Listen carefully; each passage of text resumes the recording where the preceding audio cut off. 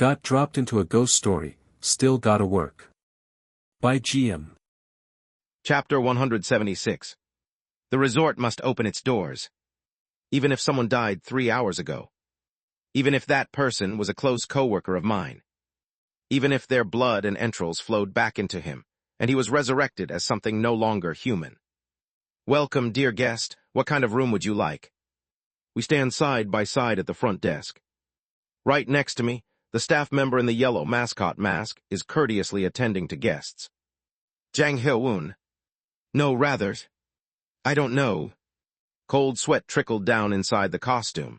As I mechanically handed a room key to a guest, I kept thinking. What in the world is this? Did I bring Jang Hyo-woon back to life? But can I really call that thing Jang Hyo-woon? My sense as a mascot recognizes the employee standing next to me as a being pledged to me by contract. However, for him to start working with a wide smile like that, it's not the reaction of a human being who was impaled through the spine and brought back to life.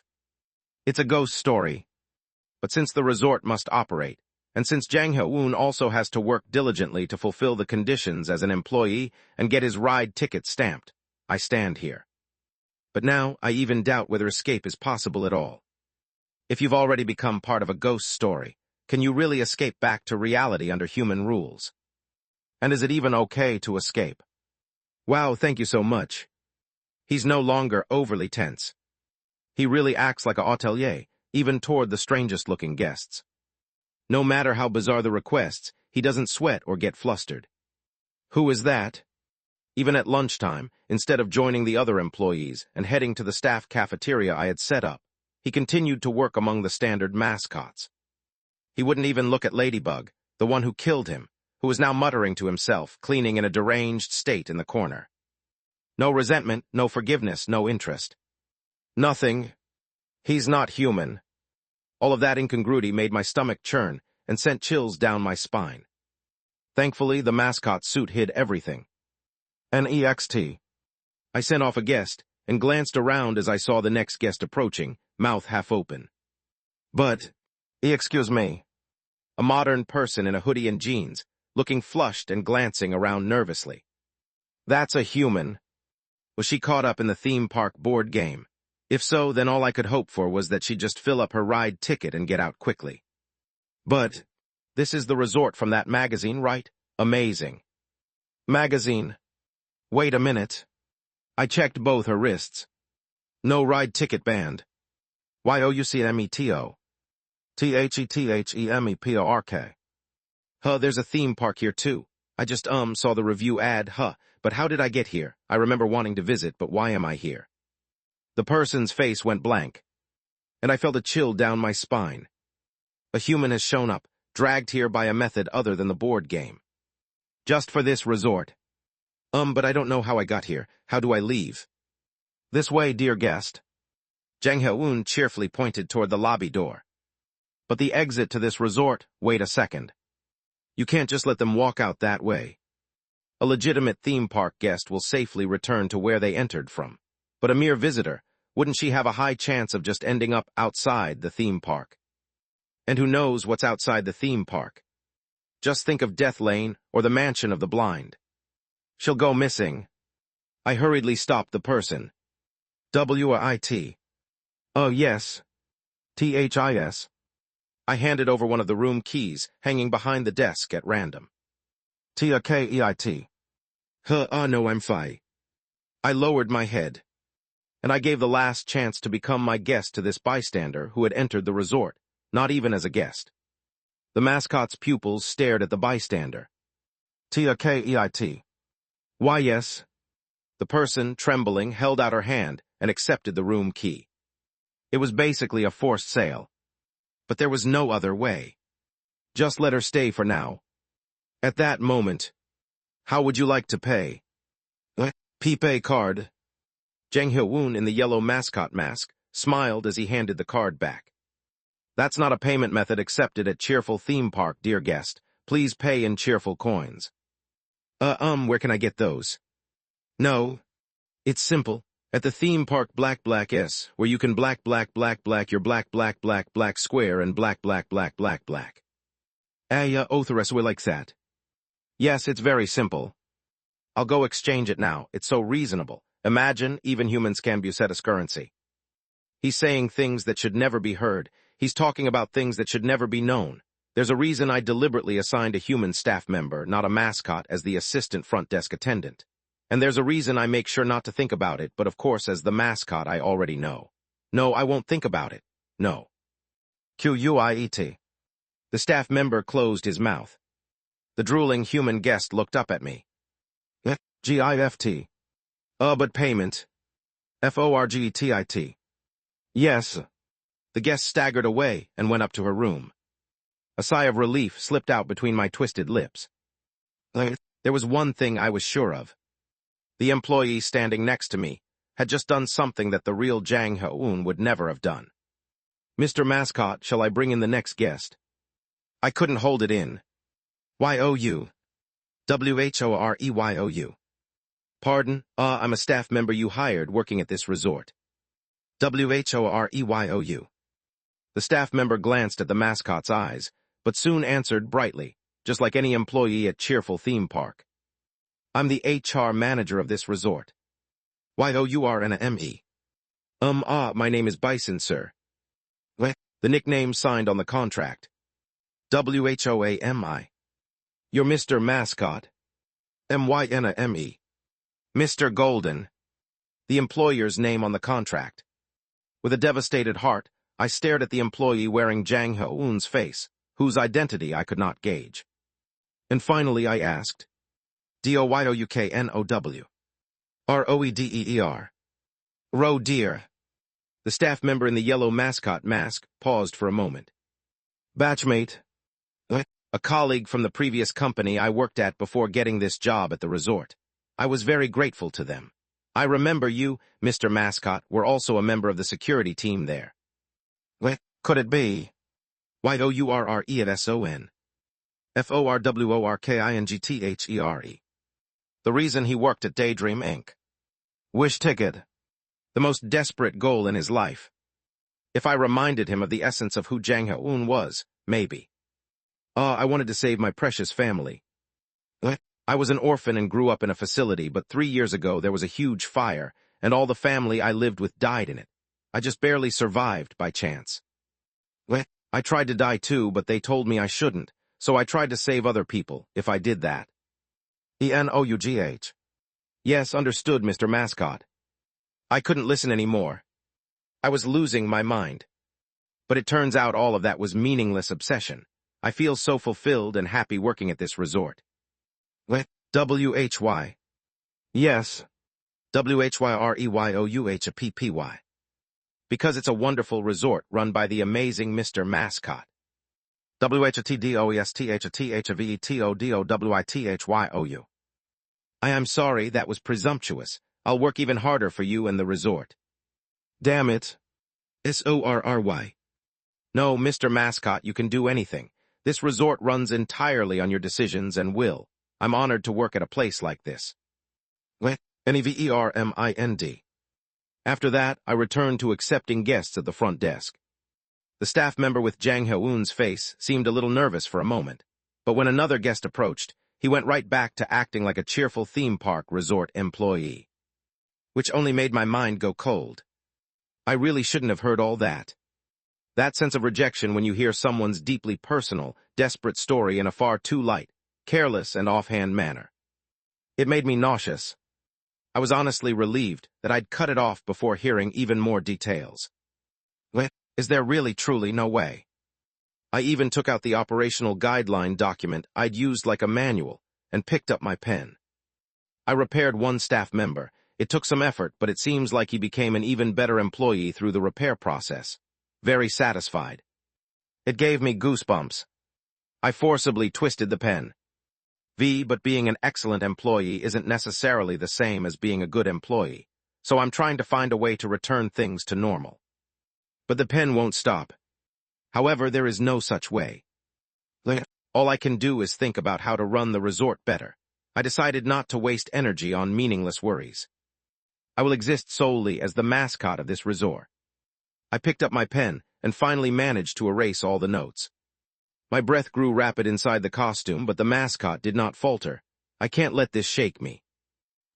I need to get out quickly. Something is going wrong. But first, to do that, I needed to successfully expand this resort one more time. As quickly as possible. Requirements to expand resort facilities. Staff 3. Satisfied guests 300. Mascot ceremony rights. For now, at this rate, I'd reach 300 satisfied guests in no time. Honestly, judging by how many guests flooded in today, I'd probably hit the goal within a day or two. It was an astounding achievement. Why does the social distancing concept work even for ghost stories? If it were before, I might have found it infuriating or funny, but now I really didn't care. The real issues were above and below, staff and the ceremony. 3 additional staff members. One way was to tempt civilian visitors into taking a job here, using a night stay as bait, just like before. The problem was, how many people could I actually persuade like that? And if someone died while working here, who would be responsible? Those people don't even have basic gear like a mask. There was also the question of whether my own mind could handle it. The next method was gruesome, but I'd learned about it from the recent incident. I called for the standard mascots. Then I asked them about the whereabouts of certain things they had stashed away. Specifically, the 2 corpses that Supervisor Lee Seong-hee had dragged in with her.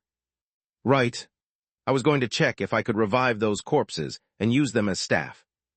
The standard mascots led me to the back of the resort building. It was a place where only mascots worked, where human staff avoided and guests were forbidden from entering. Among those spaces, they guided me to the cold storage section in the room service warehouse. 2 mascots were standing guard at the entrance. Freezer storage, lock confirmation required. I was about to open the door, imagining the corpses inside. And then I realized. As a mascot, I could see it immediately. YOUTWO. The corpses were not in the freezer. The 2 standard mascots guarding the freezer were the employees, corpses themselves. Fuck. The corpses had turned into those standard mascots. Just like how Jang Hyo-eun's corpse became an employee. The mascots stared at me. I almost stumbled back, but my identity as the resort's operator kept me upright. Then the mascots, creatures that, in a sense, I recognized as extensions of myself, approached and tried to support me. Goosebumps crawled down my spine. That means all the standard mascots here are. Damn it. There must have been corpses wandering in the resort ruins. I was raising up people who had died who knows when, and using them as staff. This was a terrifyingly creepy resort. Wait a minute. If you think about it, it's not the resort's fault. Corpses end up buried in graves and become nutrients for nature anyway. But if they became nutrients for this wonderful resort, isn't that better than simply decaying for bugs and weeds? Yeah, if someone's already dead, it might actually be better to make good use of them. Who? I barely managed to calm myself, letting out a sigh of relief. Anyway, reviving the corpses to use as staff was a failure. Maybe because I didn't make a separate contract, they're not recognized as individual beings. Still, there was one silver lining. Jang Hyo-eun was still counted as staff, not just a standard mascot. In other words, he's recognized as an individual, not just as a mascot with no self. Even if he didn't have a mascot appearance, it's just because I allowed staff to maintain a human appearance. I squeezed my eyes shut. No, I wanted to, but the mascot head prevented it. This situation is spiraling out of control. I'm so confused. The weirdness of the ghost story was starting to show itself blatantly. I'd been so focused on running things, but now that I took a step back, I realized things could get far worse at this rate. I had assigned Ladybug to keep a close eye on the 2 powerful staff, Section Chief Lee Jae-hyun and Supervisor Lee Seong-hee, but I couldn't load all the burden on him forever. I have to get out of this insane resort as soon as possible. No matter how dazzling this resort is, or how much care I put into it, this is something I can't avoid. I need more information. Ironically, now that Jang Hyo-eun is a perfect staff member for the resort, I can leave him in charge of the front desk while I move around. If I give him instructions, he'll carry them out precisely. I've gained a bit of freedom of movement. So on this 4th day, my evening plan was this. I left the resort building entirely and walked down the road. Then, HELLO, I went straight to the gate leading to Blue Dream Water Park. That is to say, to meet the blue mascot. HERE. The blue mascot, standing on the other side of the gate, tossed aside the booklet it was holding and ran over. Chapter 177. The Blue Mascot. A bizarre being who turned my ride ticket into a membership card. They even treated me as a missing person and put out a wanted notice after I escaped through the gate. The more I remember, the more that cute blue dragon exterior feels unsettling. GOODCHILD. Strangely friendly. Just seeing them now brings a sense of calm. I walked up right to the gate and waved my hand at the flustered blue mascot. Perhaps realizing once again that we couldn't cross into each other's zones, the blue mascot looked a little downcast, but soon enthusiastically waved back. Some visitors nearby smiled as they watched the two mascots waving at each other across the gate. GOODCHILD. I see a METOSEYOU. And then I realized something odd. I can hear them more clearly. It's like, beyond the short phrases unique to mascots, I can also hear a deep, grand voice like the one I once heard before. But unlike that time, there's no crushing pressure that makes me cough up blood. It just transmits a pure will, as if imbued within the words. Maybe because we're both mascots. Right now, the blue mascot's short words seem to carry both. You finally came to see me, and I'm really happy and thankful that you came to meet me like this.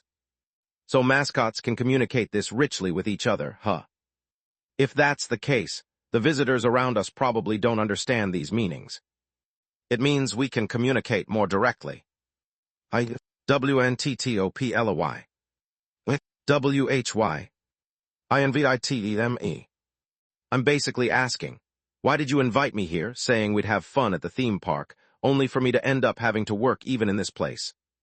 Hearing that, the blue mascot fidgets anxiously and answers. WECNPLOY. LETSMAKE. OUROWNZONE. What? Then the blue mascot shows me some kind of vision. Creating a shared zone between the yellow zone and the blue zone. That's it, my third facility can be made from this. That way we can spend time together.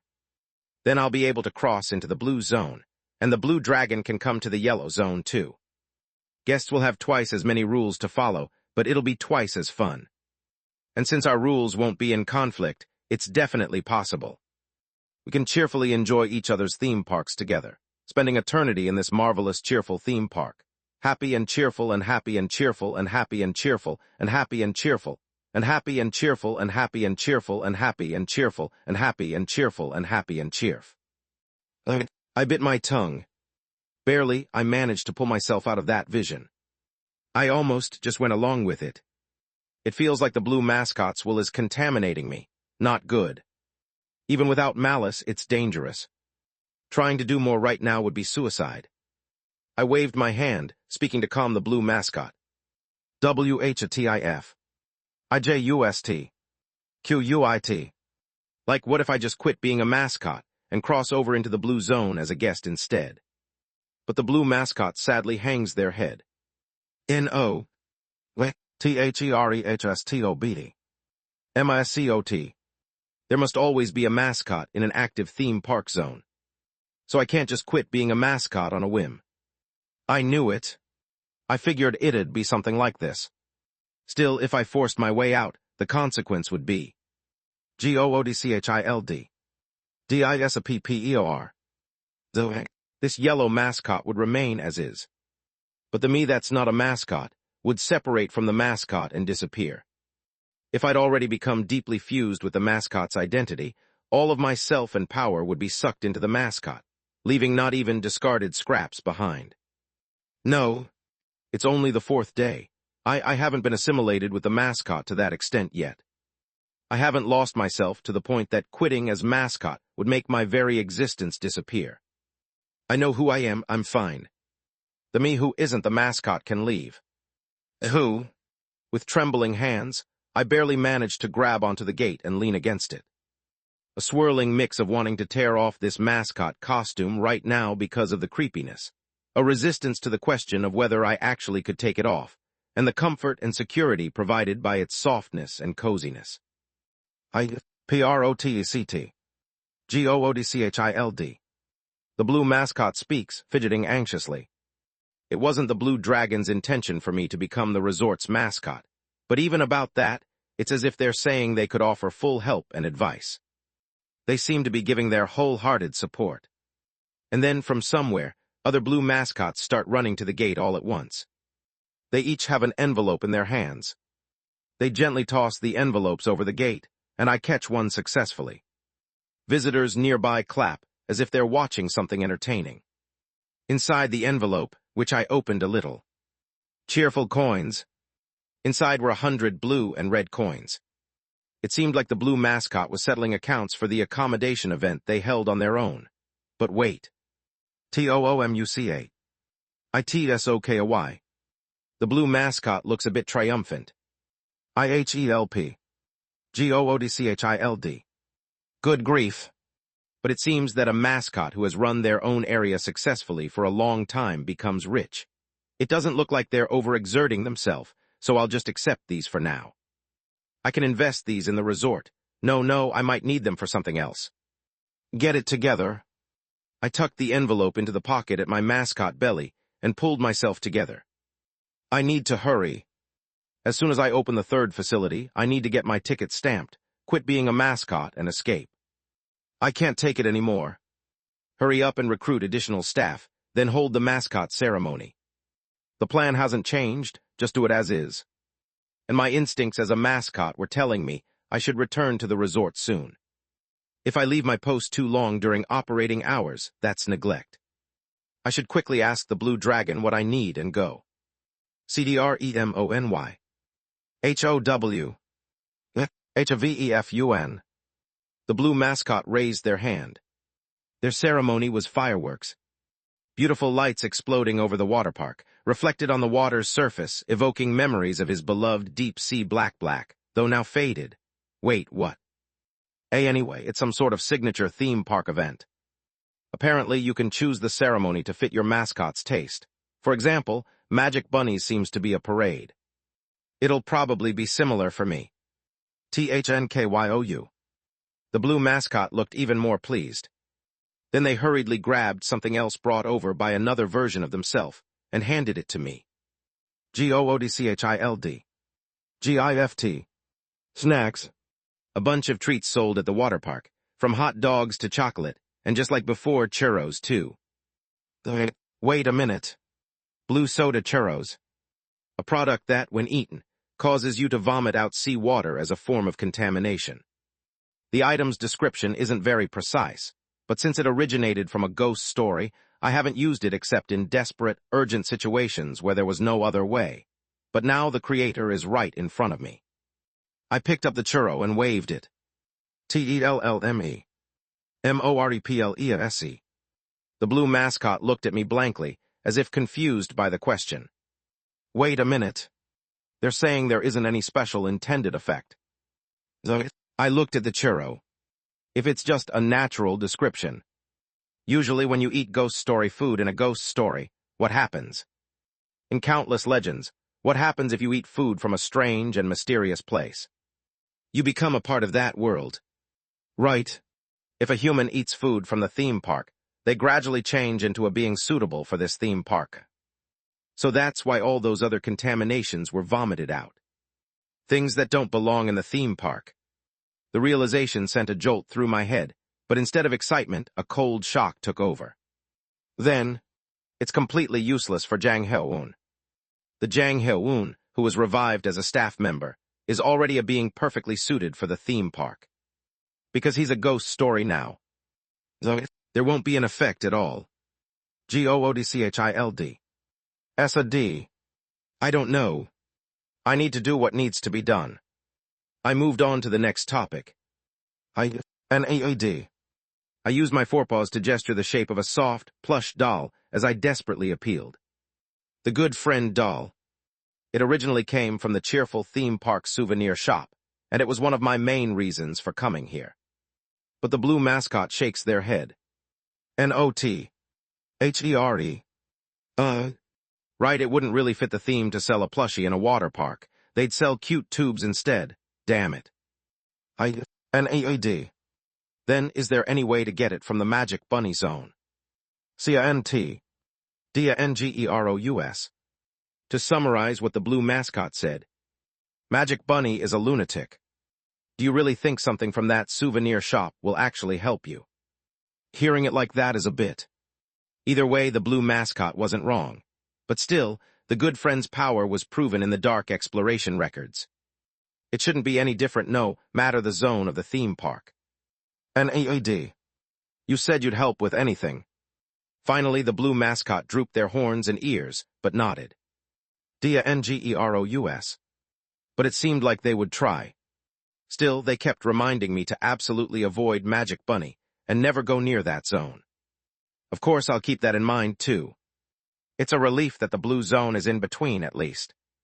I grew quiet, recalling the terrible sight of the red team where only Supervisor Lee Seong-hee survived. Now that I think about it, it's really a mystery how Supervisor Lee managed to survive outside after business hours ended.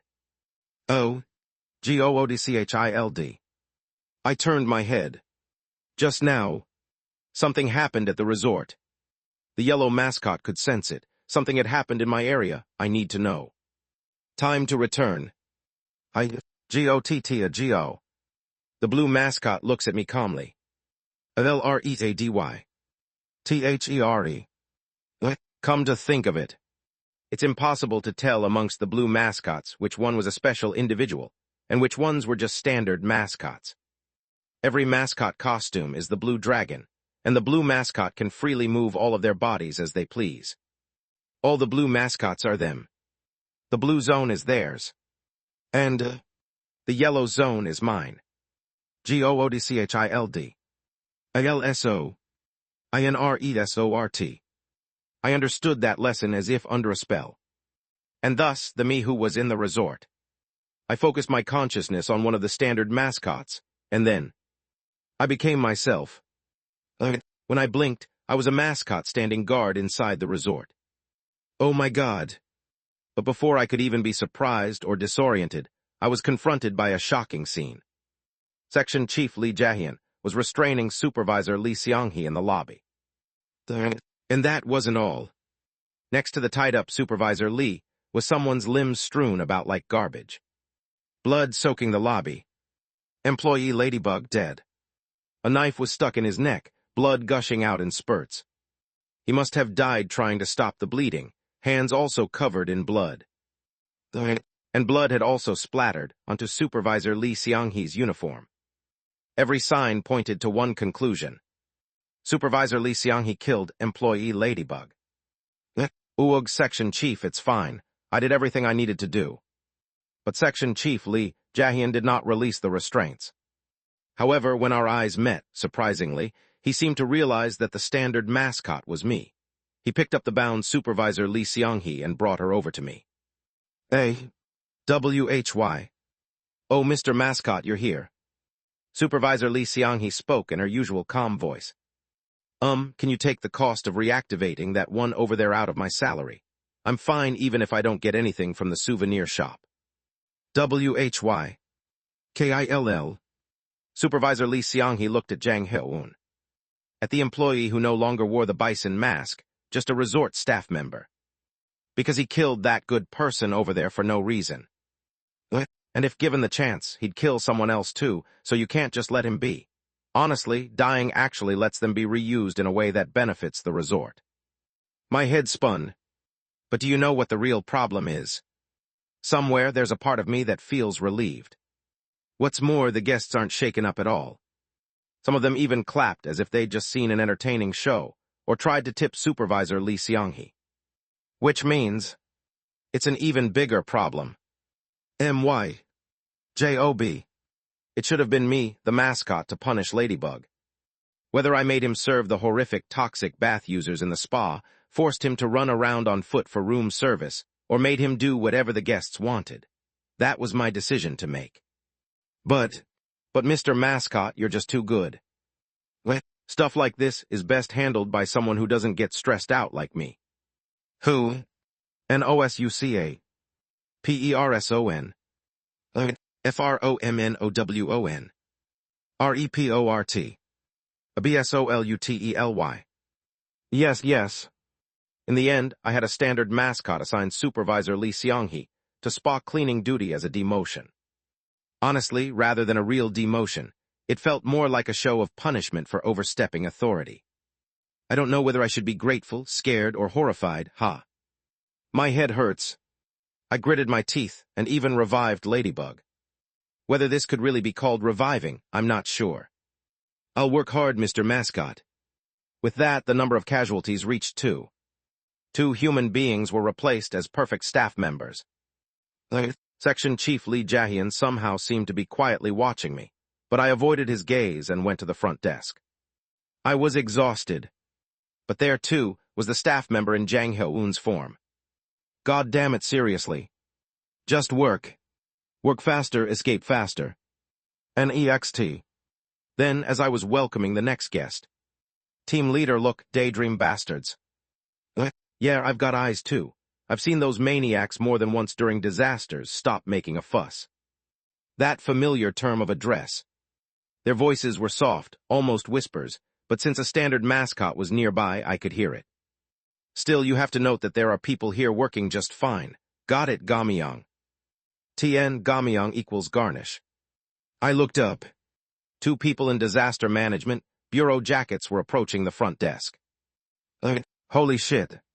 The one called team leader looked down to earth, but somehow tough and stepped forward to speak to me. Hello. HELLO.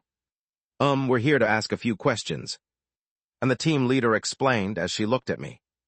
I heard a guest who looked similar to us, wearing a hoodie and jeans, checked in recently. That civilian. This was obviously a response to that person's call for help. Which means these people are one of the other Black Tortoise teams. Oh God. And I'd seen Team 2, the team next door, coming and going for weeks, but these people were strangers. That means only one thing. Black Tortoise Team 3. Could you tell us which room that guest is staying in? I barely managed to reply to Black Tortoise Team 3's leader. PERSONLINFORMATION. CNNOT.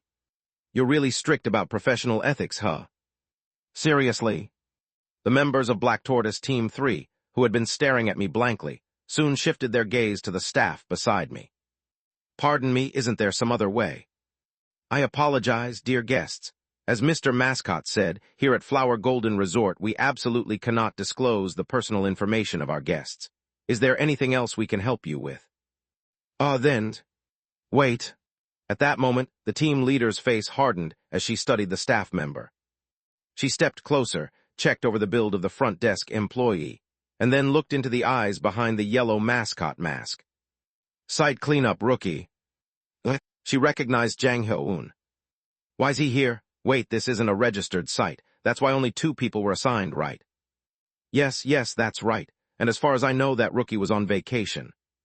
The 2 agents fell silent and stared at the staff member with Jang Hyo-eun's face.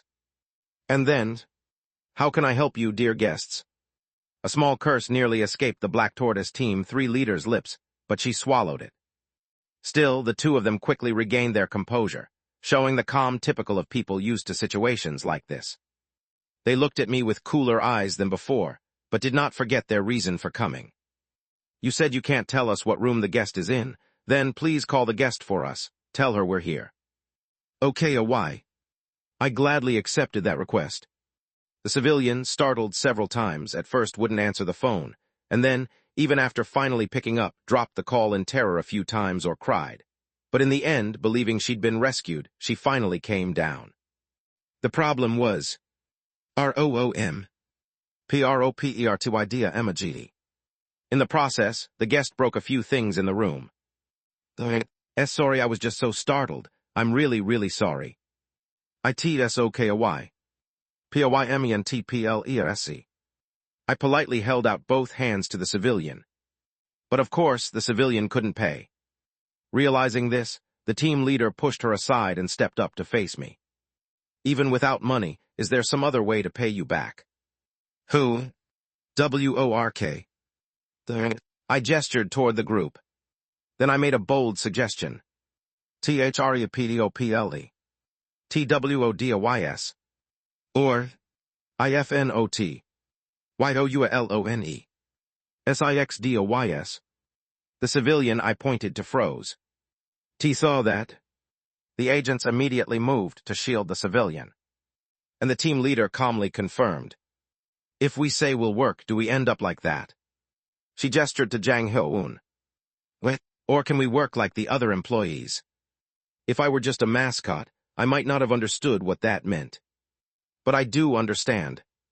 POSSIBLE. I lowered my head. ITSOKOY. NOMORE. BADEMPLOYEES. The agents flinched. The Black Tortoise Team 3 leader studied me as if gauging something. After several tens of seconds passed, she finally declared, Fine, the three of us will work here. Team leader. Yeah, just think of it as good work experience, and you know. She glanced at her sneakers. Or more precisely, an item attached to their laces. It was most likely that kind of item. An escape item. I brought it. The agents ended up protecting the civilian, and it seemed they intended to look for a chance to rescue Jang Ho-un as well. The three took the employment contracts, read them carefully, and signed. And with that, the staff requirements were all fulfilled. Now for the last thing. It's time to set up the ceremony. Chapter 178. The Black Tortoise Unit of the Supernatural Disaster Management Bureau are people who experience all sorts of bizarre ghost stories firsthand. Their job is a bit different from the Preliminary Investigation Unit or the Site Cleanup Unit.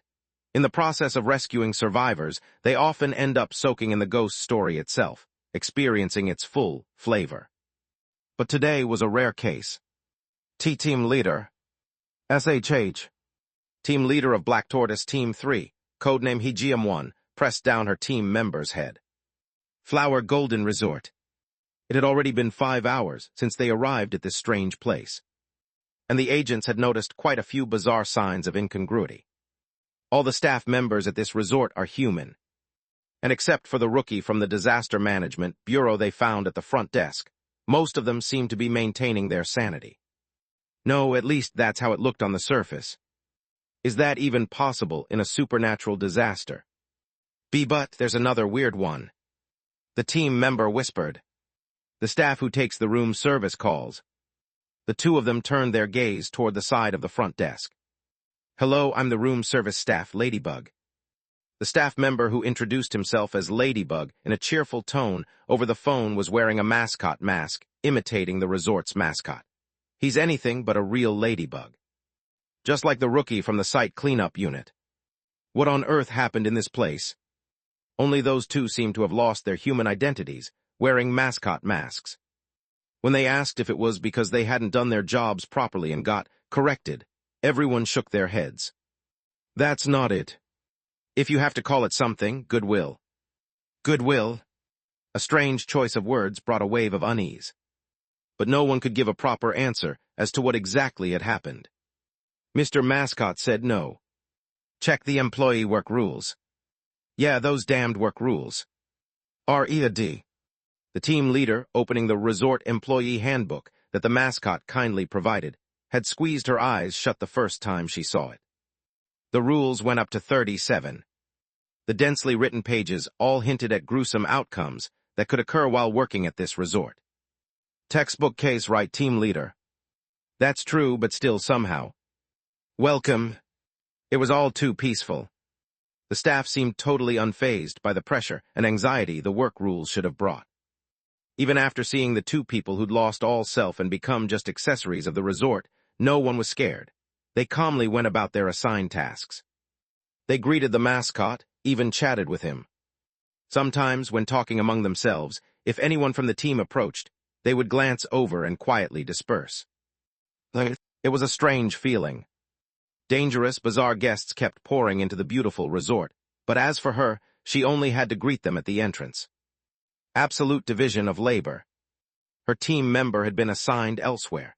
The civilian to be rescued was also placed in another area. Isolation. But you could go greet them anytime. The work rules were recommended for staff, not forced. Strained. Time passed extremely naturally and calmly, but oddities crept in as if seeping through the cracks. Slap. The team leader slapped her own face. I have to stay alert. Even if today's mission was simple rescue and not closing the supernatural disaster, this resort was bizarre in a way fundamentally different from other disasters. They'd have to stay on their guard for 2 days. And a few hours later. See you next time, Tilda. Alyeg. Let me in, let me in. Ignoring the figures desperately pounding on the door outside, the hotel's operations ended for the day. That eerie madness appeared for just a moment, then disappeared, and the staff didn't even glance over, just calmly continued their conversations. Is it okay if I go to bed now? I'm sleepy. That was even scarier. No matter how crazy that cult company they came from was, this was strange. These bastards are the type to cling desperately to their own lives. She managed to coax a staff member in a Harvest Mouse mask with a cigarette, and got a bit more of the story about this ghost tale. This was originally a theme park ghost story, but suddenly a new resort was built. A newly made place. Anyway, as long as you work as staff, you can leave. Who? Who said we could leave? That's not in the handbook, is it? Oh, it was Mr. Mascot. Even when she asked the other employees, their answers were similar. As soon as the third facility opens, we can all leave. We're just waiting for the third facility. Scared. I was scared before, yeah, but now I think it's fine because Mr. Mascot takes care of everything. Yes, that's right. It really was just so bizarre. The crowning touch was the reaction from the civilian they were supposed to rescue, who'd been working elsewhere. The person who'd cleaned the spa hallway looked strangely relieved. Mr. Mascot helped me, and well, the work isn't hard. There's only 1 day left, right? He even said he'd give me a gift when I leave. He said we'll be able to leave soon. This lukewarm goodwill, the peacefulness that soaks in the bright and luxurious resort, the creeping sense of psychological unease. The team leader genuinely craved a cigarette. There's nothing like it to drive away the eeriness. This kind of thing is my weakness, fuck. She was, if anything, the type who could handle traditional ghosts and shamanic supernatural disasters well. But the assignment couldn't be helped. In fact, if the rescue signaler hadn't used such a special device, the Black Tortoise team wouldn't have dived in so quickly.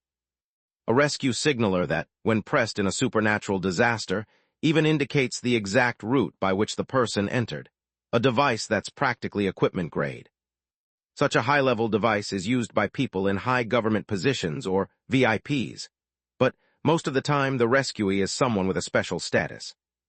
For example, the dearest relative of a fallen agent, or someone like that. Knowing this, it was psychologically hard to give up on the rescue and just escape on their own. And the person they were here to rescue wasn't the only one weighing on her mind. Hey. Yes, employee. The team leader met someone waiting in the third-floor hallway. A male employee with long, dark brown hair. Emerging from the elevator was a front desk employee in a yellow mascot mask, smiling kindly just as he was leaving work. The team leader clenched her teeth for a moment. It really was the rookie from the site cleanup unit. Note S. One Heegeum, a traditional Korean string instrument similar to the Chinese eru. Right arrow curving left. His agent name was Hwagak, wasn't it? I just had a question. Ask me anything. I was wondering if you remember what you were doing before you entered this resort. Yes, of course I remember. You're from the Disaster Management Bureau, right? I used to work there too. He remembers. That's right, then I'll send your regards. Vermilion Bird Team 2, right? Yes, thank you. The team leader carefully chose her words. But you know, you could always go and deliver your regards in person, right? When you leave here. Not possible. I swore to Mr. Mascot that I'd devote myself to this resort, and I signed a contract. I won't leave, and the contract is valid forever until it ends forever. How about taking some vacation? I do not take breaks. The resort employee, who had once been a rookie on the site cleanup unit, smiled silently at the team leader. Silence. I need to go to my room now. I have to follow the work rules. You should go to your room quickly too, and no matter who comes, don't open the door. And he walked down the hallway and into his room. Thunk. Motherfucker! The team leader let out a curse, more like a sigh. Not being able to smoke, since doing anything that draws attention in a supernatural disaster is idiotic, was all the more frustrating. How am I supposed to get him out of here? She didn't open the window, but just stood at the end of the hallway, staring out past the window as if she were smoking. It felt like if she at least set the mood, she'd be able to organize her thoughts. Wait. There's something beyond the window. The team leader immediately stepped away from the window and pressed herself to the wall. Noticing something in a supernatural disaster is rarely a good thing. Instead, she organized what she'd just seen in her mind. So, the resort grounds with all the lights out showed only a very dim silhouette, and beyond that, there were faint traces of where colorful lights and music had come from. It looked kind of like an amusement park, but the something wasn't over there. Beside it, from beyond the ruins, out of reach of the resort's lights, something lumpy was moving. A forest. Maybe it was just leaves rustling in the wind. But surely wasn't something over there, looking up this way. Something that looked like a mascot. The team leader stepped away from the wall. She frowned and approached the window one more time. Hello. She turned around. In the middle of the dim, cozy, rustic hallway stood a cute mascot costume. At some point, the yellow mascot had appeared right in front of her. WHY. IMHERE. I just wanted to check if my team was okay. The yellow mascot, with its adorably shaped face, stared at her without any expression. Cold sweat ran down the team leader's back, but with years of experience, she managed not to let it show. Actually, I was craving a cigarette, but I held back. GOODJOB. Surprisingly, the mascot patted the team leader's head as if praising her, and even gave her a small gift. A sleep mask. She took it for now and kept it safely. She would hand it over to the forensics unit later. And as for the strange thing she'd just seen outside the window, I won't mention it. A strong survival instinct jabbed at her, but before that, her instincts as an agent, needing to grasp the nature of this disaster, surfaced as well. Damn it. I'm curious, though, what's over there. In the end, she reached out and pointed in the direction where something had been moving. And she twisted her hand slightly. THEMEPARK. Oh, so that's the theme park. Then this is the theme park, but that place doesn't look like it. The team leader rotated her hand, adjusting the direction to the forest. THAT. OUTSIDE. The yellow mascot peered at her. DONTGO. DANGEROUS. After that, the yellow mascot guided the team leader to her assigned room and opened the door for her. HERE. And until she was fully inside and closed the door, the mascot just stood there silently outside. Through the closing door, the team leader could hear the mascot mutter. ITLLENDS. TOMORROW. And the next day, for the first time since entering the resort, the agents were able to go outside. Because the back of the resort had been opened. THISWY. Before operating hours began, the mascot gathered the staff and went to the ruins behind the resort. And as the mascot raised both arms into the air, woo-dill, the shattered facilities in the ruins vanished into the ground. Instead, beautiful garden trees began to rise. Landscaping took place. Bushes full of green leaves, trees, golden flowers sparkling. Clusters of small flowers in various colors shimmered, making the huge golden blossoms stand out even more. And even a fountain. Wow, is this the new facility? NO. CDREMONY. Ceremony. The team leader looked around. Standard mascots were busily carrying things. Flyers. On the backdrop of the beautiful night garden, golden-lighted, antique, sparkling promotional phrases were written. Come and see the flower golden. Dazzling brilliance. Astonishing blooming. The most beautiful illumination. In the black. If you stay in a theme park view room, you can enjoy special effects through the window. Something was being prepared. Day 5 of resort operations, evening. The time had come. I checked my outfit in the facility office. Over the signature yellow mascot fur, I fastened a dignified golden bow tie. And on the horns, I placed golden glass ornaments like flowers. Lastly, I held armfuls of glow sticks. Now all preparations are complete. Once the mascot, having carried out the ceremony, truly becomes the owner of the resort, the third facility can be opened. Thanks to the blue mascot perfectly settling the event funds, the budget is generous. I stepped out of the office. When I entered the lobby during the busy evening hours, guests looked my way at my appearance. I handed out glow sticks to each of them. The standard mascots also waved and generously handed out small glow sticks to visitors. The ceremony I chose was an illumination, a festival of beautiful lights. It's a perfect match for Flower Golden Resort. As a flawless ceremony, it will further elevate the prestige of this resort, demonstrating a dignity incomparable to a certain loud parade. I led the guests to the back of the resort building. The huge, beautiful rear gate that had been set up in advance opens. Ooh, it looks desolate. The grounds of the dark resort, long after sunset, are shrouded in darkness, and only the theme park lights twinkle in the distance. But even that is about to end. Goldenflowers. The moment the mascot raised its hand, lights began to sparkle all across the garden. Ooh, the night garden blooming in gold glittered and danced strangely. The glow sticks given to guests, shaped like flowers blooming on branches, also lit up, each flower shining with its own light. Ooh! Cheers and shouts from the guests rang through the garden. Some guests were crying or laughing, even wailing on the ground in awe. Now preparations are complete. We would like to thank everyone who visited Cheerful Theme Park again today. Soon, our twinkle illumination will begin at Flower Golden Resort. We hope you'll join us and witness the birth of the magnificent Flower Golden. I took a deep breath. Let's do this well. The mascot must absolutely take center stage for the finale of this show. And after that... Oh, now we're opening the third facility. That's right. I nodded proudly at Supervisor Lee Seong-hee, who had come over. That's great. The other zones have like 10 attractions each, right?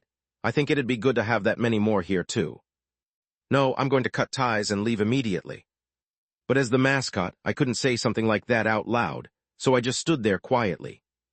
If I bring up another topic, that's right. S.O. Yes. I'd been curious for a while.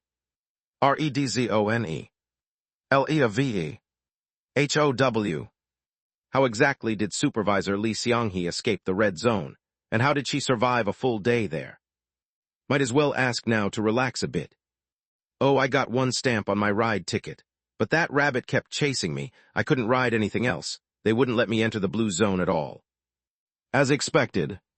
So I went the other way. What? Huh? You can actually go to the opposite forest, you know. Once business hours end, there were weird noises from the theme park. But even if that crazy rabbit chased me into the forest, it was a bit slower there. Probably because it wasn't its own zone. No, but... Does that mean you circled all the way through the opposite forest and came out to that forest over there? Unbelievable. So when I got here, I saw the resort. GOODJOB. But isn't it cool, hee hee? Yeah, it's really cool. To escape here by dodging Magic Bunny. Even if the mascot slowed down after leaving its own zone. Wait. RED. MISCOT. CHFSDHERE. Yes. INFOREST. Yup. If the forest isn't considered someone's zone, I can understand that. But that's not the real issue. ITCHSEYOU. UNTILHERE. Yes, it chased me almost the whole way. Once I got here, it couldn't come out and got blocked, though. The Magic Bunny knows how to get to the yellow zone. Mr. Mascot. I turned my head. With the garden's creation, the once ruined ground had been developed. And it brought the zones even closer, now completely adjacent. The forest, and the light from the garden shone all the way into the depths of the forest. And thus it is revealed. A red path, and standing silently on it.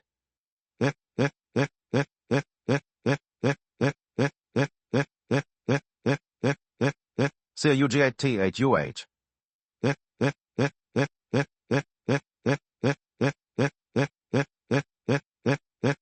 The red mascot moves.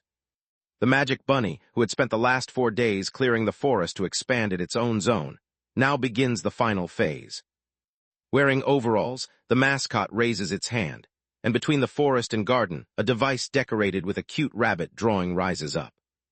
A gate, a facility connecting the 2 zones. And then, a flood of long-term red zone guests and missing persons comes pouring in through the gate, running down the path. Chapter 179. It's all red. Because of the countless red things pouring in through the gate connected to the forest. Those who have followed Magic Bunny's parade.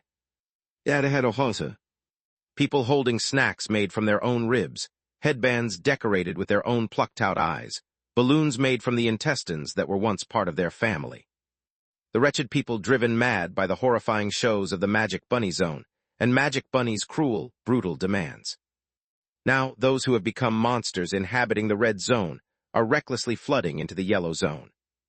And they shout. They're giving out a mask prize, a mask prize. I wish everyone could become like me. Enjoy your time in the Magic Bunny Zone. It's fun. I told you it's fun, please, it's fun. The most dangerous things I'd worked so hard to keep out of the resort were now pouring in. Dozens, hundreds of them. No. G-O-B-A-C-K. I hurriedly moved the staff to the rear and had the standard mascots gather near the gate. Block them. If I could just do some crowd control somehow and proceed with the illumination as planned. The yellow mascot. It's him. Horrifyingly shaped guests leap madly at the flower golden mascots. I looked up. Beyond the surging horde of monsters, the red magic bunny at the gate raises a sign. Prize event. Bring back pieces of the yellow mascot's flesh.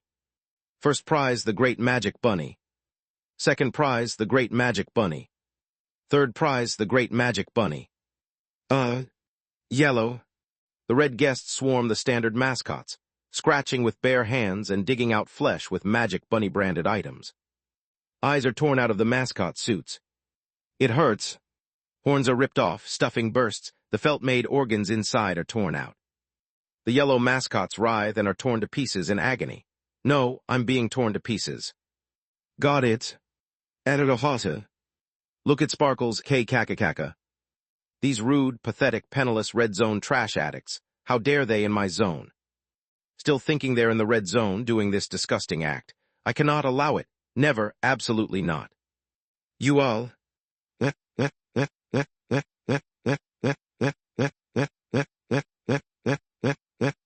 D-I-E.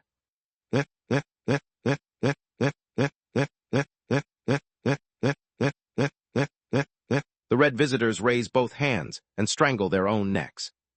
It's almost time for the ceremony. Don't do anything so disgraceful as to stain the garden red. Don't even think about being absorbed by me and becoming nutrients for the resort. D-I-E. These disrespectful pieces of shit have no right to be guests at my resort. I won't send them back to the red zone either. Even if it takes a little time, asphyxiation will be the cleanest and most pleasing way. It's like watching an ant swarm invade the office and gnaw away at the documents and supplies as they please. I was furious, my vision blazing yellow. No, not fury. This was the revulsion that comes when something absurdly unfair happens. So, D-I-E. The red zone mutants, with blood pouring from their eyes, bang their heads on the floor. The other resort guests watch with interest at this quiet rhythm. Fine, if it's a spectacle before the illumination, it will make for an even more successful ceremony. Mr. Roe dear. What? Mr. Roe dear. Huh?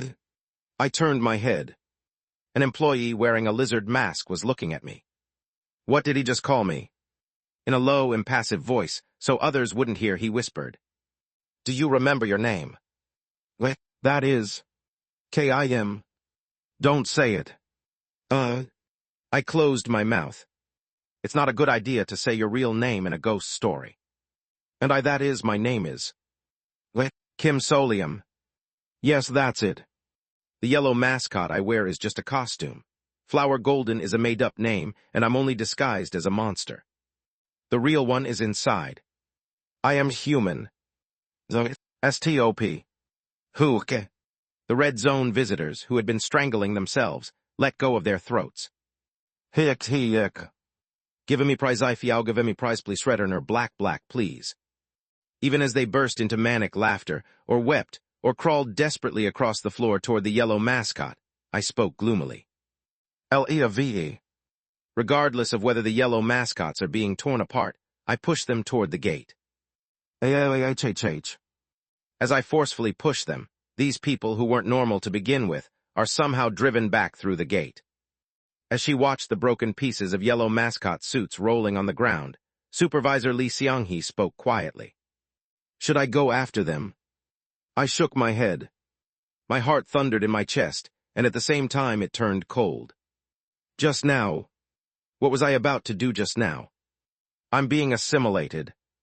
It's dangerous. I need to get out quickly. As soon as the staff are safe, immediately. The ceremony. I had to start the ritual. I anxiously looked toward the gate. But what was even more horrifying was what happened after I pushed those guests back through the gate. Priyas. Magic Bunny welcomed those coming back through the gate with open arms. And then, look, he pulls out their heads. He pulls out their entrails, snaps their waists. As if letting them ride each attraction one by one. As if playing or putting on a show, the guests are killed one by one as they cross the gate. Blarg. I could hear the voices of the Disaster Management Bureau agents tending to the civilians in the back.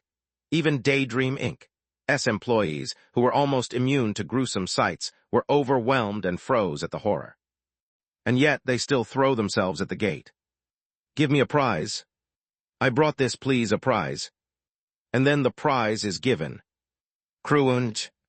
The empty body of the dead, toppled like a toy, is crudely transformed into a cute animal mascot suit. Right. Those who get lost or who die in the theme park are recycled into mascot bodies. That's why, inevitably, in the red zone, there can only be an insane number of mascots. This was the chilling truth. At Magic Bunny's playful gestures, they die and turn into mascots in that death march.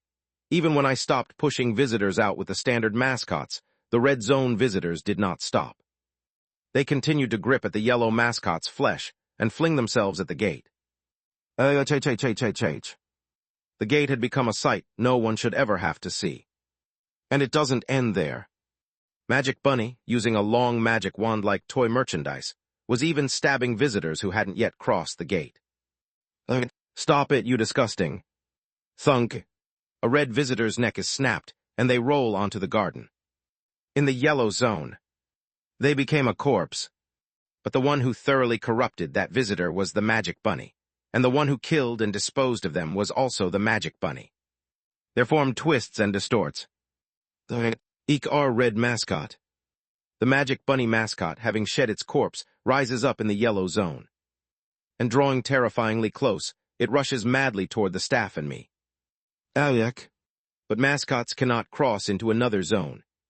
Thunk. The advancing Magic Bunny mascot, like a balloon slowly losing air, staggers and then collapses, stiff on the ground. I had stopped. But the red mascots don't stop their actions. Playful bunny dolls bash the heads of the unfortunate. Axela. The Great Magic Boo. Those who died caught in the gate transform into magic bunnies, and as they rush forward, they keep collapsing and stopping in place. Overwhelming waste. Overwhelming brutality. Before long, dozens of corpses, red mascot mutants, piled up in the resort garden. The staff watched, frozen in place, not even daring to breathe. I lifted my head and looked at Magic Bunny beyond the gate. And I realized it. This performance is a threat. It's meant to make me get angry or scared and overreact, so that what happens next will be even more fun for them, a kind of prelude to their amusement. Fun. Fun.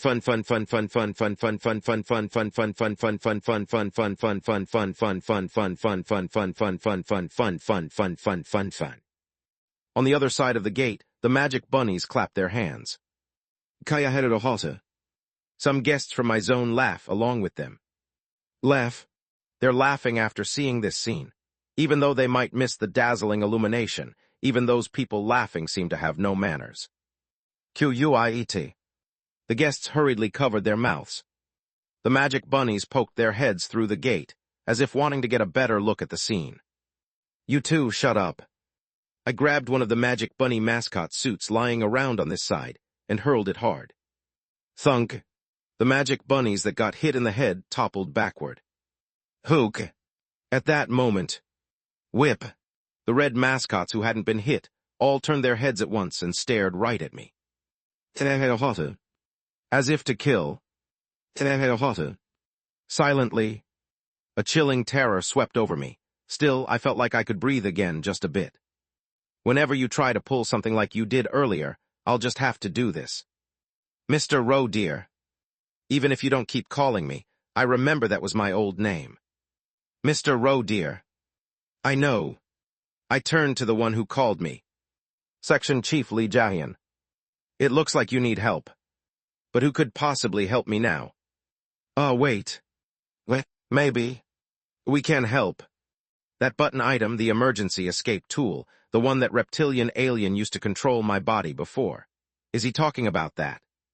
It was certainly useful, but I can't use it now. Besides, I don't have any money to use the space shopping mall. Nobutton. I see. Lee Jae-hyun replied, looking at me without a hint of agitation. Please reconsider this conversation after business hours are over. When business hours end, you need to rest as well. Have you gotten any rest lately? No. Tonight, take off your mascot suit and rest. CNT. If tonight's ceremony ends safely, I'll come out and stand guard. The red mascot will definitely try something else. If I'm careless, I'll die. No, it'll be a massacre. This mascot was very clearly depicted as killing other mascots in the attractions. He definitely knows how to kill mascots and will try to do it. CNTTAKEOFF. You can take it off. Lee Jae-hyun's voice was utterly flat. When the theme park's operations end, your shift ends as well. That means you can rest as yourself, not as a mascot. That's not the problem, though. Wait.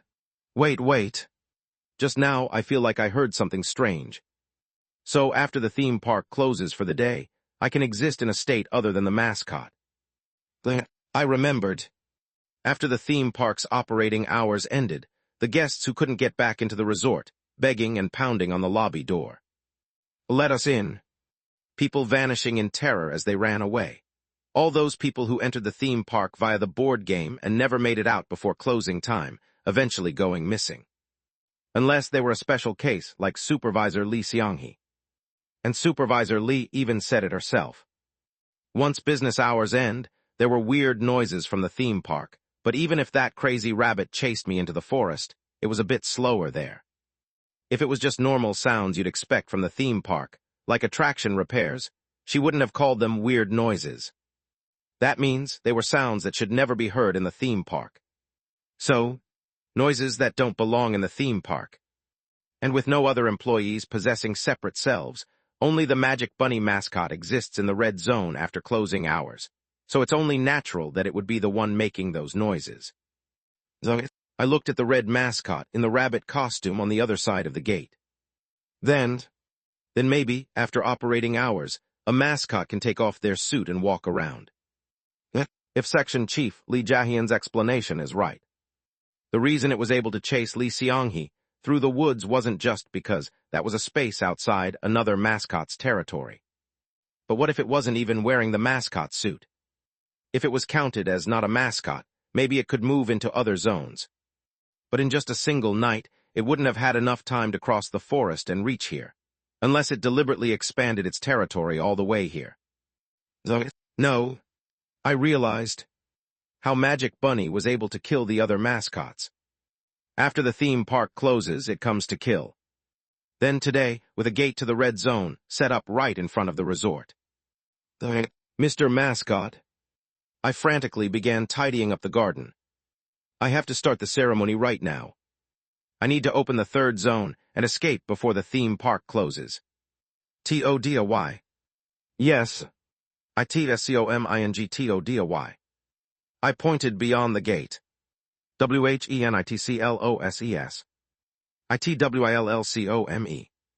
The moment the park closes, it'll attack. The employees didn't even ask how that could be possible. Their faces just went pale. They had already witnessed Magic Bunny's insanity. Then. Wait, so if we just do this ceremony quickly, we can escape, right? I nodded. The disaster management bureau agents rushed over to help clean up the garden. I assigned tasks to the other staff as well. My mind was almost breaking from anxiety. It felt like listening to a countdown before a nuclear explosion. No. More information, right? Maybe I can hear something helpful. Just in case, I sent one of the standard mascots toward the gate where the blue dragon was. Since the blue mascot had boasted about it, they'd definitely help. But, so much for the good friend. There was no time left to get it. If I successfully escape today, I'll have failed my original goal for coming here. And there's no more time to figure out a way to get out a staff member who's been revived from the dead in a ghost story, while they're still alive. NEAD. What do you need? I turned my head. Supervisor Lee Seong-hee, still busily cleaning, had also been watching the Magic Bunny gate I was looking at, and as she stroked her chin, she spoke. Do you, need anything from over in the red zone? You keep looking over there. Oh, I guessed right, in that case. Supervisor Lee Seong-hee whispers. Should I go get it for you? What? I'll hurry and do it while you're running the ceremony. I'm probably the fastest one here with both legs still working. I may not be as strong as Section Chief Lizard, but I'm smarter. She glances at the gate. I think it's because of me that crazy mascot figured out how to get here. I opened my mouth. ITSOKOY. I couldn't send her to a place of certain death on the off chance that she might succeed. LETSJUSTFINISHUP. Just hurry, let's conduct the ceremony as planned, as quickly as possible. Yes. I began cleaning up the now ruined garden once more. There's no time. Faster. The ceremony is an event held right before closing, and of course I'd prepared it to match that time, so there wasn't much time left until closing now. Any moment the announcement might play. Tadayohata. My staff and I frantically cleaned up the area. Dozens of magic bunnies were staring at us from just beyond the gate, but weren't doing anything crazy like before. Still, the sense of tension lingered. I sent the employees to give gifts to the guests, and I personally used the standard mascots to clean up the mess near the gate. On the other side of the gate, the magic bunnies stared at me as I cleaned. Don't show it. They seemed like the kind who would enjoy it more if I looked rattled. I quickly finished cleaning up the horrible blood and flesh and backed away. Is there still enough time? Tadayohata. This area's good, that area's good. Everything is ready for the illumination. I anxiously scanned the garden. The only things left were the Magic Bunny mascot suits that had lost function, like kites with broken strings. Let's hurry up and clear them. The standard mascots picked up those rabbit mascot suits and carried them away.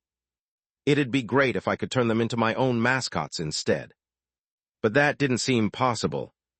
These seemed to be recognized as something unique, originating from Magic Bunny, the Red Zone. Like a souvenir, maybe. It was disgusting, but that's how it seemed. No, wait. Wait a second. I stopped in my tracks and looked down at the Magic Bunny mascot suit I was holding. Souvenir. A thing made from a guest's corpse with the appearance of a mascot. A plush toy filled with soft fur and stuffing with a cute look, something you can only get at the theme park. There was one other thing that matched this description exactly. Good friend. Then could a non-functional mascot suit essentially be treated the same as a good friend? Attention, please. Our theme park will soon be closing for the day. Mr. Mascot. I had to make a decision. If the ceremony didn't go well and closing time arrived, it would all be over. And just in case, right now, we needed a trump card.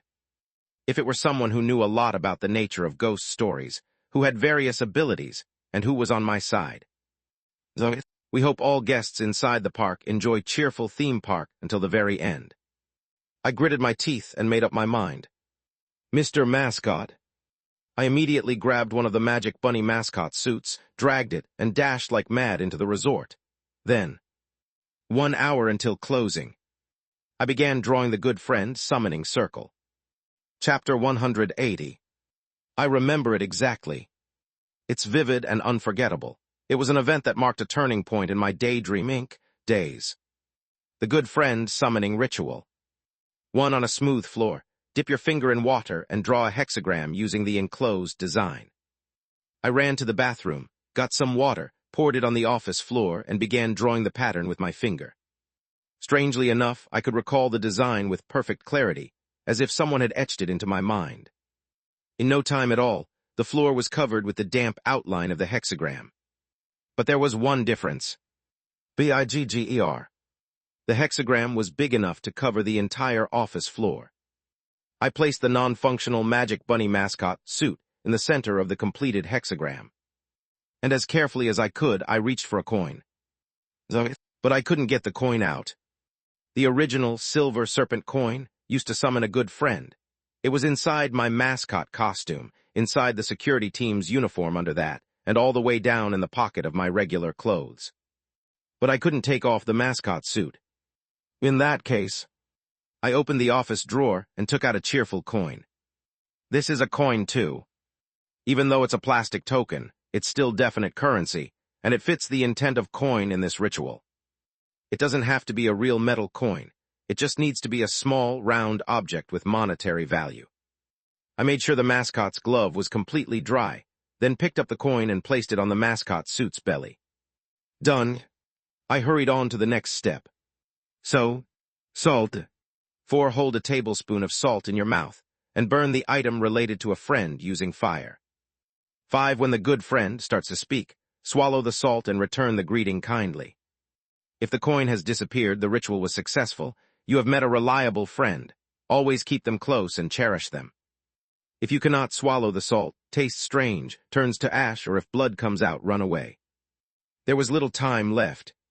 The standard mascots came running from the room service storage, carrying salt. I snatched the salt up outside the office and put it in my mouth. Would it work, putting it in my mouth while I was wearing the mascot suit? Let's try. I cautiously opened the yellow mascot's mouth and poured the salt inside, then closed it. Now there was one last thing to do, burn something. Last time I'd used my necktie, but I didn't have one now. This will do. I took off the yellow bow tie from around the mascot's neck and held it in my hand.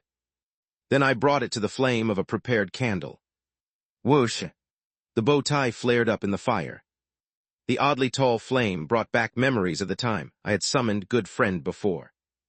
A huge shadow fell across the pink mascot suit. And it wavered. Shake. Shake.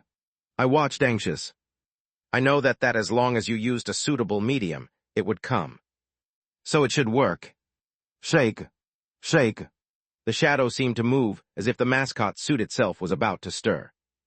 Any moment now, any moment. Shake. Shake. Within the dark shadow, the massive mascot suit opened its mouth. My resort. What?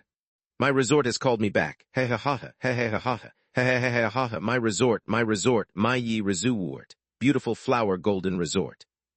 In the center of the hexagram, the mascot suit shook with spasmodic laughter. I watched, frozen.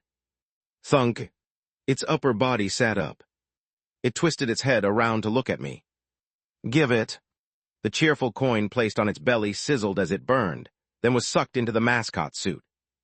The stench of burning plastic filled the facility's office. My resort. The water on the hexagram vibrated, and blood flowed. From the eye holes and mouth of the mascot suit, something like melted plastic dripped out. It rose to its feet on the hexagram. Give it. Something's wrong. I needed to end the ritual, right now. Swallow it. I tried to swallow the salt, if I just got the salt water down my throat. What? Why don't I have a throat? I looked down at myself and realized something shocking. I don't have a body.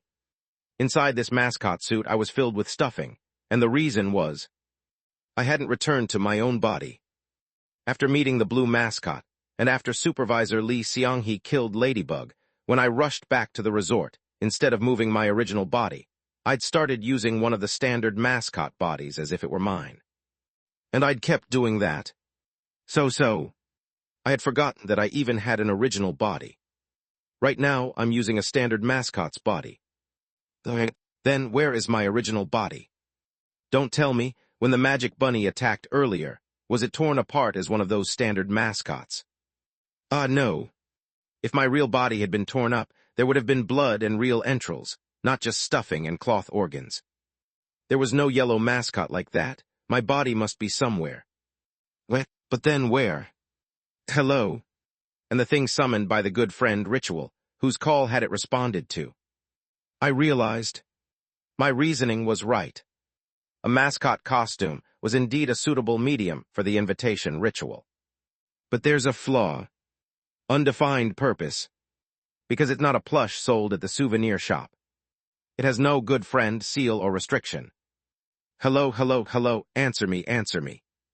The mascot suit twists, transforming into something grotesque. That's not a good friend. It's just something from the other side. Greet me warmly and accept me, you hollow thing. Wait a minute. My resort, don't tell me that's. Behold the true mascot.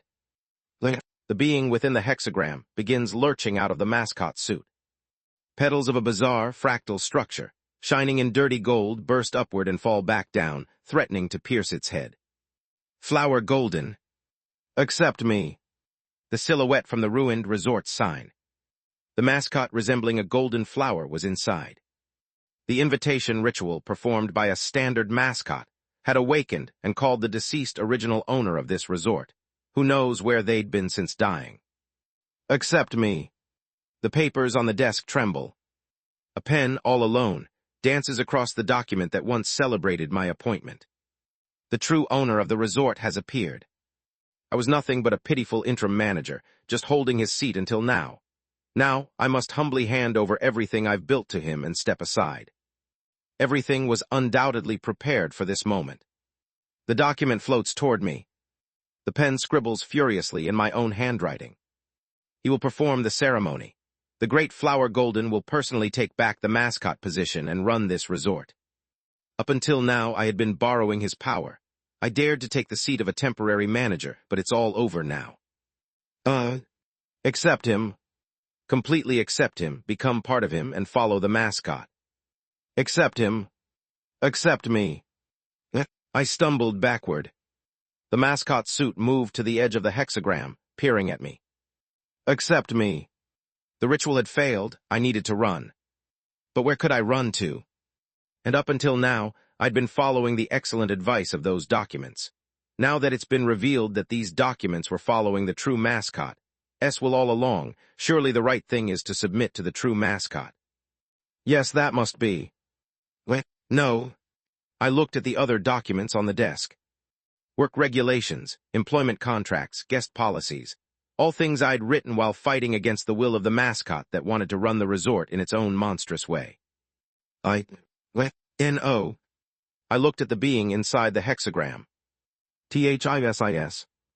M-Y-R-E-S-O-R-T. I grabbed the document and stood before it. My head was pounding, but I could handle it. Because I'd realized something. Y-O-U-A-R-E. N-O-T-Q-U-A-L-I-F-I-E-D. Ooh. How dare you say such a... I crumpled up the document. Y-O-U-L-O-S-T. Right. You're a specter who lost your territory by dying to another mascot. And now, I-T-S-C-O-M-I-N-G. The very being who killed you and turned this resort into ruins is right outside the garden, ready to re-enter this zone and start hunting again. Let me show you proof. H-E-R-E. I flung open the office door. Directly across the hall was a large window. Through that window, where it was too dark outside to see much, the bright office was reflected instead. There it was, clearly visible, the silhouette atop the hexagram in the reflection. The Red Rabbit. M-A-G-I-C-B-U-N-N-Y. I-S-H-E-R-E. You. The mascot suit touched its face, reached up to its head, and checked for the two ears sticking up. And then looked down at its own hands. Red fur, rabbit paws. Magic bunny. Its hands trembled violently, and its limbs twisted with terror. Magic bunny, Yua, Ara, save me, Please save me, don't take out my guts, my resort. I hurriedly dumped salt over the office floor. Erase it. White salt poured over the blood in black plastic, drawing the hexagram, erasing the pattern.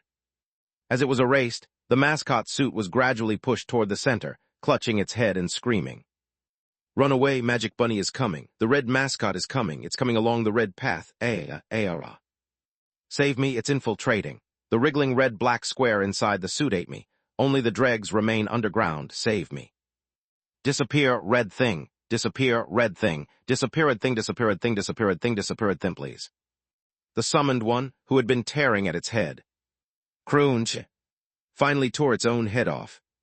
With both hands, as if wishing to get farther away, or in awe, or in terror, it lifted the mascot head high into the air, raised it up. And then, thud, it collapsed to the floor. Huh? I sank down onto the office floor. I thought I was done for. I almost got absorbed and ended with the standard mascot ending. Even though this body is just stuffing, my heart felt like it would burst.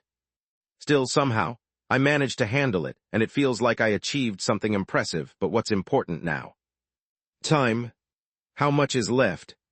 I looked at the clock. 20:11. 49 minutes left until closing. Should I be dismayed or relieved that all this chaos only took 10 minutes? What matters is one thing. I failed to summon a good friend. No. This definitely means something. I gained something. I learned the true identity of what was forcing me to run this resort. And I got rid of it. I straightened the crumpled document and picked up the pen. I didn't feel that odd sense of control anymore. I'll be able to write the operating rules more freely now. Even things I couldn't write before, things that would harm the successful operation of the resort, I think I can now implement as I wish. Just like the crazy things Magic Bunny does. It'll be useful. I stood up. Still, if only I'd had a bit more time, maybe I could have succeeded. That lingering regret clung to my back. Was it the coin that was the problem, or the bow tie, or... Maybe he just decided not to answer. Maybe the fatal flaw was that I didn't summon it with my original body. Who? I gathered up the documents, looking for even a little bit of extra protection, and set out to find the blue mascot. Driyang. I froze. Driyang. I turned my head. The telephone on the office desk was ringing. Driyang. I stared at it frozen. Had the phone ever rung at this resort before? No. Room service calls use a walkie-talkie that plays a calling melody. Summoning a mascot makes a real bell sound. But this was an old-fashioned ring. Someone was calling. Driyang. I walked over to the desk and picked up the old-fashioned receiver. Click. A dark brown, elegant wooden phone.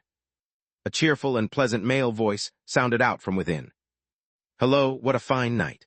Oh, I'd be very grateful if you could connect me to the talented and cheerful mascot of Flower Golden Resort. Oh, it's you. Perfect. Actually, I'd like to rent your simple and beautiful resort for a few days. As you know, a celebrity needs a private place to relax, so I was thinking of spending my summer vacation at your resort. N-O.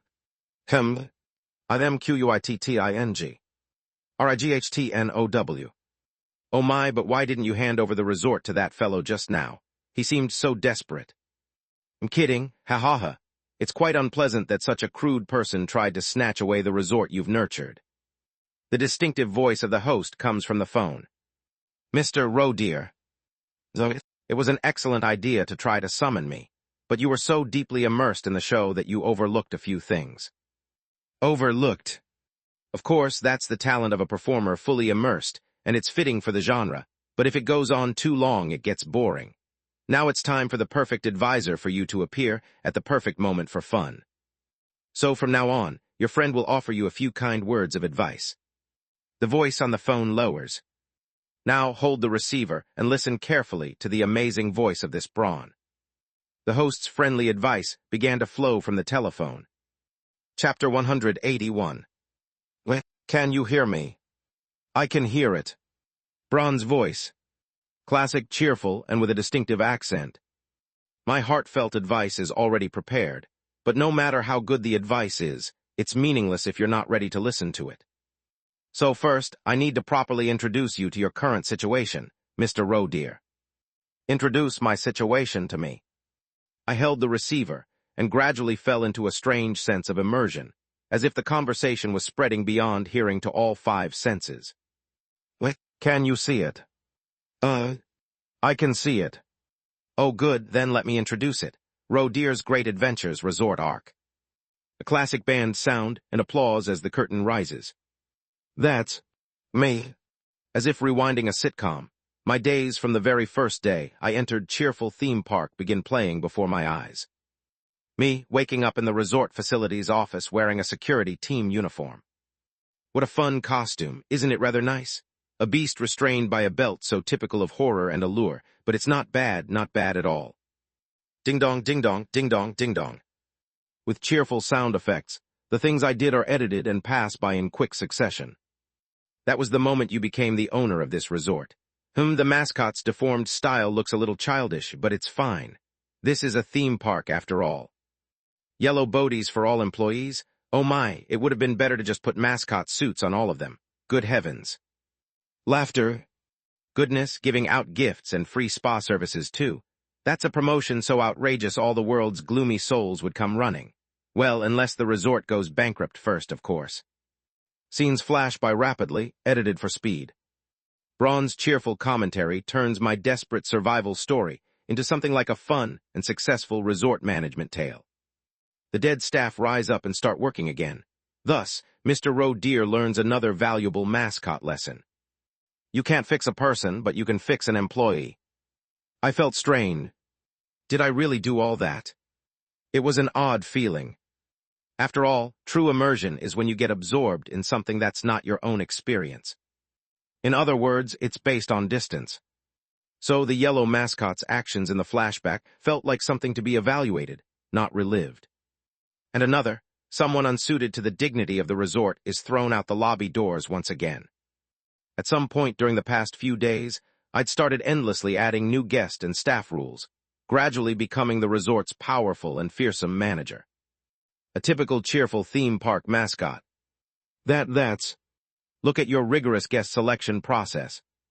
The more successful the resort became, the more powerful I grew.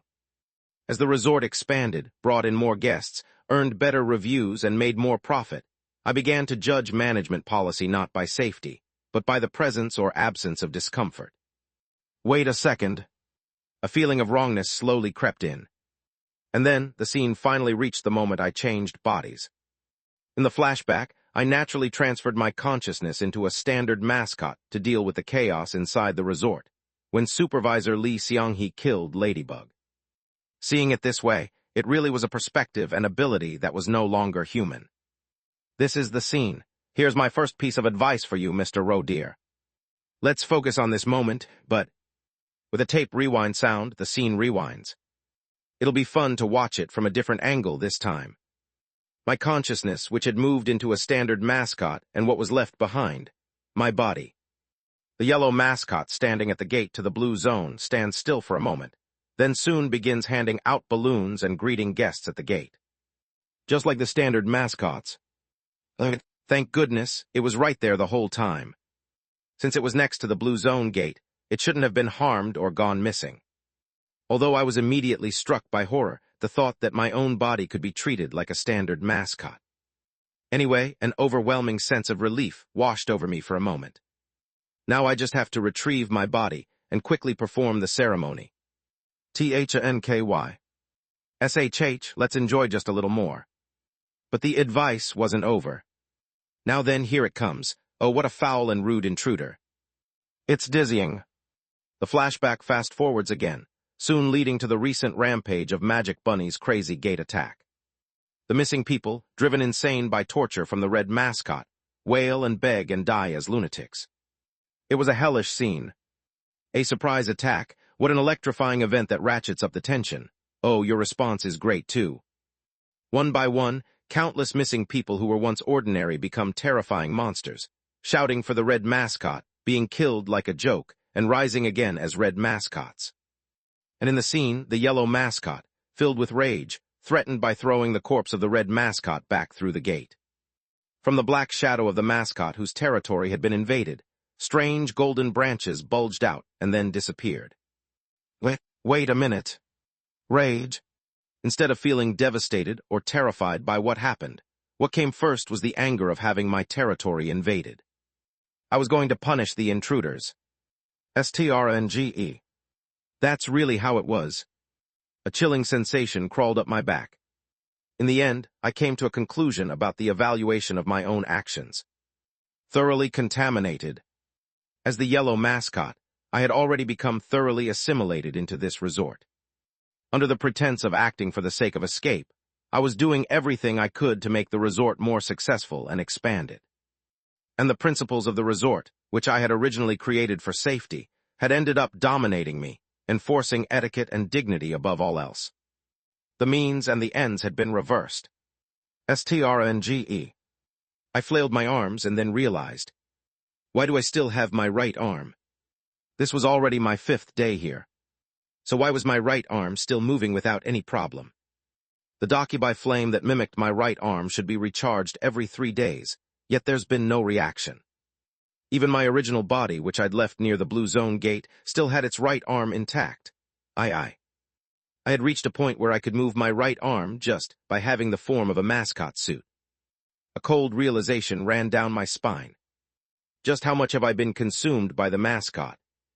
It wasn't simply a matter of how long I'd been a mascot, but rather the more successfully the resort was operated, the deeper this consumption became. That's right, you were far too devoted to your role as the mascot of this resort. And it's already too late. You can't quit on your own anymore. You are now a member of the cheerful theme park. My hands trembled. You even personally drove out your meddlesome predecessor just now. The resort is now completely yours. Then, CNT. ESCAPD. Oh, it seems that's the case, doesn't it? This can't be. And once the final announcement is made, everyone will know the truth. I'm talking about your soon-to-begin event, the Flower Golden Resort Illumination. The Mascot Ceremony. The Mascot Ceremony is a ritual that officially announces which mascot owns the Flower Golden Resort and has it recognized by the guests. If it's carried out successfully, that fame can be used as a stepping stone to expand to yet another facility. The ceremony is about establishing one's identity as a mascot. So the moment the ceremony is completed successfully, I'll be officially recognized as a complete mascot, the true and sole owner of the resort. All traces of my former self will be colored over, and there won't even be a remnant of self left to separate from the mascot. That can't happen. I agree. What a boring fate it would be to spend the rest of your days in such a musty old resort. Mr. Rodeer, you have an obligation to keep experiencing and showing entertaining things. It's something you personally promised your friend. Friend. That's right, I am your friend, the very reason you came here. The kind voice continued to guide me. You wish to leave this place, don't you, Mr. Rodeer? That's right. Then you'd best keep listening to my advice. Just take the receiver with you, friend. Now quickly unplug it and bring it along. Good. With trembling forepaws, I unplugged the receiver and picked it up. The voice still came from the receiver, even after it was unplugged. Good, very good. Now let me give you my final piece of advice. Don't be surprised. It's a magical solution that can get you out of this predicament, and that is. The voice drops to a whisper. Switch your place as mascot with one of the employees. There's no need to make a brand new mascot. Just have him imitate you. If you make him perform the ceremony in your place, he'll be mistaken for you. After all, if everyone thinks so, that's what becomes reality. Oh, this will be so much fun. Someone might feel sorry for that fate, but you can just pick one of those who exist only for your sake. The 2 employees who swore to serve you forever until the contract ends, who have nowhere else to return. Bison, Ladybug, those brought back from the dead. That's right, the chosen one will faithfully carry on your mascot duties. Well, until he's eaten alive by the red mascot anyway. Choose one of the 2 and make him perform the mascot ceremony in your place, Mr. Rodeer. Very simple, isn't it? If I dare guess, this is as good as already decided. The voice rises in excitement. The one your heart is pointing to, if you were to say the name. Mr. Rodeer. None. I raised my trembling body and grabbed the facility's room door. The time left until closing, 45 minutes. CDREMONY. ILLDOIT. Oh, don't tell me you're saying you'll spend the rest of your days in this dusty old theme park, friend. You, who have turned down a far more wonderful and suitable job for your talents, much less this one. No. Then do you have another alternative?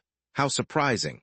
It must be quite a remarkable idea if you're rejecting advice from this brawn here. I walked out of the facility office with a sense of resolve.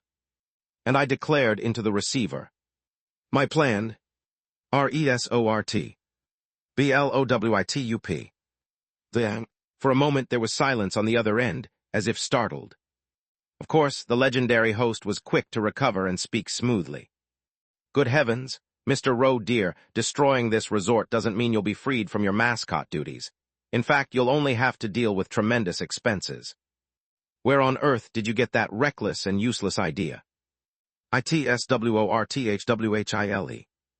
Meanwhile, I had finished my conversation with the blue mascot by using my original body, which was standing by the blue zone gate. ITLLBEFUN. FRIEND. Oh, good heavens. All right. I took a deep breath. Let's do this. At the same time. Flower Golden Resort, Evening Garden. They're still here. The magic bunnies continued to stare. The cute rabbit mascot, without the slightest movement, was watching the Flower Golden Resort's garden and the employees within. Dozens of mascot suits stared at me in silence. It was a bizarre and unnerving experience. All the more so if you had seen those mascot suits tearing out human entrails and laughing just a few dozen minutes earlier. A few of the employees were breaking out in cold sweat, though this wasn't just because of those unnerving stares. Why isn't he coming? The yellow mascot still isn't here. Because they had all received a direct order from the mascot to look after the guests, they couldn't leave their posts. But the employer who had dragged a magic bunny mascot into the resort was still nowhere to be seen. 10 minutes, 20 minutes passed, each one feeling like an hour. Don't you know how much time is left now? 40 minutes. There are 40 minutes left until closing. Yes. The Disaster Management Bureau agent hesitated, hiding behind the team leader to avoid the Daydream Inc. employee in the lizard mask. The team leader stifled a sigh. Should I be preparing just in case? She gripped the Fortiger's sword one in her inner pocket. And it wasn't just her getting ready for a fight. Some of the Daydream Inc. employees seemed to be limbering up. Lizard Dolphin. Looks like some pretty tough ones. A late team, maybe. She was eyeing them sharply, checking if their masks bore the gold emblem, but at that moment, the one in the dolphin mask clapped her hands and waved. He's here. It was true. There the yellow mascot suit was waddling with all its might, running toward the resort. The mascot with glass golden flowers adorning his horns. At that moment, chills ran down the team leader's back. He's gotten stronger. He felt somehow like a far greater presence. It was as if his power could be felt directly on her skin. But his outward appearance hadn't changed. What is it? Did he devour something on the way? But regardless of her suspicions, the yellow mascot's gentle manner as he checked on each of the staff one by one was not reassuring. It was almost like he was checking on his employees, making sure everyone was safe before calling all the other mascots together. NOW. STORT. The team leader raised her hand. Wait. The team leader. You said after the event, when the amusement park closes, that thing comes, right? Do you have any countermeasures? The yellow mascot turned to the team leader and held out his hand. ITSOKY. And pointed. YOULL. OVERTHERE. And so, with 30 minutes left until closing, the long-delayed, extravagant illumination event began. Chapter 182. In the evening garden of Flower Golden Resort, lights bloom. Whoosh. A beam of light shoots into the sky, spectacularly exploding, cascading glittering lights like a waterfall onto the resort building. Well, all around the garden, flowers of various colors blossom in radiant light, dancing gently and blooming sequentially as if choreographed. Even the luminous flowers held aloft by the non-human guests glow, eliciting exclamations of awe. A sight so breathtaking it borders on the uncanny. And soon after, the resort building itself begins to bloom with light. Vines of glowing light climb upward, glittering along windows and terraces, rising to the very top of the building before bursting brilliantly into shimmering, pollen-like specks of radiance. Letters carve themselves out in midair. FLOWERGOLDEN. At last he has stepped fully into the spotlight. The owner of this resort. The yellow mascot walks out to the center of the garden accompanied by numerous mascots, performing choreographed dances. With each of their movements, the lights dance in harmony. The cheerful theme song of Cheerful Theme Park flows through the air. At the same time, faint echoes of the same tune, variegated and coming from afar, softly reverberate. Sounds from distant places. The team leader of Black Tortoise Team 3 glances around quickly. Red Zone and Blue Zone. The other zones are also holding their own ceremony events. Blue Zone's fireworks display and the parade from the Red Zone. Led by Magic Bunny, the insanely painful, joyful, horrific, and splendid procession had set off from the Magic Castle at the center of the Red Zone, accompanied by loud music, screams, and cheers. The details were impossible to discern from this distance, but the team leader could roughly gauge the parade's route. And she sensed it clearly. Their destination is here. This was not the case yesterday. They must have changed their route. As soon as this ceremony ends, that parade will also come to a stop at the red gate before the garden. And the moment operating hours conclude, the entire parade will come flooding in, I guess. Sorry, did I surprise you? Had he made the same guess? The team leader quietly observes the employee wearing the dolphin mask, who bows apologetically toward her, before nodding in acknowledgement. She wasn't young enough to openly express hostility toward the suspicious pharmaceutical company, especially after witnessing the strange exchange earlier. IWILLSTOYHERE. I don't like it. ITSOKOY. It doesn't seem all right at all. Right before the ceremony began, the yellow mascot had sent all the employees away from the garden, having them gather in front of the resort building. As if protecting them from something. Consequently, the staff were observing the illumination show from a considerable distance, nearly as far as the resort building itself. And yet, seeing her team members staring as if hypnotized, the team leader feels acutely the bizarre nature of this mascot ceremony. And if her eyes were not mistaken, that dolphin-masked employee had been attempting to help the mascot, who had insisted on protecting his staff until the end. Younger agents often conflate the unethical nature of an organization with the individual personalities of its members, but reality was not so simple. This applied equally to creatures from ghost stories. And that only made matters more complicated. Who? She shook off those thoughts. There was work to do. And now was precisely the time to act. Toward the finale of the illumination, as the yellow mascot takes center stage, his horns burst into brilliant golden light, blossoming into flowers. At that moment, the yellow mascot turns toward them, lifting his front paw and waving theatrically, as if part of the act. A will conveyed without words. Geo. Now. At that signal, the employees started running frantically. Their destination was the gate leading to the blue zone. And moments later, the ground near the gate began shaking and rising. The illumination raced toward its climax. Beneath the feet of the yellow mascot standing in the center of the garden, lights gathered, lifting him gently into the air. A drum roll. Ooh. From the mascot's horn, beams of light grew, spreading out and swaying like a massive tree, towering above the resort building. Breathtakingly blooming flowers. And as the mascot raised his hand, perfectly timed with the end of the music. Elia. His name exploded in midair, crystallizing into complete recognition. Flower Golden. Master of the Cheerful Theme Park's Yellow Zone. Everyone knew, it was proclaimed to all. Congratulations, now he was the perfect mascot of this place. And the yellow mascot was overwhelmed by an extraordinary new sensation. He felt the entirety of the Yellow Zone. He knew everything happening in his resort, could control all mascots as he wished, and understood every law and black square governing cheerful theme park. Now he was the absolute master and mascot of the zone. Ayla. An instinctive thrill maximized the splendor of the illumination, culminating in one last magnificent burst of golden flowers, concluding the mascot ceremony. Ayla. However, at that moment, something emerged beyond the red gate. The parade of madness. The revolting, overwhelming, and splendid march led by Magic Bunny reached its end. Great Magic Bunny.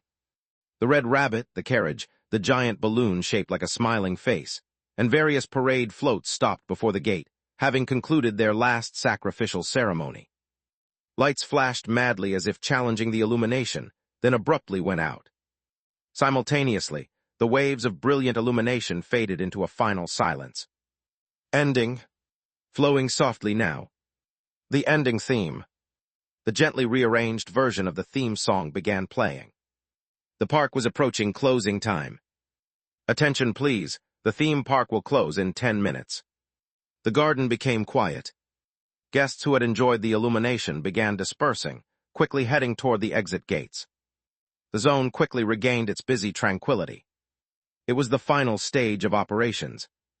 The yellow mascots tidied up the night garden, courteously guided the remaining guests, and managed the resort facilities. No movement could be seen beyond the dark red gate. The yellow mascots lightly celebrated the day's successful event, checking to ensure no guests were left in the lobby. No movement could be seen beyond the dark red gate. The serene resort building now stood quietly illuminated, its soft lights gently visible through the lobby windows. Inside, the yellow mascots waved goodbye to the departing guests heading toward the exit gate. No movement could be seen beyond the dark red gate. Then the lobby doors closed. Thud. See you next time, Tilda. Wet. Beyond the dark red gate. Countless red eyes began popping open. Magic Bunny's parade horde surged through the gate. Crunch, crunch. The sound of guest corpses and living beings, used as mats to prevent the carriage from getting stuck in the gate, echoed horribly, staining the gate red. The carriage rolled forward. From an attached music box beneath its wheels, a whimsical melody played. To that melody, creatures wearing Magic Bunny mascot suits stumbled onward toward the resort. Their mascot suits melted stickily away. Now no longer restricted by mascot rules after operating hours, the red mascots discarded their forms to invade another zone. Having surpassed the regulations and rules that no longer needed upholding after business hours ended. Elia.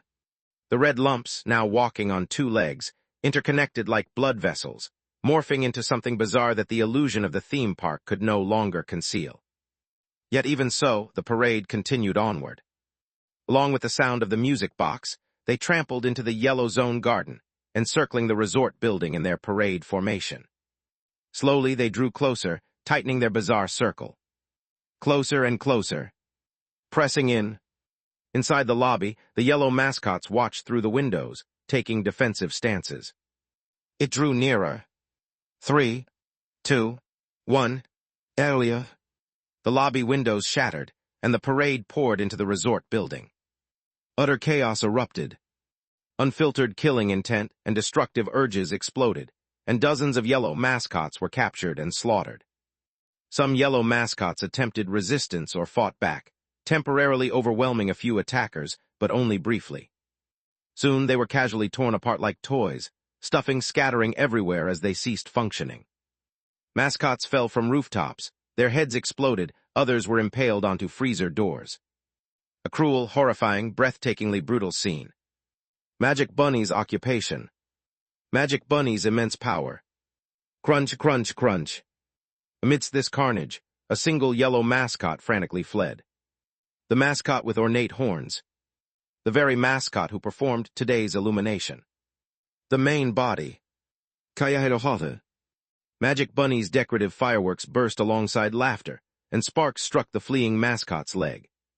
Ultimately, the mascot collapsed and crawled desperately as the lead parade carriage chased after it, careening wildly along a narrow path toward the facility's office. Click. The yellow mascot entered the office area exclusively for Yellow Zone staff, barely locking the door before the carriage reached it. Bang. The massive carriage decoration tore the door apart and crashed inside. The colorful carriage with its festive lighting, which had led the parade, the symbolic vehicle of Magic Bunny. The huge, smiling red face of Magic Bunny on the front split apart. Crunch, crunch, crunch. Its decorative eyes burst open, its mouth ruptured, powder sprayed, and finally from within something oozed forth. Ayla. Magic Bunny's true form. Something digested by the red mascot. A strange mass that had lost all resemblance to what it was before becoming a mascot spilled forth from the carriage. Trophies of various body parts were crudely attached, as if to replace its own lost limbs. Countless eyes and ears, arms and legs. Ayla. Trembling with joy, it approached the yellow mascot. Slowly, slowly. Joyful. Raw hunting, raw delight. Vengeance and liberation. The thrill of usurpation. With its leg damaged and stuffing spilling out, the yellow mascot could no longer flee.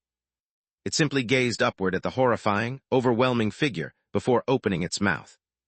Idiot. At that moment, boom, the ceiling of the facility's office collapsed with a deafening crash. The thing emerging from the red mascot's shell lunged to devour the yellow mascot's head regardless, but it wasn't just the ceiling that collapsed. Crash, bang, bang, bang. The resort itself crumbled amidst deafening explosions. Heavy construction materials plunged down onto the parade creatures, hunting the yellow mascot. An indiscriminate destruction of another kind. Yet the destruction didn't stop there. Under the weight and gravity, the resort's first floor shattered and caved inward. Countless Magic Bunny entities were crushed beneath, extinguished alongside yellow mascot corpses. Crash, boom, boom, boom. Even in the facility's office, where the largest Magic Bunny entity had emerged, heavy chunks of concrete and metal pipes smashed violently onto the documents scattered across the desk. The original document placed on that desk was, "I have decided to demolish the resort today." Why? Because I want to. Someone advised me that this resort is overly modest. Clearly, the previous owner's taste wasn't impressive. It's better to blow it up and build an even nicer one. Unfortunately, I informed the guests scheduled to stay tonight about refunds and kindly escorted them out through the gate. During the mascot ceremony, I said explosives. It might be amusing to detonate it tomorrow morning and get some word-of-mouth publicity, but, well, who knows? I might suddenly blow it up tonight. Either way, it doesn't matter. Because I'm the master of this yellow zone. And everything else that was in the resort at the time must be demolished together. In accordance with this intent, the resort was completely shattered and burning, along with everything within it. Oh my God. Far away, the employees groaned as they watched the resort building collapse, half destroyed. For now, they were safe from closing time. Shelter. As soon as the mascot ceremony concluded, the yellow mascot had hastily created this third facility underground near the Blue Zone gate. Of course, rather than a proper service facility, it was closer to an emergency shelter. It was completely empty inside, but this emptiness was advantageous. Employees could freely enter and exit without any cost or consequence. Because there were no extra effects, it was ironically safe for humans. Thus, in this cheerful theme park after closing time, they could remain safe without entering the lodging facility of the resort. They watched their workplace get smashed, and their employer repeatedly slaughtered through a small window near the ceiling. Wait a second, is that mascot trying to commit suicide with them? Hey, it's still there. Fucking hell. From the rubble of the resort, a red mass surged upward. Elia. The red mass spat out something it had been chewing. Golden fur. The yellow mascot's head rolled onto the ground, faintly illuminated by the flames of the burning resort. Though its slow movement suggested it had suffered significant damage, it had not completely stopped. And this alone was enough to give the yellow zone employees an ominous feeling. They had lost. They would be absorbed into the red zone. But then, Team Leader. Hold on a second, please. The team leader of disaster management, Bureau's Black Tortoise Team 3, stepped out of the shelter's door. Since the Magic Bunnies had all swarmed into the resort building to tear apart and kill every yellow mascot, they hadn't yet come to this place that lacked any mascot forms. Thanks to this, the team leader could briefly step outside the shelter to fulfill a special order from their employer. The yellow mascot's request. USE. THAT. How exactly he knew about it or calculated this was entirely beyond comprehension, but since it was a reasonable request. Who? She drew the sword from her coat. A weapon said to embody pure yang energy, repel evil spirits, and dispel wickedness. A sword that cuts through disasters. The Four-Tiger Sword. An item exclusively provided to the team leaders of the Disaster Management Bureau's Black Tortoise teams. The blade, emerging from its short glass sheath, extended endlessly outward. One canvas depicted the 28 constellations, the other depicted sword energy. All of it, lifted high. The heavens bestow essence. The earth gives aid with spirit. The sun and moon assume their forms. Mountains and waters take on their shapes. And thunder and lightning rage forth. She swung the sword. The collapsing resort. Lightning struck down upon the head of the ensnared wicked being. Chapter 183. The Four-Tiger Sword. Legend says it was a sword originally forged in ancient times through rituals performed precisely during the year, month, day, and hour of the tiger, to dispel evil spirits. Specifically, the sword now grasped by the team leader of Disaster Management, Bureau's Black Tortoise Team 3, wasn't even sharpened. It was crafted solely for ceremonial purposes. But precisely for this reason, it exerted incredible power in cases of supernatural disaster. Of course, it wasn't usable in every supernatural incident. Nor could just anyone wield it. Only under specific circumstances. When an evil entity, clearly defined as calamity or demonic, directly invades one's space. The closer it matched this condition, the stronger its effect. In most supernatural incidents, people usually enter or are drawn into a creature's territory. On the contrary, cases where an entity invaded directly were rare, and situations perfectly classifiable as purely evil were even rarer. But this time, it's perfect. The team leader's hand trembled with excitement, because the entity had invaded the zone where she herself was employed. Moreover, because it had discarded even the facade of a theme park's friendly mascot. Every condition aligned perfectly, thrillingly, like puzzle pieces falling into place. Thus, the pure yang energy from the sword surged forth along its half-drawn path, transforming into lightning that struck the evil and unholy being. Utterly powerful. Absolutely complete. Egg. Thunder and tremors, powerful enough to shake even the distant shelter, rumbled through the ground and radiated outward. Dust and debris momentarily clouded vision, then cleared. Within the collapsing, flaming ruins of the resort building. The grotesquely crushed corpse of the massive magic bunny parade cast its shadow amid the flickering flames. And in the next instant, boom boom boom, the remaining debris of the resort collapsed, burying everything inside the red mascots deep underground with the structure itself. Completely. Is it over? The team leader of Black Tortoise Team 3 opened the shelter door and lightly stepped back inside. Team leader. Hush. She sighed, brushed off her clothes, briefly examined the sword intently, and nodded. There's nothing evil left here now. Who? The agent sat down with relief. The resort employees, who had already guessed the identities of the Disaster Management agents from their appearance and speech, but had hesitated to confront them given the situation, also visibly relaxed. Was this what Mr. Mascot asked for? The team leader nodded lightly. The employees murmured softly in admiration. Mr. Mascot had planned it all along. Right, so while he used the resort building itself as a trap to contain the insane magic bunny, he had arranged for a suitable employee to deliver a decisive blow.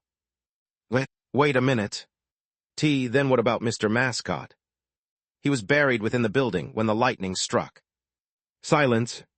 All eyes turned to the team leader, but she slightly shook her head. I didn't hear anything beyond that. Wait. If even one yellow mascot remains, can't we still communicate? It seemed like he switched bodies. They all stayed at the resort. Moreover, everyone had seen from the shelter that the mad magic bunny had chased down every last yellow mascot to rip them apart. Then the yellow mascot is dead too. Some employees panicked at the agent's speculation. Harvest Mouse grabbed the collar of the employee who had once been Ladybug. Why don't you know something? Anything. Communication with Mr. Mascot is currently cut off. Let's just wait together until the theme park opens again. Egg. W8 if Mr. Mascot's not here, who's going to stamp our cards? We need proof of using this shelter. Who'll confirm we use this place? Calm down. Tomorrow morning we can just go to the blue zone and get stamped there. You can. I have a yellow token. I have to drag even Mr. Mascot's corpse with me. Otherwise, we're stuck here. As the mascot grew stronger, they could freely move around within the zone, but rules were still rules. If they wanted to clear the board game without getting hanged, they absolutely had to move together. Dragging a dead mascot along. The face of the sole surviving member of the yellow team, Harvest Mouse, holding a yellow token, turned pale. Tap tap. A polite knock echoed. Turning their heads, they saw Section Chief Lizard tapping gently on the floor. Come out now. In that instant, crack. With an odd sound, the floor suddenly burst open, and someone sprang out from within. Alyeg. Oh yeah. It was. Tie the security team. A figure wearing a strange mask, black smoke pouring from its entire body. Numerous bizarre horns, yellow lantern-like eyes, and a glowing light at its waist. It looked like a supernatural being forcibly restrained into human form by a belt. This was the true body that had been inside the yellow mascot suit. Because they had become accustomed to facing the mascot's cute appearance, the Daydream Inc., employees had forgotten. But at the sight of its raw, grotesque form with danger signals blaring, a sudden chill ran down their spines. But at the same time, they realized the reality. He's alive. Aha, you must have thought Magic Bunny wouldn't find you easily without your mascot form. Indeed, after business hours ended, the yellow mascot had shed its mascot costume, just as Magic Bunny had done. While the yellow mascots lured Magic Bunny into the resort, the real body had quietly hidden beneath the shelter, safely alive. In other words, he's completely fine. Then, is the yellow zone safe now? Eek. The true body of the yellow mascot quietly turned toward the weasel-masked employee and nodded. Oh yeah. At that moment, the shelter filled with relief. They survived. They had safely survived Magic Bunny's attack. Oh yeah. Observing all of this silently was the team leader of Disaster Management Bureau. Her eyes rapidly scanned the yellow being. Apparently, this was the real entity hidden inside the cute yellow mascot costume. Did Daydream Inc. actually find a way to control supernatural entities? She knew that Daydream Inc. had been obsessively trying to figure out how the Disaster Management Bureau cooperated with the Dokibai, and perhaps they developed their own method. It seems there might be some sort of seal on it as well. It certainly didn't look harmless, but not every powerful entity was evil. She recognized that this entity genuinely intended goodwill towards and protection of the human employees. But did that entity consider the consequences of failure? What if the Magic Bunny had realized sooner that the real body of the yellow mascot was hiding beneath the shelter? They certainly would have attacked the shelter, killing everyone. Well, maybe they thought if things got that bad, dying cleanly together would have been better. The team leader felt a vague unease, but decided to let it pass. After all, this intimidating supernatural phenomenon seemed to harbor enough goodwill to avoid outright classification as a disaster. Oh, so Section Chief Lizard already knew Mr. Mascot's plans. That's why you knocked to inform us, right? No. Then how did you know? I heard a sound. Oh. The atmosphere became fairly amicable. The team leader also noticed that despite the mascot's intimidating presence, its current movements seemed oddly weak, and its spiritual aura was no longer making her skin tingle. Ironically, when it had worn the yellow mascot costume, its presence had been chillingly oppressive. Apparently, it had been severely weakened, either from Magic Bunny's lethal attack or from losing the resort, the source of its mascot power. Has all its energy been drained? The team leader conveniently misunderstood the costume's effect. Meanwhile, the yellow mascot did something else unusual. Mr. Mascot. The special security team entity calmly raised something and placed it near where the ear of its mask would be. It was a phone receiver, a classic-style receiver with its cord torn off. For a while he stood silently, occasionally nodding or shaking his head. Of course, no sound came from the disconnected receiver. What on earth was he listening to? In the silence, employees felt an odd creepiness, but they tried to keep the hopeful mood alive. So we just need to hold out here until morning, then leave. Anyway, we used the facility, and with Mr. Mascot here, he can stamp our cards, so. All right. The mascot stared quietly at Harvest Mouse, then shook his head. Does that mean we can't get out? At that moment, the black smoke swirling around the mascot drew shapes in the air. Like dark haze, it revealed clear forms illuminated by the yellow lantern-like glow. Words. You can get out. But first, let's finish this. We're taking over. The red zone. And so, in the dead of night, the employees of the yellow zone carefully emerged from the shelter, following the bizarre entity that had served as the yellow mascot. Even the shelter itself had begun to waver, perhaps due to the collapse of the yellow zone.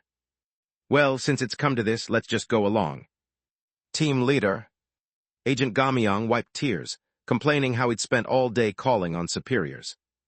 Several employees considered rebelling, refusing to follow, but inevitably came out of the shelter begrudgingly as their teammates moved first. Because if they became separated from those who'd drawn the same colored pieces, they'd face immediate execution by hanging.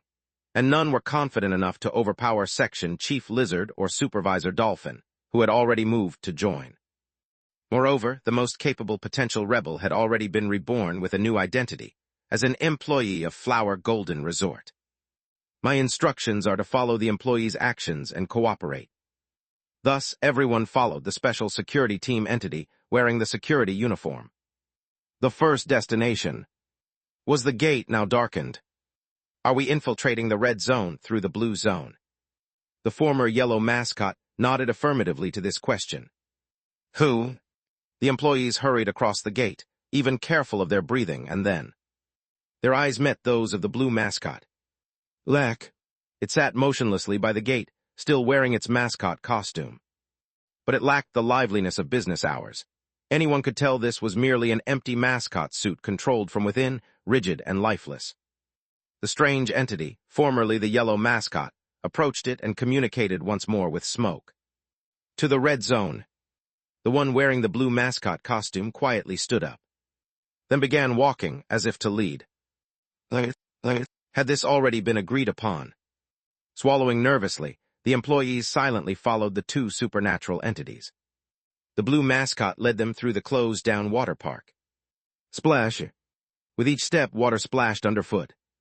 A dark waterfront, illuminated only by the eerie yellow lantern light emanating from the strange entity. Feeling ominous enough to forget it was ever a theme park, tension crept up some employees' spines. Then, hey, blue mascot, isn't it stuffy to keep that mascot costume on? Alec, Mr. Mascot said you can't cross zones in mascot form. Shouldn't you remove your costume if you're coming along? At Supervisor Lee Seong-hee's blunt words, several employees and even an agent froze in shock. But the blue mascot remained silent. It simply stared at the questioner briefly, then kept walking without a word. Supervisor Lee Seong-hee tilted her head curiously, but quickly shrugged it off and followed along. Soon they stood before a giant wall, the barrier separating Magic Bunny's Fantasyland and Blue Dream Water Park. It seemed to have been reinforced once more, thicker and flashier than before. Section Chief Lizard asked, "Shall we break in?" The former yellow mascot nodded, but raised a hand. Wait. Then he turned to gaze at the blue mascot. The one in the costume quietly walked to the very back. Thud, thud.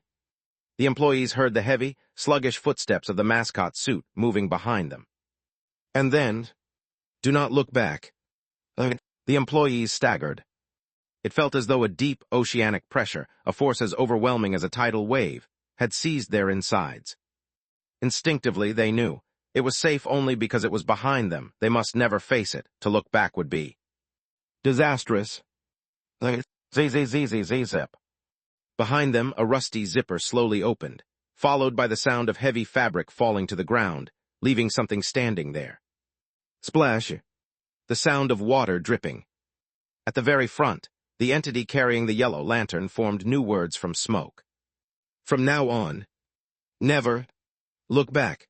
The employees swallowed hard.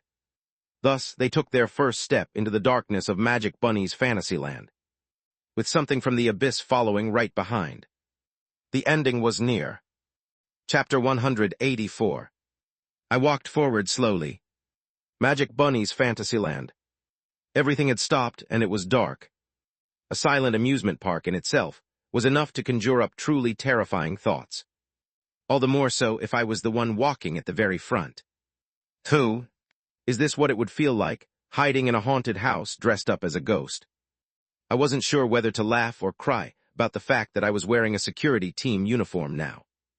One thing was certain. The strange sense of stability I'd felt inside the mascot suit was now gone. It has its pros and cons, but I couldn't help feeling the tension rising. Ah, a midnight infiltration. What a tense and delightful situation. And if I may let me say this once more, what a spectacle that was earlier, a gigantic trap to hunt a gigantic monster. Destruction is, after all, one of life's most primal joys. What a wonderful show it was. Hearing Braun's voice through the receiver, I felt a familiar, easygoing comfort and a faint sense of relief. Should I be glad that at least you're enjoying this? If the storyteller from a ghost story had said it was boring after I'd promised him entertainment, I would have broken out in a cold sweat. And even aside from that, this was a moment to be glad and relieved. Everything was proceeding according to plan. Splash! Behind me, following along, was the blue mascot. No, not the mascot, but whoever had taken off the mascot suit. Just thinking of them sent a chill down my back, but at the same time, someone inside me let out a sigh of relief. Terrifying, but at the same time, it felt like having a whole army at my back. It's a relief we reached an agreement right before the ceremony. At first, I wanted to ask them to attack the Magic Bunny Zone right after the park closed for the night. To tell them, attack the red zone while my resort is under siege. Eat it. But the timing would have been off, and if the blue mascot lost, it would be a disaster. It seems like the two of them are evenly matched. I suspect the blue mascot thinks that the Magic Bunny is just as powerful as they are, which is why those two had maintained this mutual standoff. If either one made a move, it could mean mutual destruction. Given that the crazy red mascot never invaded the blue zone, there must be some kind of balance of power. So I had to set the stage so they could safely devour Magic Bunny. It needed to proceed step by step.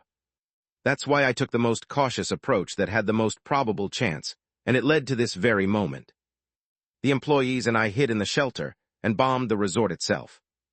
Then, together with the powerful blue mascot, we invaded the Magic Bunny's zone. Of course, there were conditions. Never. Lookback. Still, I couldn't help but listen intently.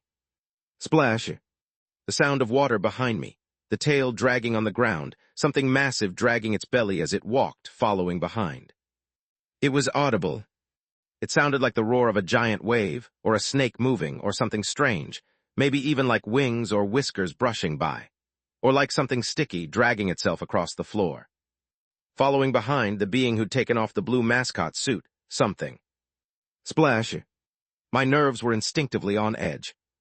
Maybe, unlike the Magic Bunny, the blue mascot hadn't had their entire identity sucked dry by the theme park, hadn't lost their outer form. The sounds suggested they were at least maintaining some kind of shape. Of course, I couldn't turn around to check. There must be a reason. I kept the smoky letters, "Never look back," floating ahead as I walked. At some point I started being able to do this. Was my own costume influenced by the mascot in return? Anyway, we kept moving forward. The destination was the center of the red zone. Magic Bunny's fantasy castle. I hadn't even warned them to be quiet, but even the civilian being rescued by the Disaster Management Bureau was keeping her mouth shut, treading carefully. There's really no need for that. But maybe because of the anxiety, our steps became more like a near run. The brightly colored castle-shaped building of the amusement park loomed rapidly out of the darkness. The largest, most important facility in this zone. Something must still be there. Even though the Magic Bunny's main body and its horde had invaded the yellow zone, been struck by lightning, and buried under the rubble, there were surely scraps left in the red zone. And any of those could become the Magic Bunny. Now I knew that's the nature of mascots. And over time, those scraps could start functioning as a new main body. We had to take care of it before that happened. We've arrived. I stopped first, hearing Supervisor Lee Seong-hee's whisper. The backside of the fantasy castle was visible. Yes, we'd approached from the rear, and as befitted an exaggerated fairytale palace, there was a cleverly concealed back door finished with modern technology. I didn't stop Section Chief Lee Jae-hyun from forcing the door open. Crack screech. The door swung open, revealing a gaudy, silent interior in all its colors. Things that looked horrific, yet were displayed as if they were just theme park props, appeared in the darkness and then disappeared again as soon as my lantern light passed. Gulp. I heard someone behind me swallow. Now search to your heart's content, friend.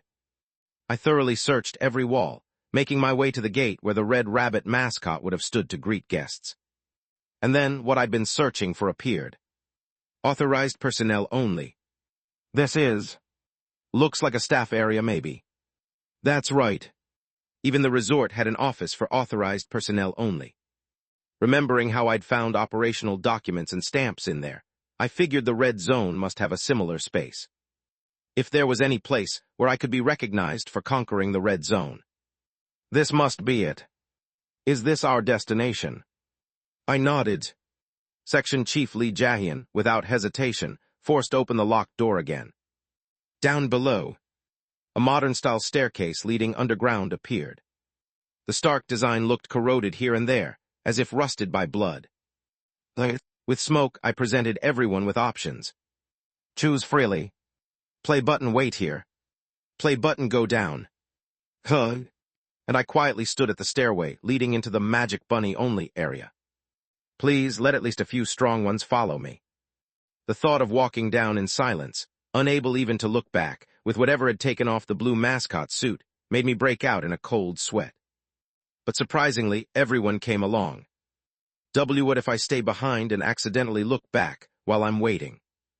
In situations like this, the stragglers always die. That was a pretty convincing argument. Anyway, the darkness exploration began again. As we descended, we passed doors with strange names. Supply room, freezer, magical storage room, but I ignored them and kept going. I could feel it. Oh, is that the instinct of a former mascot? Something like that? The others followed me, doing their best not to even look through the glass set into those doors. At last, when we reached the bottom, I saw a rusted nameplate. Mascot Development Lab. The door was half open. Found it. Excuse me, sir, just a moment. Mascot Development, what does that? I grabbed the doorknob and flung the door open. I heard the employees clamp their own hands over their mouths to stifle screams. No wonder what was in front of us was. My, how avant-garde. In the center of the huge development lab, a gigantic red body only half stuffed with cotton was visible. It was a gigantic, monstrous thing. Hind legs with sharp claws, grand and sinister membranous wings, a severed tail, only the lower half remaining. Up! People froze with fear. Then a lively voice piped up beside me. Oh, it's a mascot suit.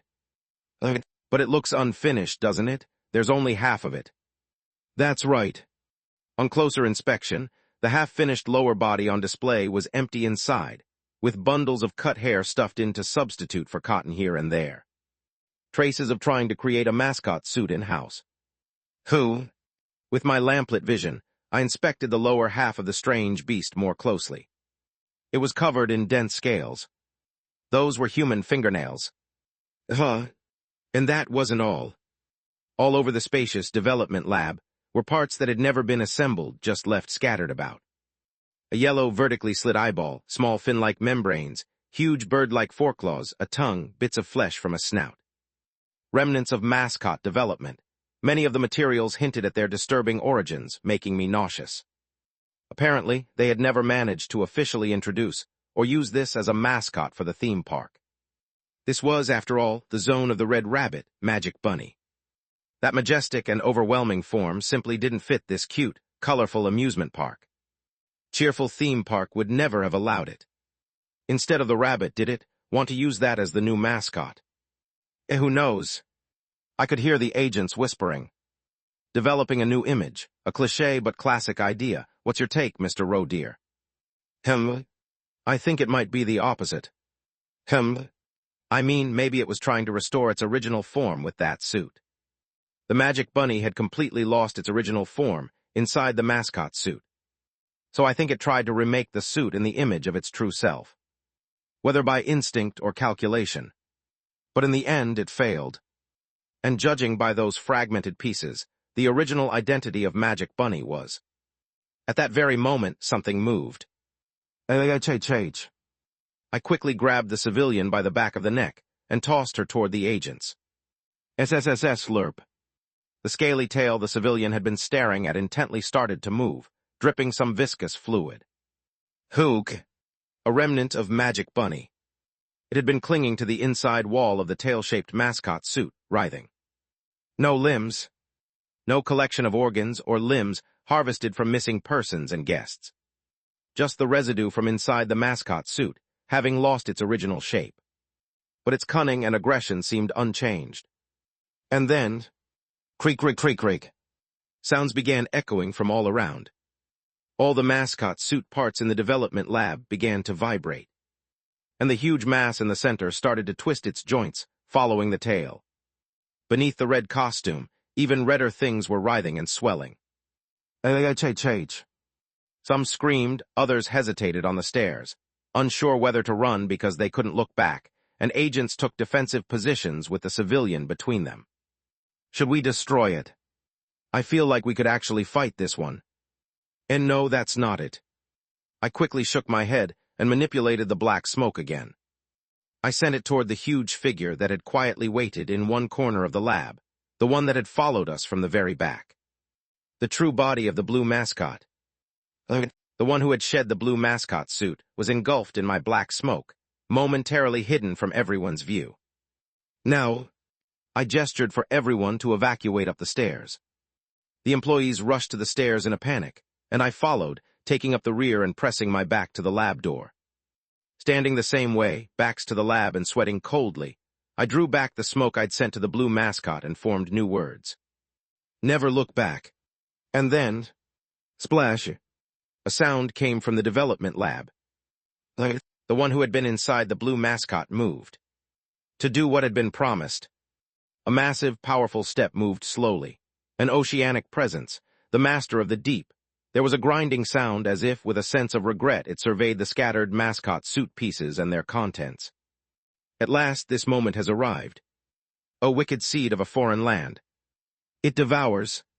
The remnants of Magic Bunny's contents in the development lab were crushed and sucked in, as if by a raging tidal wave or vortex. Just like the bad child, who'd been sucked into their mouth at the water park. Devoured. Grotesque screams, monstrous emptiness. Hook. Urk. Instinctively, people clamped their ears and bowed their heads, not wanting to witness or accept what was happening. But someone was looking at me. The one wearing the yellow mascot mask. Jang Hyo-woon was smiling faintly, as if he were already completely subsumed by something else, as if he no longer capable of feeling fear in this situation. As if he could turn around at any moment if he wanted and look directly at what was happening now. A different kind of chill ran all over my body. But even behind me, the immense presence reached its peak. A huge surge of something lashed around the lab like a massive whip or tail, and then it vanished. Those who'd had their ears covered slowly lowered their hands. From behind us, a will that seemed to try to be gentle could be felt. It is done. And then, the staircase began to move. It shifted like a wave, pushing people gently up the stairs as if being remodeled in real time. What is this? At last, the authorized personnel-only door opened, and as they burst out into the open, they witnessed something astonishing. All the red rabbits had disappeared from Magic Castle. The grotesque symbols he had created were still there, but every rabbit character that used to fill the Magic Castle was completely gone. Instead, a new image was appearing. Blue Dream. Here and there, the figure of a cutely deformed blue dragon was showing up, as if hurriedly renovating before opening hours. It worked. The staff glanced at me somehow, and I nodded. The Magic Bunny Zone had been overtaken by another mascot. Completely. Now, safe. We did it. Seeing the words I wrote in smoke, people let out sighs of relief. Some even smiled or laughed with joy, though they still couldn't look back, so the sound just escaped their mouths. Thank you. Thank you, they said, directed at the blue mascot. The shadow behind me, cast by my yellow lantern, seemed to sway happily. That shadow. A dragon. Team leader. A dragon or an Imugi one? No, never mind. The team leader started to say something, then stopped herself. A thought crossed my mind. I was forced to take up the mascot role, too. If the one behind me was something else, before becoming the blue mascot. And if that mascot suit just now really was Magic Bunny's true original form, now lost. What if Cheerful Theme Park had captured powerful beings from other ghost stories or legends, and forced them into contracts as mascots? Didn't the board game you play to enter the theme park also come from Cheerful Research Institute? It's an odd feeling. Anyway, it's not something to worry about right now. What matters is, the Magic Bunny is gone now. Even if someone remains in the resort, there's no longer any chance of being killed by the Magic Bunny. It's done. My heart felt lighter at that. You're the one who worked the hardest, Mr. Rodeer. Thanks to you giving all the credit, that mascot, who now thinks he's the star of a drama, will probably get even more full of himself. Who? Still, it'll be fine. I led the staff out of Magic Castle. Dawn was breaking. Cheerful Theme Park would soon open for business.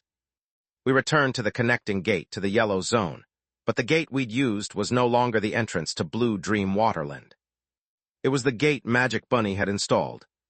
But now a different sign hung there. Blue Dream Fantasyland Gate. The blue mascot, who had put their mascot suit back on, now waved from what was now their own territory. The staff clumsily waved back. Good heavens, it's like Stockholm Syndrome. That's probably what Braun would have said if he'd been there. But with the arrival of Dawn, the receiver had lost its function, and the connection with Braun had already been cut. Still, I was sure we'd meet again soon. I hung the receiver on my belt. Just then, Supervisor Lee Seong-hee came up to me. Does this mean you have to go back into your mascot suit now? I just looked at her. If there was no other solution, that's what I'd have to do. And then, unable to follow the others out, I'd remain in this theme park as a mascot forever. If I quit being a mascot, there would be nothing left of me. I would disappear. But then, Cheerful Theme Park is now open. As lively music signaled the start of operations, my security team uniform was overlaid with a resort staff uniform. But it wasn't a mascot suit. Who? A neat suit uniform with a yellow bow tie. A staff member. That's right. Finally, the horns on my mask were smoothed down, and I stood there as a fully fledged employee of Flower Golden Resort. Mr. Mascot? Strictly speaking, no. This body was an employee. Since when, you ask? Since just before the Illumination show started. Because I signed an employment contract. Employer Golden. Employee Rodeer. That's right. I brought my original body, which had been waiting by the Blue Gate, and made it sign an employment contract. So that I would be separated from the mascot. As long as the being is alive, you can make it an employee. Since the mascot ceremony had not yet been performed, not all of my mind and body existed for the mascot. But the mascot's will was so strong that even a standard mascot suit could serve as a body, so this separation was carried out perfectly. Thus, my original body was separated as an employee. That's why, even while I was buried inside the shelter, the Magic Bunny couldn't notice me. Because I was not a mascot, but an employee. I felt a little sorry that, as part of the security team concept, I couldn't even manage a smile for the few staff who stared at me in confusion. Still, I have to do what needs to be done. Of course, there were problems with this process. Namely, that my consciousness was split in two. Experiencing the death of the me in the standard mascot suit was not pleasant. But I could endure it. No, I had to endure it. For this result. Now I can leave. All the yellow mascots except for a few standard ones were dead, and even the resort had collapsed. Taking advantage of this moment, when the mascot's power was weakened, I could quickly resign as an employee and leave this theme park. As for the part of my consciousness that would remain behind, torn apart as a mascot and left in a ghost story, it was horrifying, but I had to accept it. If, as Braun said, I dumped all of this on another employee, we both would have been torn apart by the magic bunny. If I'd tried that, my already weakened self probably wouldn't have survived. In fact, this whole expedition into Cheerful Theme Park had been a special event arranged at my request by Director Ho. Even if everyone had volunteered, especially Jang Ho-eun, I kept thinking Director Ho had handpicked him. So if I had to bear something, it was better this way. I took a breath, and from the ruined resort, I had the me inside the standard mascot suit escape. Let us have everyone resign first, then rebuild the resort. If I poured in the cheerful coins we earned by taking over the red zone, it would be easy. Then the remaining employees would have a workplace again, and we could all escape quickly. There shouldn't be any problem. Or so I thought. Good child. The blue mascot, standing beyond the gate, looked at me in silence. Then raising their hand to the air, they pointed toward the zone conquered by Magic Bunny, where they now stood. Here. Good child. Take it. Wait a minute. But it was already happening. The color of the zone transferred by the blue dragon began to change. The paths that had turned blue now began glowing gold again. And the golden light, spreading along half the path, began to occupy Fantasy Land. Oh God! Nearly a third of the entire Fantasy Land, the parts serving as resort facilities, were dyed in golden light. And everywhere, cat mascot decorations with flower crowns on their heads began to appear. Good child. For you. No, I had utterly no plans to expand the yellow zone at all. All I wanted was a bit of money to rebuild the resort. I barely stifled a scream at the expectant face of the blue mascot watching me. Now there were 7 yellow zone facilities. I'm going crazy. I could feel it. The mascot's consciousness was swelling far too much. Wait, at this rate, I won't be able to resign. The mascot is getting too powerful. Compared to when I just had the resort facility, overwhelming things were pouring into my mind, pushing aside my employee self and making me want to shift my vision back to the standard mascot. No. If I resign now, will I even be left? On the verge of being overwhelmed by terror, and in that maddening moment when the mascot's joy surged over me. Light began to shine through my security team uniform. I looked down. Light was leaking from my wrist in the shape of letters. Chinese letter, Chinese letter. The tattoo that acted as my inventory. And that light detached from my skin and formed an object. Its shape was the employment contract. The words that had been blurred, there began to come to life. And the strike-through, which had previously been drawn across it in denial. A person of inherent existential nobility. Disappeared. Chapter 185. I remember. When I had just been promoted to supervisor at Daydream Inc. I got caught up in that serial killer lodge ghost story because of a certain roommate of mine, but I barely managed to clear it without having anyone killed. As a reward, I inherited this tattoo from the lodge owner. Chinese letter, Chinese letter. Later, I upgraded it at Moonlight Tattoo Shop, so now I use part of the lodge like an inventory subspace, but in truth, that's not the real nature of this tattoo. The lodge keeper's employment authority. It was a contract for commanding the servants who ran the serial killer lodge. But I couldn't use it. However, with all due respect, the employer must meet certain qualifications. There must be inherent, existential nobility. That didn't matter to me. I only tried to take over the employment contract to stop the lodge ghost story. But, now in this moment, a person of inherent, existential nobility. The employment contract says so. That I meet that standard. You called for me. Somehow standing across from me, holding the employment contract, was a man in shabby clothes. In his hand, the red wax seal he used for his original contract was still intact. The mountain lodge keeper. Wearing a worn-out garment that covered his head, he nevertheless looked at me quietly, exuding a certain dignity and decorum befitting an attendant. As you have met the qualifications of my employer, I stand before you to serve and follow your orders under the authority of the contract. Wait a sec. I hurriedly summoned my black smoke to move. Perhaps because this ability was deemed unsuited for a Flower Golden Resort employee, it was even harder to use than before.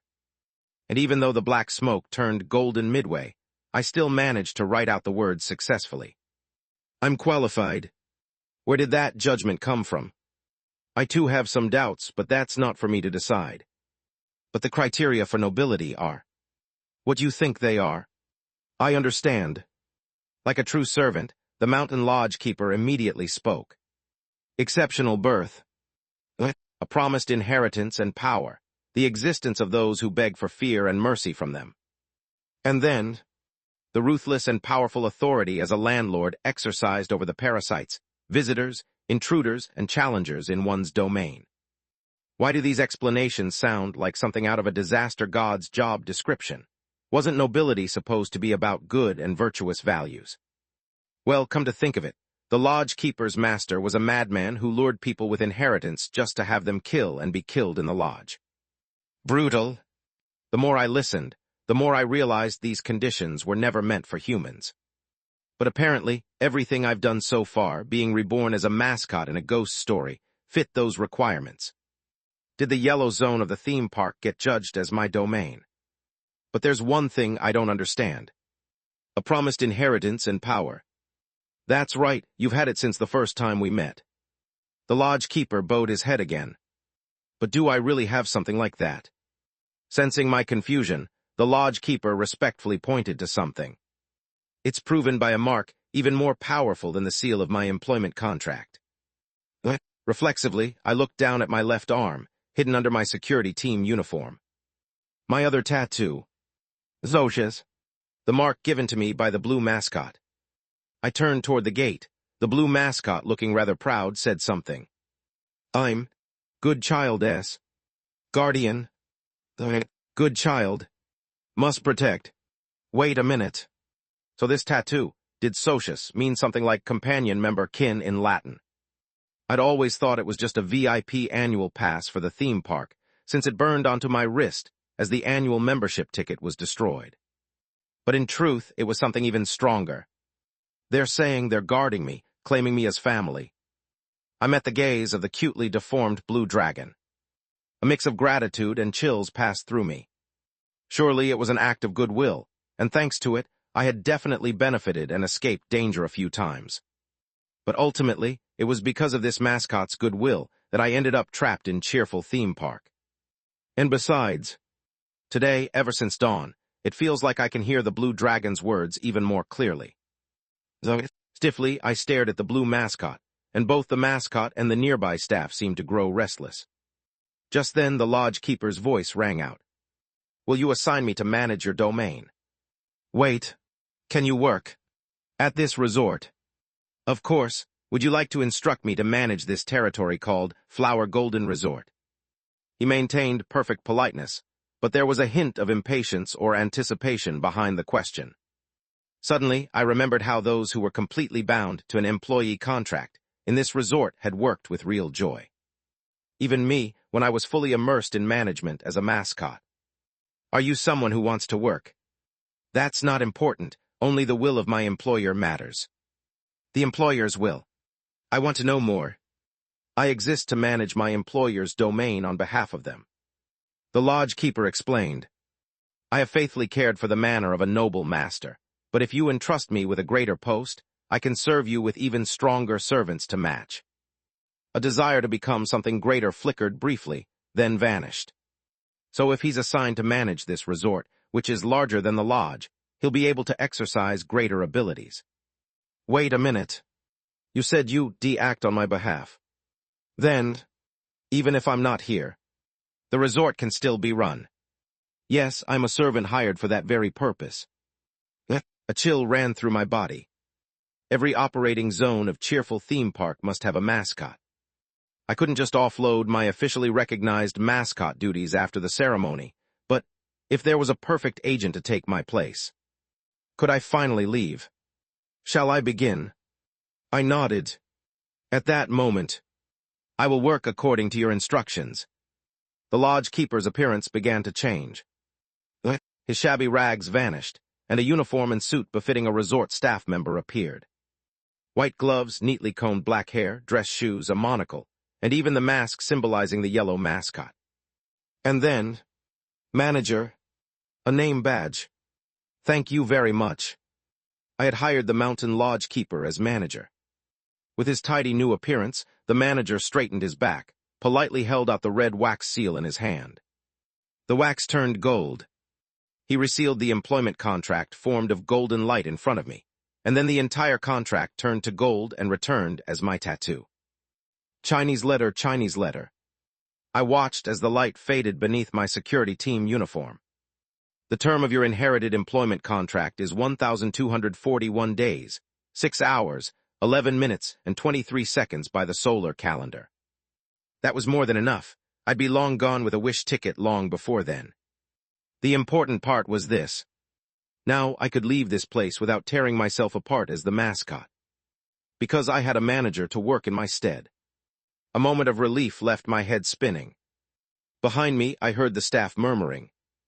Is that another security team special division staff? Did he set all this up just for this? Wait, for this? What do you mean? Wasn't it a coincidence he came here and got caught? No, I mean, maybe that security team. Damn. Before the Disaster Management Bureau could share more information about me, I quickly cut off the conversation.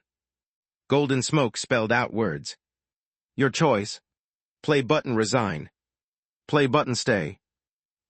Resign. I want to resign. A wise decision.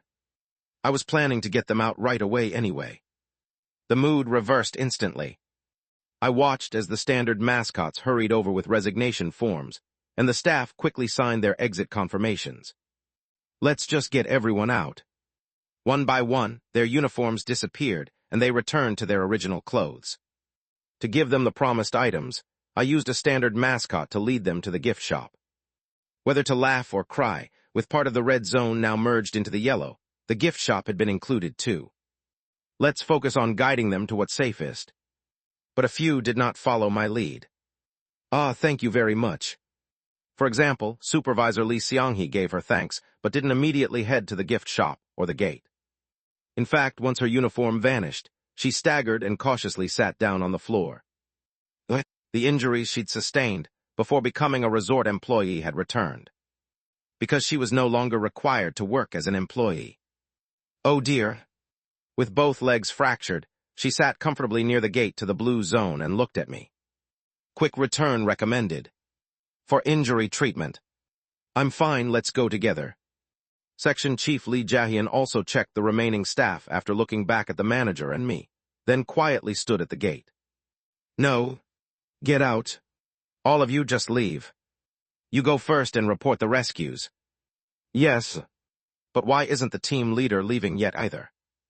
I stole a glance at the Black Tortoise team leader who'd performed so impressively with the Four-Tiger sword yesterday. She stood at the gate, arms crossed, only sending her subordinate out first.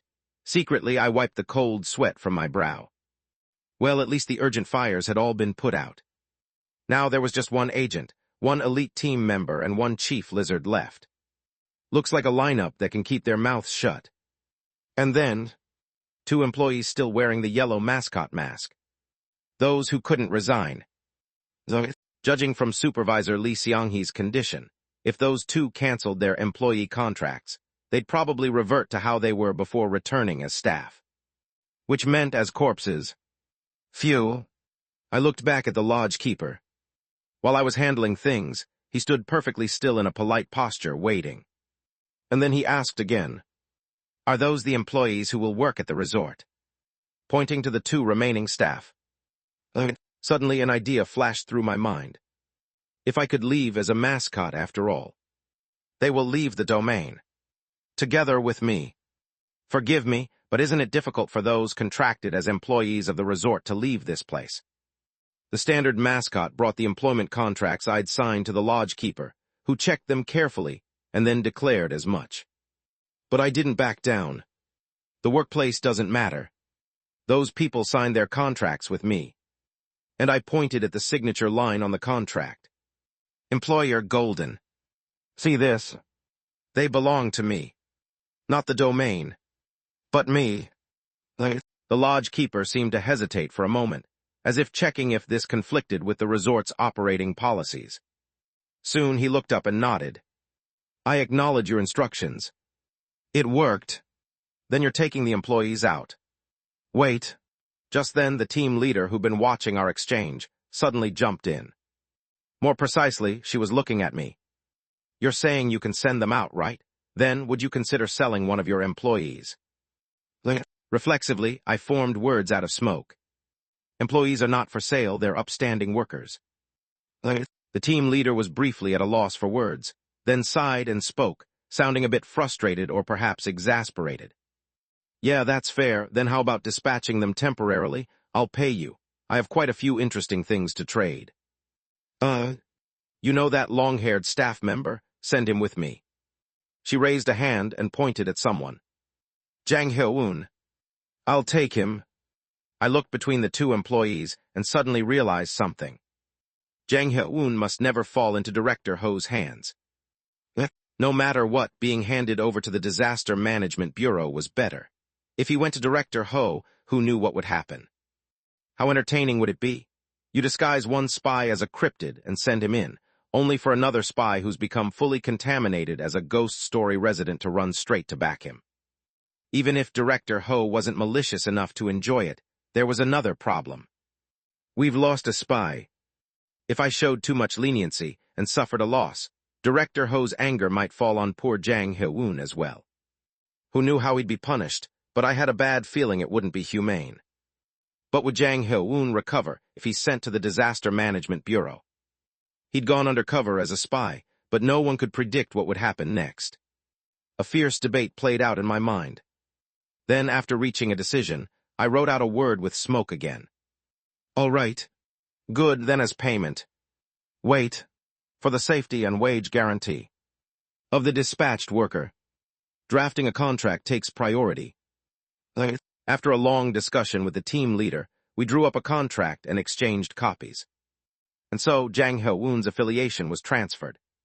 My place of employment has changed. I'll be in your care from now on, agent. He gave me a polite farewell. I'll return after this assignment, then followed the agent without hesitation. Don't come back. I sincerely hoped the Bureau could find a way to restore Jang Hyo-woon to his original self. Or at least, let him be able to keep up the act as a spy for Director Ho's sake. Then I could use a wish ticket for him. With that wish, I'd be able to restore Jang Hyo-woon to his living self before he became an employee. It's worth trying. I quietly clenched my fist, and as I checked on Ladybug, I held back a sigh. Yes, I'll prepare for the workplace transfer.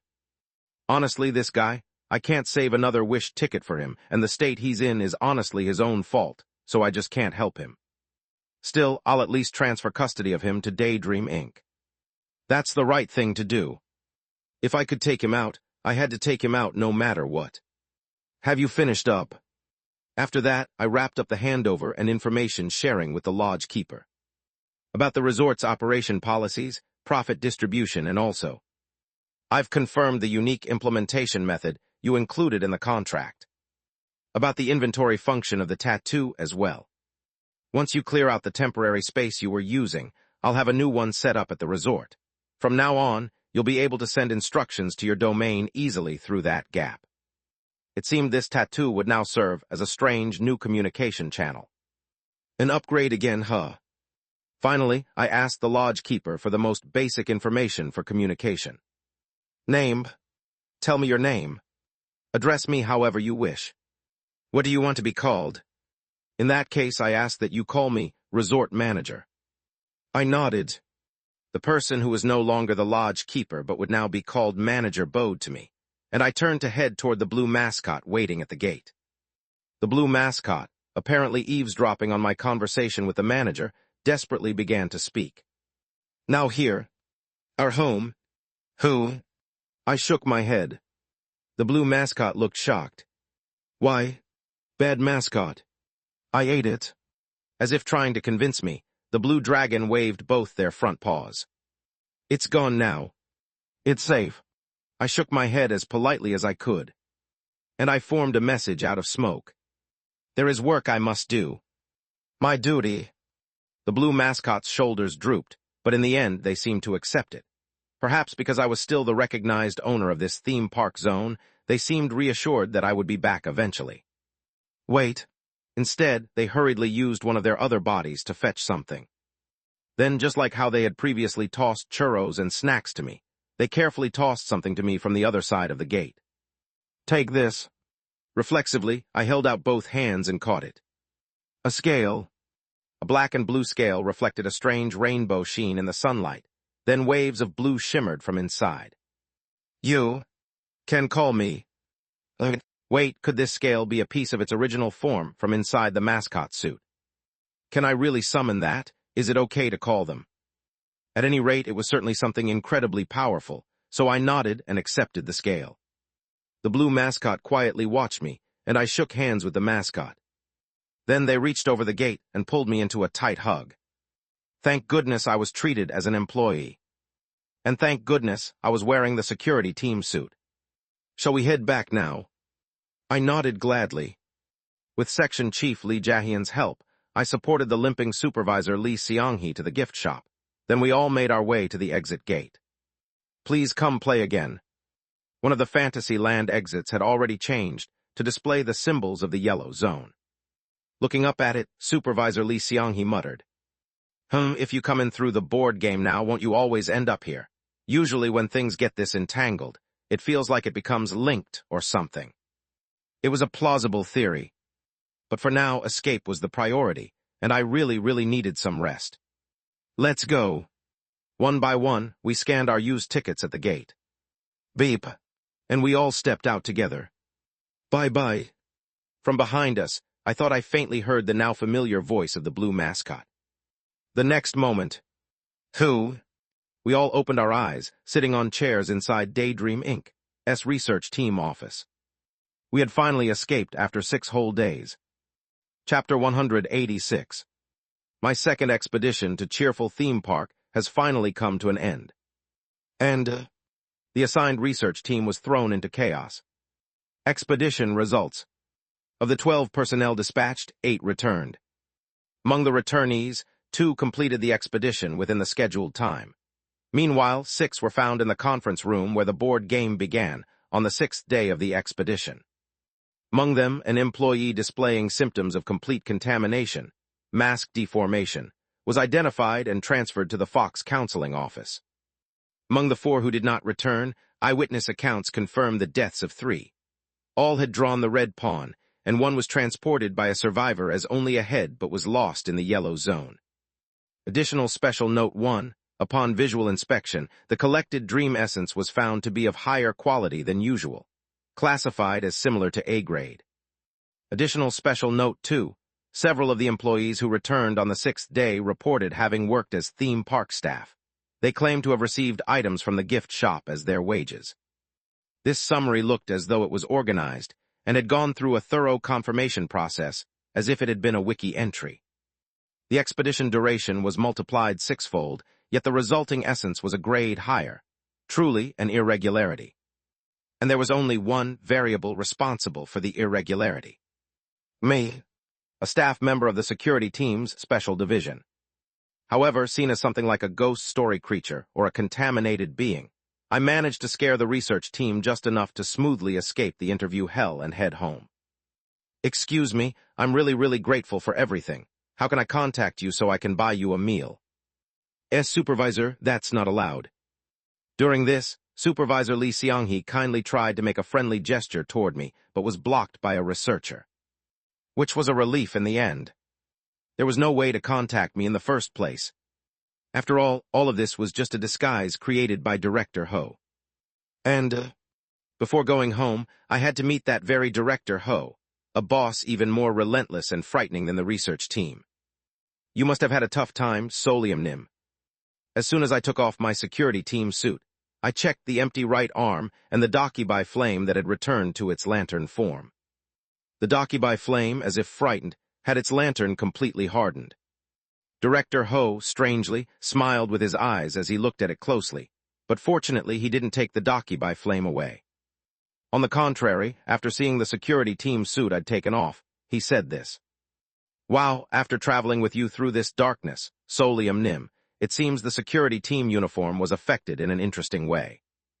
Even aside from that, it's quite an interesting outfit, isn't it? I'll extend the rental period a bit longer. You never know when you might have another chance to use it. I nodded obediently. It was clear that refusal would not be tolerated. I was in no position to complain either, because right then. By the way, do you know anything about Jang Ho-eun's whereabouts? Who? He's the staff member sent in with you to assist, but I wonder if he was of any use to you. I told only the truth.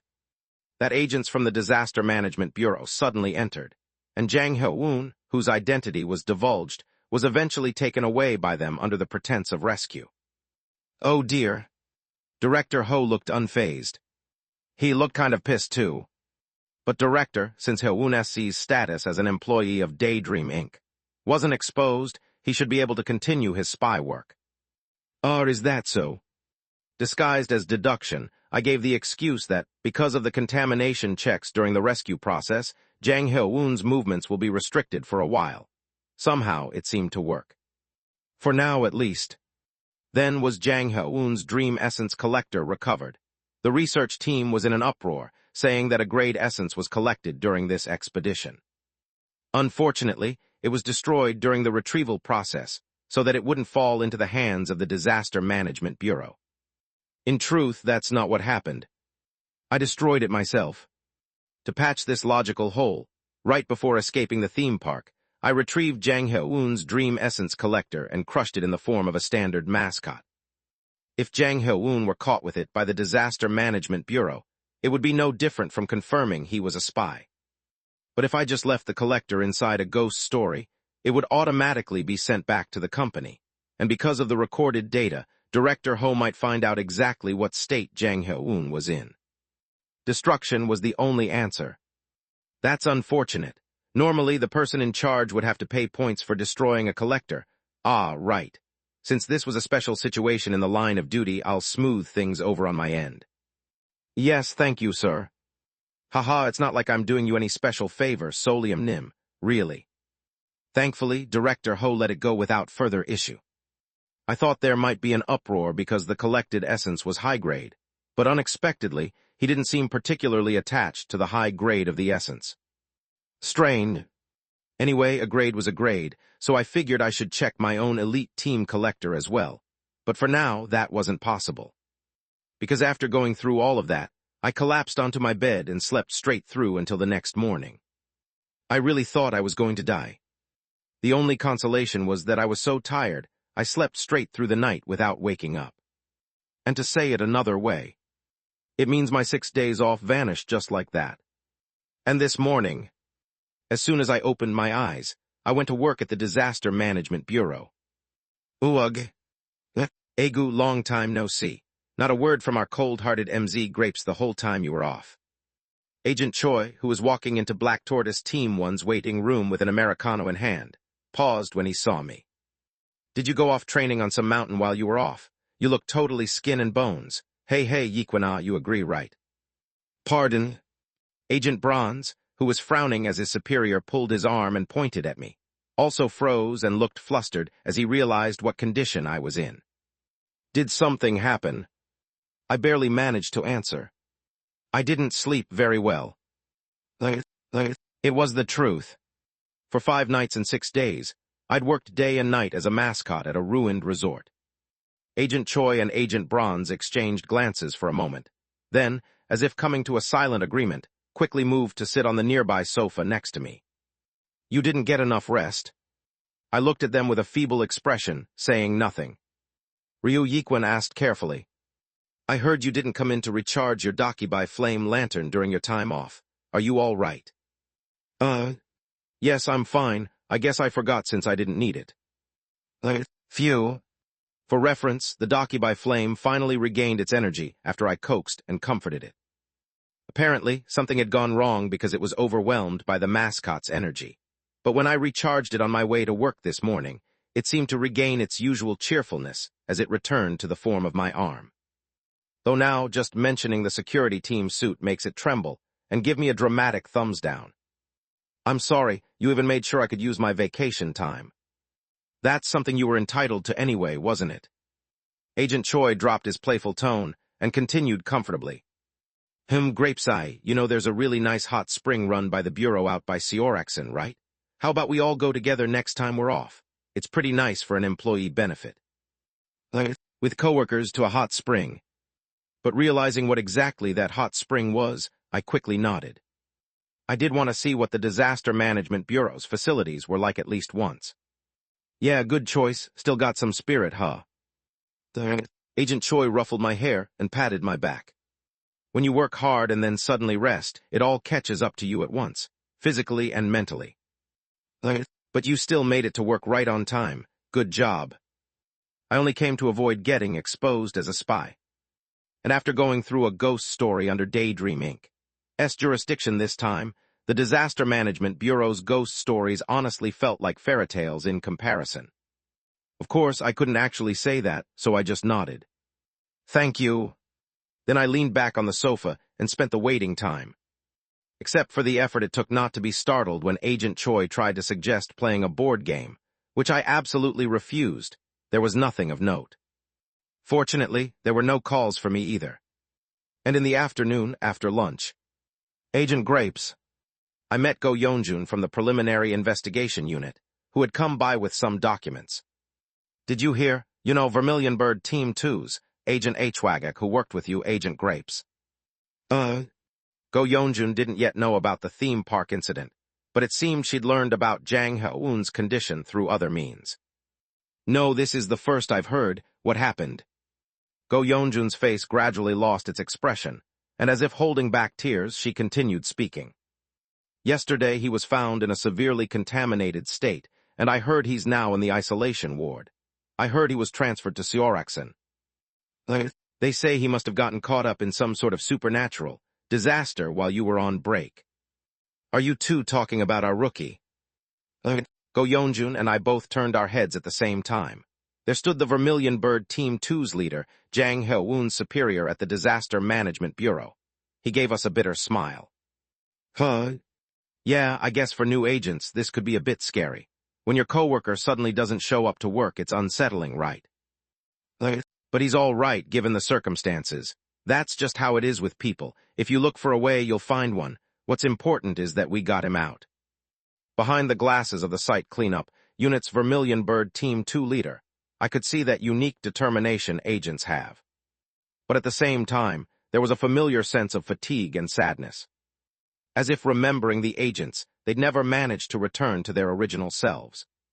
Damn it. I suppressed a sigh and the urge to curse.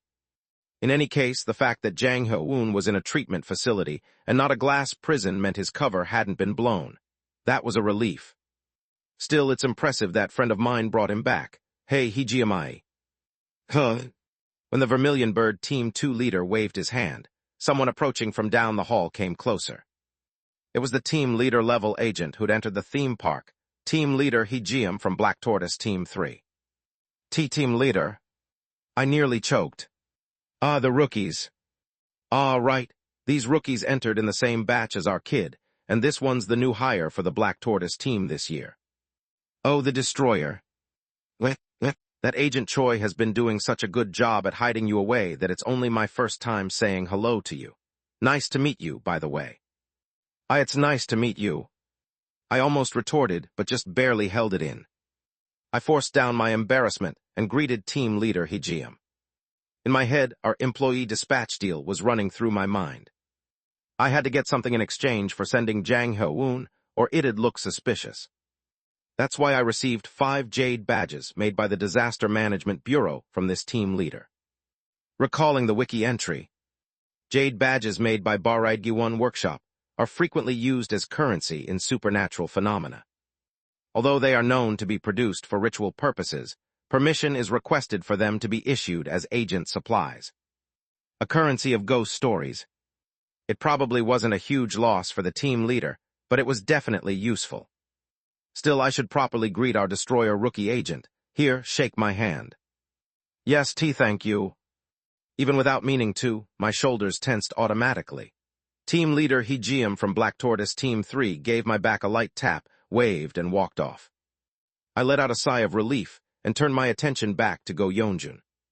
Wait a sec. What? Haven't we met somewhere before? You seem a little familiar. A chill ran down my spine. Actually, I greeted you once in the hallway outside the waiting room, but you seemed tired and just walked past. Oh, sorry, I've been busy lately. I guess I shouldn't blame Choi then, so there was a chance after all. Team leader Heejim scratched the back of her head and laughed. In any case, I'm Team 3's leader. If you're bored on your way home, stop by the waiting room sometime. Got it. Thank you. Who? Just like that, team leader Heejim left, while chatting with Vermilion Bird Team 2's leader. When I turned my head, Go Yeonjun was looking at me with an expression that said, "What in the world is going on?" Really, a lot has happened, Yeonjun SSI. And then 6 p.m. I finally got off work. Wow, please. It was a relief that I had a day shift. The fact that there hadn't been any call-outs was a stroke of luck. But even though all I wanted was to collapse and sleep even more, I couldn't afford to do that. I have things to do. I slipped my hand into the inventory tattoo and touched the thing I had to take care of. The soft plush of a stuffed toy tickled my fingertips. That's right. A stuffed toy from the cheerful theme park souvenir shop. I'd succeeded in smuggling an original good friend out. I'd used various loopholes to manage it, but I'd have to review all that again as I went through the ritual. There's just one important thing. Now I can finally summon a good friend under the right circumstances, with the right medium. Let's do this. If I delayed any longer, I might end up repeating that late-night talk show fiasco, and just thinking about it made me break out in a cold sweat. I quickly opened the door to my motel room and went in. But here's the thing. As soon as I opened the door, someone was inside. A lizard head. Mr. Roe, dear. The familiar lizard face I'd spent the last 6 days with quietly looked at me. I almost rubbed my eyes. S-Section Chief Lee Jae-hyun. I glanced outside the motel room and then back in, but no matter how many times I checked, it really was Chief Lizard. No way. I hurried inside and carefully locked the door. Don't tell me. Are you here on Director Ho's orders? No. Then how did you get in here? Infiltration. If that's the case, you shouldn't just stand there so brazenly. Director Ho probably already knows we're meeting in secret anyway, but is this really okay? Can you just drop by a spy's lodging like this? No, seriously, why are you in someone else's motel room without even a word? Would you like to sit down? Yes. Flustered, I sat facing the lizard at the table. I tried my best to explain my confusion. I see, but I came here to resolve something more urgent, given the priorities. Who? I'm sorry, but I have something I need to do first. What is it? Well, you know that talk show ghost story, the one where you rescued me with bombs galore. Strictly speaking, I'm planning to summon the host who was the cause of all that chaos again. Should I even say this? Or no, would not saying anything just make me a clueless idiot with no sense of danger? For some reason, I felt like I was getting swept up in things, so I opened my mouth and explained the general situation. I figured he would understand that it couldn't be helped. I see. Sure enough, Chief Lizard nodded without hesitation. However, please follow proper safety protocols during the ritual. I'll be checking. It doesn't look like he's planning to leave. And so, with Section Chief Lee Jae-hyun in tow, I began the official summoning of good friend Braun. Is this really okay? I'm about to lose it here. Note S. One baraidgi, an onomatopoeic word that refers to how you'd shake a bag or a box to guess what's inside. Right arrow curving left. Chapter 187. Good friend. The preparations for the summoning ritual were already complete. No more of that tearful act from before, like using a substitute for a substitute at the theme park resort, making do with what little I had. This time, I had prepared everything exactly as I had when I first performed the good friend summoning ritual. a necktie, a silver serpent coin, and most importantly, a plushie from the theme park gift shop. I picked up the stuffed toy. This plush fuzzy toy was, surprisingly, Keyring-sized and a pink bunny. How did I end up with a bunny instead of a yellow-horned cat, even though I got it from the gift shop in the yellow zone? Simple. With a mascot's authority, I set up a special sales booth. DIY plushie. That's right, a custom-made good friend. Thus, I succeeded in acquiring an original good friend that looked nearly identical to the good friend Keyring I had gotten from the real merch box, except it didn't have any of the Keyring hardware attached. Now, I just have to avoid thinking about what the raw materials for this stuffed toy are. It's all fine. But, I can feel one pointed stare. If I just follow the instructions written here, I can proceed with the summoning ritual. Yes. The lizard's unblinking eyes were unnerving. But Section Chief Lee Jae-hyun didn't look away or seem inclined to compromise, so in the end, I conducted the ritual as he checked the manual. It didn't specifically say the ritual had to be done alone, but somehow, rather than tense, I just kept sighing as I went through the motions. This time, I drew the lines to the right size and placed good friend's small body in the center, then added the silver serpent coin and performed the ritual exactly as before. The necktie is also same product as before. Salt in my mouth. Burn the necktie with a lighter. SSSHHH. I'm reminded of the first time I tried this. Before I was desperately looking for an escape route after being suddenly trapped in a ghost story. Back when I was less scared and less resigned than I am now. And I recalled the being that answered that ritual. Flicker, flicker. The necktie burns and the flames flicker. In that flickering light, the shadow of the stuffed toy sways as if it's moving. And then, the doll's mouth opens. AAIAGH. What? Huh? Stop. I got here furs for give a pasenger their eratumini isi o you who knows honor teacher. Sir, a consultation like this is rock paper scissors yaukaled for miso, I worthless beings begone. Sangun nim is desena aag. The tiny doll jerks and writhes as if countless things are crammed inside it. But soon. Oh, it stops. Uwo, the great master of the stage, has arrived. It is a chorus, like someone already holding all the authority, rousing the audience's applause. He's here, he has returned. He has come to see you, that person. The doll raises both hands high. And then, he speaks in a cheerful voice, childlike in his enthusiasm. Wow, my friend called me again. In the next moment, everything disappeared. The hexagram drawn with moisture, the necktie I had been holding, the coin, even the salt in my mouth. As if it had all been that way from the start. All that remained was the doll, left alone on the motel floor. This fuzzy stuffed toy. Brawn. But there was no response. I almost panicked for a moment, but quickly realized what was happening. The good friend originally only moves and talks inside ghost stories. And this is reality. Unless the plushie is reinforced with the bloodbath tub, certain conditions are required. So, prepare for conversation. I quickly set Brawn on the bed frame, turned off the lights, and left only the bedside lamp on under the bed. The lamp's light shone on the plushie, casting its shadow on the wall. My hands trembled slightly the whole time. Whether it was from anticipation or from what I'd just witnessed, I couldn't say. What exactly just happened? It was as if countless somethings had been summoned into the good friend's stuffed toy, but everything passed so quickly I couldn't analyze anything. Reflexively, I looked at Chief Lizard, who nodded. It was conducted safely. All right. Anyway, finally finished with preparations to converse with good friend in reality, I leaned against the bed and looked at good friend's giant shadow cast on the wall. And then, friend, a lively, familiar voice echoed through the room. The voice coming from the bunny plush. Brawn, we've finally met again. How moving this is. Ah, what a perfect scene this would be for a talk show opening. Mr. Rowe, dear, I heard you've been through a lot, but there's no need to worry anymore.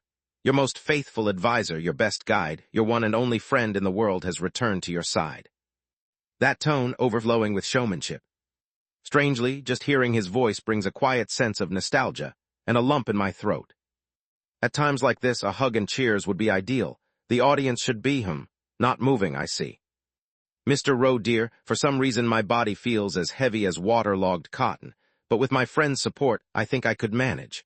Come, would you stand in front of the camera with me? Haha, no, it's fine.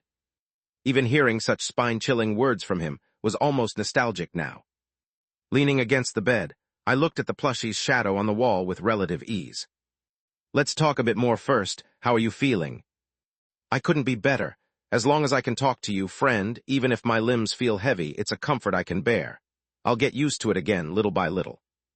Then once more, to the place where each joyful day with this brawn begins anew. There was the sound of clothes brushing, as if he was looking around at his surroundings. His voice faltered. Oh my heavens, friend, where on earth have you been staying? I looked around the room. As you'd expect from a cheap motel behind a train station, it was a rundown place. Has my body really been leaning against this filthy wall? Gracious. It's not dirty. I cleaned it thoroughly before the summoning ritual. It's just old, that's all. It only looked dirtier because of the floral pattern. But it wasn't enough to convince the talk show host. Just old? No, this is an insult to the very concept of housing. My friend is staying in a place worse than a trailer where even third-rate actors wouldn't stay. Whatever happened to the humble haven you used to have, Mr. Roe dear? That's, my work changed so I can't stay there anymore. What a terrible company. Well, in truth, Director Ho suggested I get an official for the sake of stability in my spy activities and clear proof of identity. He even said the company would cover the cost. But I refused. How should I put it? I just didn't want to create something here that I'd end up calling home. The company-provided dorm felt less personal since it was clearly provided by the company. But if I made a place that was truly mine, I felt like my guard might drop. It's actually not so bad here. I'll make sure your spot is well taken care of. My heavens! Friend, I supported your independent and autonomous choices, even cheered you on to resignation. But to think you had to stay in a place like this. The plushie spoke in a mournful voice. Please remember that Braun's talk show is always wide open for you, even now, friend. Though these days, you might need to go through a light interview first. Mr. Roe dear, is this stuffed toy currently tempting you with a talk show-style darkness? No, well, that's always the case. I turned to look at the lizard. The guy with that white lizard head, who was sitting on the bed, was looking at me nonchalantly. Nonchalantly? You can hear this? Yes. I nearly fainted on the spot. Wait a minute. Does that mean he's been hearing our conversations this whole time? Even when I entrusted Braun to Section Chief Lee Jae-hyun and went into the ghost story? No, even more than that. You usually, with this item's characteristics, only I should be able to hear him. How on earth are you able to hear him? The other party is expressing intent to communicate. I stared at him, mouth agape. Ordinary humans shouldn't be able to hear him. Yes. To other people, it would look suspicious. That is correct. The lizard just stared blankly at me, as if asking what I expected him to do. There is no one else in this space. I gave up on everything. Come to think of it, Section Chief Lee Jae-hyun recognized me even when I was turned into a child, or when I wore the security team suit, or even when I put on the mascot costume. Is he specialized in mental identification or communication? It's probably better to just chalk it up to the abilities of a reptilian alien. That's just easier. Mr. Roe dear. Yes. Would you like some advice? Pardon. Burn the doll immediately. Oh, Alec. The summoning ritual was carried out in accordance with safety procedures, but the summoned entity appears to have the potential to break free of the ritual's restraints at any given time. This rude brute still doesn't know moderation. Please. If you're present somewhere you weren't invited, you should at least observe the unspoken rule of keeping your mouth shut. To prattle on so ignorantly. Unbelievable, but out of respect for my friend, I'll say a few words. I am an existence that respects my friend's privacy and is ready to help with anything for my friend. Because I'm a good friend. When you placed your trust in those restraints, Mr. Roe dear, you went missing for a month. Do not forget that. Oh, that was simply an expression of my affectionate heart, worrying over my friend's well-being. Thanks to that, Mr. Roe dear, you were able to spend a month in the safest, happiest, most secure workplace for both body and mind, at least, until you dared to set your dirty feet in the great studio. Threats are being made. Wait a second. In any case, since we're under contract, as long as I exist in this ghost story world, there's no way out, so there's no need for things to get ugly. I told you I was determined to resign, and in the end you were persuaded and let me go, right? Of course. What logic did you use to persuade him? That was... I said I'd show him something more interesting. Ah, that's right. I was truly curious about the outcome of that promise. Of course, even if it turns out not to be interesting, this good friend will always protect you. Enjoying my friend's suffering is not what a good friend does. What a peculiar way of speaking. Come to think of it, this plushy version of Braun is using language that feels much friendlier and more supportive, much more like he's on my side than when we spoke in the theme park. Just like in the past. Now that he's been summoned into the good friend plush, is he bound by that rule again? But unlike before, I could now be sure. The other party is treating the good friend's restraint as a form of amusement. Even though the restraint no longer served a purpose, he's acting this way out of a sort of nostalgia and willingness to play along, or something along those lines. If things get boring, he might just break through the restraint and drag me back to work as a staff member at his talk show. Thanks to Chief Lizard, I've become more vigilant. If I'm not careful, I could get swept up in the mood and become too attached to this good friend. Right, I shouldn't take everything this good friend says at face value. I have to prevent a repeat of what happened last time. Right, thank you. Then, Braun, is it okay if you go back into my front pocket for now? Oh, I certainly wouldn't refuse that. I barely managed to smoothly shift the topic and end the conversation with Braun. Phew. As soon as I put Braun into the front pocket of the top I was wearing, I let out a sigh of relief. Still, there was a strange sense of stability, like I'd somehow gotten back on track. For reference, the Dakibai flame substituting, as my right arm shook so badly when I tried to grab the plush toy with it, and I just ended up using my left arm. Since when did it take this much negotiation just to use my own body? I feel like I'm reaching enlightenment. Is it over? Yes. Fortunately, the lizard didn't do anything rash like snatching up the good friend plush and throwing him out the window. Though he did stare at the bunny for a while. If Braun could move right now, a fight clearly would have broken out. In a way, it was a relief things were as they were. To clear the air, I spoke up again. Section Chief, then if the reason you visited today was because you noticed this. It is not. Then what is it? Is there another reason? Yes. One moment. Who? I finally sat back down at the table and set out some simple snacks and coffee for Chief Lizard. He accepted the coffee without hesitation, and I also drank mine across from him. I'd like to hear it now, please. I was ready to listen. It even crossed my mind that this might be about the D-Squad. Yes. After swallowing a snack, packaging included, the lizard looked at me and spoke. It was an utterly unexpected topic. Mr. Roe dear, during your last cheerful theme park expedition, did you have a dream essence collector with you? With him? The company didn't provide me with one. I see. Right, I had been pretending to be part of the security team's special division. Normally, the security team isn't given a collector because they're too contaminated. The collector only dispenses dream essence if it recognizes the user as human, and they can't pass that assessment. But of course, I had brought one of my own. An elite team collector. The one I'd received from the merch box had, several times now, provided me with raw material so I could extract potions in the dream incubator. This exploration is supposed to be a grade. Should I check it now? I opened my mouth as I checked the elite team collector I'd stored in my inventory tattoo. But why are you asking about? The elite team collector was completely empty. Mr. Roe dear.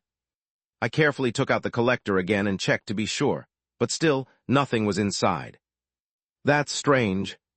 I definitely cleared the darkness and escaped. That means the dream essence collector should be full. Why isn't it filled? Even if you clear the darkness, if the collector doesn't recognize you as human, it won't fill with essence. The phrase that just popped into my mind. The collector only dispenses dream essence if it recognizes the user as human, and they can't pass that assessment. Wait a minute. I'm not human, is that it? I've been classified as a ghost story entity. But I'm still completely myself, aren't I? I didn't show any sudden or bizarre behavior like the time I went to the Fox counseling office. So I feel like I'm maintaining my own sense of identity. Section Chief. Yes. Am I contaminated? I met Chief Lizard's gaze. He opened his mouth. Yes. But I'm normal. It's different from when I went to the counseling office. It's because you've been contaminated by a different darkness. That could be possible. That's when it happened. A brilliant shaft of light descended from above. I looked up without thinking, and there was the familiar notepad and message. Dark Exploration Records Real Merch Box. New merch unlocked. A special phenomenon I hadn't seen in a long time. Almost unconsciously, I reached out and caught the item that dropped from the box. A small silver music box. It was the item I'd bought at the pop-up store. Church of the Luminous Unknown merch. Dark Exploration Records / Church of the Luminous Unknown. /items. Music Box of Praise. A replica of the music box acquired through a certain ritual at the Church of the Luminous Unknown. It said that the inside of the genuine article was engraved with the words, "Knowledge of the truth is power." If someone who has become assimilated with a ghost story listens to the melody of the music box, there is a chance they may regain their human rationality and sense of self. However, if listened to repeatedly more than 3 times, it can instead lead to falling into madness and committing unpredictable and horrific acts. See usage records here. Some claim this is merely a side effect of realizing the unknowable truths of this world, and that the music box's true usage only begins after listening more than 3 times. As soon as the music box is closed, the melody is forgotten, and only the feeling remains, never to be recalled in your mind again. Usage requirement. One who has been granted the sacred scriptures of the Church of the Luminous Unknown and has become assimilated. Here, assimilated means those who have mutated so much within a ghost story that they can no longer be recognized as human, according to the Church of the Luminous Unknown's terminology. So the fact that I received this means I've met the item's usage requirements. I've been completely contaminated by the ghost story. And I'm aware of it. Mr. Rowe, dear. If you still do not wish to visit the Fox counseling office, please nod your head. This is driving me crazy. If you are unable to decide, please execute the alternative immediately. That is... What is it? Please take out the thank you card you received from the Space Shopping Mall. Reflexively, I did as he said. A golden card popped out from my wrist, but Section Chief Lee Jae-hyun didn't so much as blink. Now please take out the cell enclosed within the card. A cell? Was it referring to the gold chip, shaped like a SIM card, that had been enclosed inside the card? Place it under your tongue. Make sure the circuit is facing up, and press it under your tongue. Normally, I would have hesitated and wasted more time. But this time, a cold sense of crisis spurred me to act. Yes. I pressed the cell under my tongue. Chapter 188. Space Shopping Mall. How much money have I spent there, I wonder? Even if I don't remember every single item, it's easy to calculate that it's in the hundreds of millions. I poured enough money into that shopping mall to buy all sorts of items, maybe about as much as the deposit for an apartment in the Seoul metropolitan area. And then one day, what I received was that golden card. I'm a Space Shopping Mall VIP. Special gratitude cell included. At the time, I had no idea what that gratitude cell even meant. At least, not until this moment today. Dear customer. I looked up. I remember putting the cell under my tongue, but after that, things are a bit hazy. Did I doze off for a moment? Dear customer. Wait a minute, Section Chief. I need to get a grasp of the situation and wait. Dear customer. Section Chief. No. Only then did I properly register the figure in front of me. A lizard was staring blankly at me. Section Chief. No, dear customer. Twice I heard clear, firm denial. I looked closely at the reptile in front of me. The snout covered in scales and the gleaming vertical pupils were the same as before. But the color was different. G. Gray. A gray lizard was now sitting where Lee Jae-hyun had been just moments ago. The snacks and coffee I'd hurriedly set out on the table had also disappeared. I swallowed hard. Who are you? I am a shopper dispatched to assist VIPs in their personal shopping, and I act as a sales representative on behalf of the Space Shopping Mall. Holy shit. Would you like to proceed with shopping? I stood up from my seat. Right, I was still sitting at the motel room table. And Section Chief Lee Jae-hyun, who had been sitting across from me, had been replaced by some similar-looking alien. Wait a minute. Space Shopping Mall's VIP shopping. Don't tell me, an employee has come out to do some kind of personal door-to-door sales for me. Section Chief. Just a moment ago, we were talking about how I was completely contaminated. Is this some kind of build-up to sell me items that are good for contamination? Well, even if that's the case, if I can get rid of the contamination, I can't exactly complain. Barely calming myself, I quickly sat back down and spoke. I'd like to talk to Chief Lizard. Are you referring to the being named Lee Jae-hyun, who works as a section chief at Daydream Inc.? I hesitated. Do you require him for psychological stability, because he is someone with whom you have built a friendly relationship? What happens if I say yes? I will explain that there is no problem. The lizard's snout opened. We know who you are, Mr. Roe dear, and what we know is exactly the same as what Section Chief Lee Jae-hyun knows.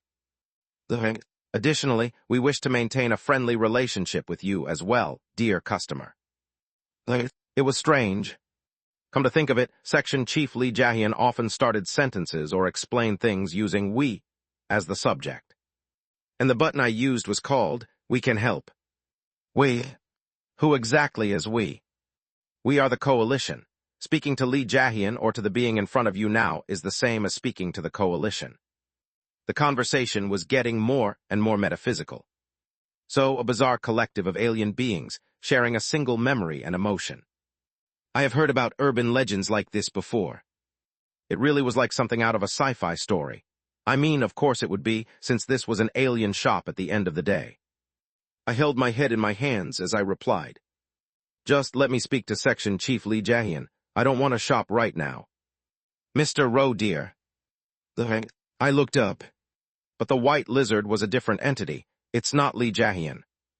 Yet it spoke in exactly the same manner. You are in a situation where you need help. If you can receive the proper treatment in the form of shopping, please accept it. What kind of treatment are you talking about? I am here to assist you with your shopping. Would you like to start your VIP shopping at the Space Shopping Mall? It was an evasive answer. But catching on to what the lizard meant, I nodded slowly. So I can only proceed if I shop, huh? Yes. Understood. The gray lizard nodded. The next moment, the table began to grow enormous. On the endlessly stretching table to the left, objects appeared shrouded in mist. And in front of those objects, tentacles. No, wait. Where am I exactly? We accessed you through the cell you ingested. Through your homepage UI complaints, VIPs are now provided with the most familiar and comfortable environment for shopping, as a service. Did I say that out loud? Yes, please sit back and enjoy your shopping. The lizard speaks in an extremely professional manner. No, wait, what does it even mean that I've been accessed through a cell? In that case, before proceeding with your shopping, we shall conduct identity verification. In your current state, it is difficult to clearly confirm your intent to purchase, so we will distinguish things to help ensure a comfortable transaction. Distinguish? Yes. Entities begin to appear along the endlessly extending seats at the table. They're hard to see hidden in fog, but the closer they are, the more their features become faintly visible. A supermarket cashier's uniform, a stylish broadcaster in a luxurious suit and elegant gloves, a kindergarten teacher holding a handbook, a high school student in a school uniform. The ghost stories I've experienced. Me contaminated in those ghost stories. And the two figures sitting closest to me are not shrouded in fog, their forms are clear. I slowly, stiffly turn my head to check. Yellow mascot. Black cat. ITSOKY. CLMDOWN. This way. They're even speaking to me. Chills ran all the way up my spine. In front of each at the table, decorations and colors symbolizing their respective ghost stories have been added. I sprang up from the table, trying to run away. Dear customer, you are currently connected to the Space Shopping Mall through the cell. This imagery is merely a projection of your mind. In reality, your personality and self have not been split. Please do not be overly wary of yourself. Is this a visualization of my contamination, so I can refer to it while making purchasing decisions? It is similar. I'm going crazy. For now, I sat back down and pressed my temples. The yellow mascot fidgeted, looking like it wanted to help me. This is seriously driving me insane. Would you like to check? Check what? For a smooth shopping experience, would you like to take another look at the features of the projection sitting closest to you? Instinctively, I understood. This is advice. So I lifted my gaze and looked at the me's filling the table. Where am confused, let's go find the handbook throwing away the handbook was serially huge a mistake. Welcome to Looky Mart. The graduation ceremony will start again soon. I need to return to school. What a unique place. If I do an in-depth report, the great host might prepare a new corner for me. I'm going to hurl. But that repulsion comes from things I know. It's fear that arises because I know them well enough to imagine them. However, I looked at the faces of those sitting closest. Since they weren't shrouded in fog, their distinguishing features were relatively clear. But then, who are you? The one sitting just after the huge mascot at my side, obscured by it. It was draped in something like an old rag. I've never seen you before. Me, I don't know. Intruder. The mascot turned its body, clearing my view toward that figure. As I looked more closely, I noticed the material of the unfamiliar me's rag. That was worn parchment. You? I looked at the unfamiliar me. Take that off. The figure sitting at the table slowly pulled the parchment rag off its head, revealing itself. Me dressed in a scarlet janitor's uniform. Caught me. The mimic from the Church of the Luminous Unknown turned to look at me, twisting its head.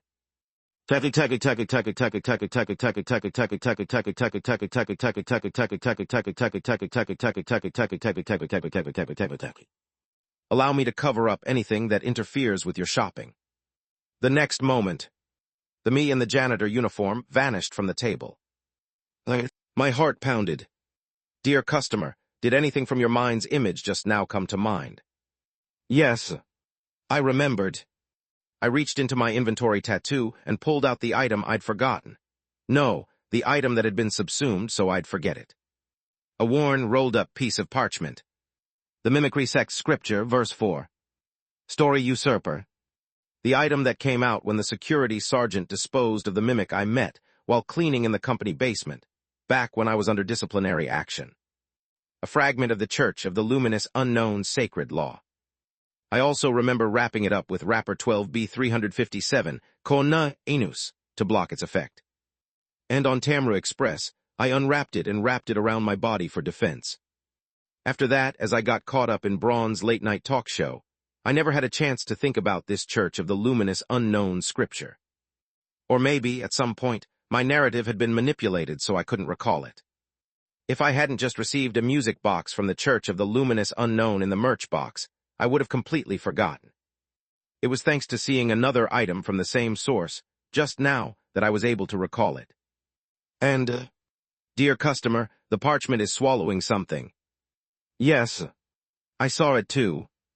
I forcibly pulled out a black, cylindrical object that was almost completely absorbed into the parchment. A fountain pen. It was the brainwashing item from Sekwang Technical High School, the one I'd gotten back from Baek Sahian by turning the tables on him. I had forgotten about this too. I realized. Apparently, the scripture had been stealing the narrative of this fountain pen. It grew stronger through that, and one day when I was taken over, I was completely assimilated into the bizarre phenomenon of the Church of the Luminous Unknown. Wait a second. What else have I forgotten? I racked my brain quickly, but nothing came to mind. Of course, it must already be a stolen memory. If that's the case, can I receive a list of the items I've purchased so far from the alien shop? Yes, are you attempting to track down the whereabouts of your items? That's right. In that case, I have something to tell you. The lizard looked at me. There is an item you have forgotten. What is it?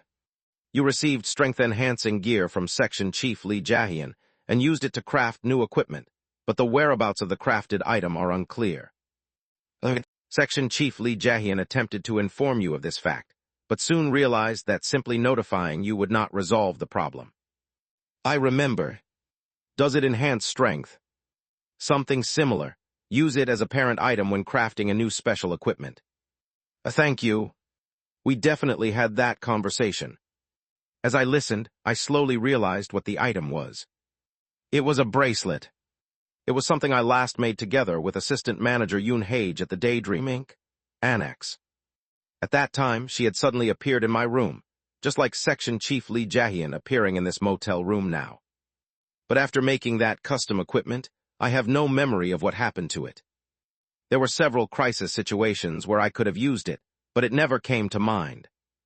And it probably never will again, because it's already been devoured by the sacred scripture fragment. It's a chilling thought. I barely managed to speak. I'm sorry, after you went through the trouble of lending it to me. It's all right. Even though it said it wasn't Section Chief Lee Jae-hyun, it accepted my apology as if it were natural. Who? Calm down, calm down. At least I noticed in time. That in itself is a relief. Was the dream essence collector not filling up, because the mimic had almost completely overtaken me? On top of that, I'd been playing all sorts of bizarre roles, from the security team's special division to the mascot, imitating them all so the effect would have been amplified. Most likely, that's why I was judged not as a human, but as a being of the Church of the Luminous Unknown. Who? Thanks to that, it feels like the contamination has gotten even deeper. With a gloomy gaze, I looked at the bizarre me's seated around the table. The cat slapped its tail on the table with displeasure, its eyes blood-red as it stared at me, and the mascot drooped its horns, looking dejected. All the other reactions left me feeling dazed. And although I hadn't been expelled from the table, the part of me overtaken by the mimic was probably still inside me. For now, one thing at a time. I signaled to the fragment of the Church of the Luminous Unknown Sacred Law. Can I dispose of this parchment through the shopping mall? It is not an item the space shopping mall purchases. Do you deal with any of the contaminations sitting at this table? They are not items the space shopping mall purchases. Who? Right, either way, these are too dangerous to be sold to humans, so of course they wouldn't be accepted here. But Section Chief Lee Jae-hyun guided me this way as an alternative to the Fox counseling office. If so, it must mean there's some method. At that moment, the "We Can Help" button flashed through my mind. Then, is it possible to request the coalition to remove these for a fee? Yes. The lizard looked at me. Are you requesting an order to permanently destroy a part of yourself? DONT. ITSDNGEROUS. Wait. Chapter 189. Something feels off. I looked around the table. All those versions of myself sitting there in the forms of various ghost stories. Right now, my contaminations have been made visible and seated over there by the Space Shopping Mall's VIP shopping service, so that I can perceive them. And when I asked to have them all removed, what the lizard said was that they're going to permanently destroy a part of myself. That sounded as if it meant destroying my contaminated mind itself. Like amputating a limb to prevent an infection from spreading. Of course, sometimes you have no choice but to do that. But normally, it's an irreversible decision you'd only make when there's truly no hope of recovery. Is it impossible to remove just the contamination from there? That is, to restore the contaminated mind back to its original state, permanently. That is not a service the Space Shopping Mall provides.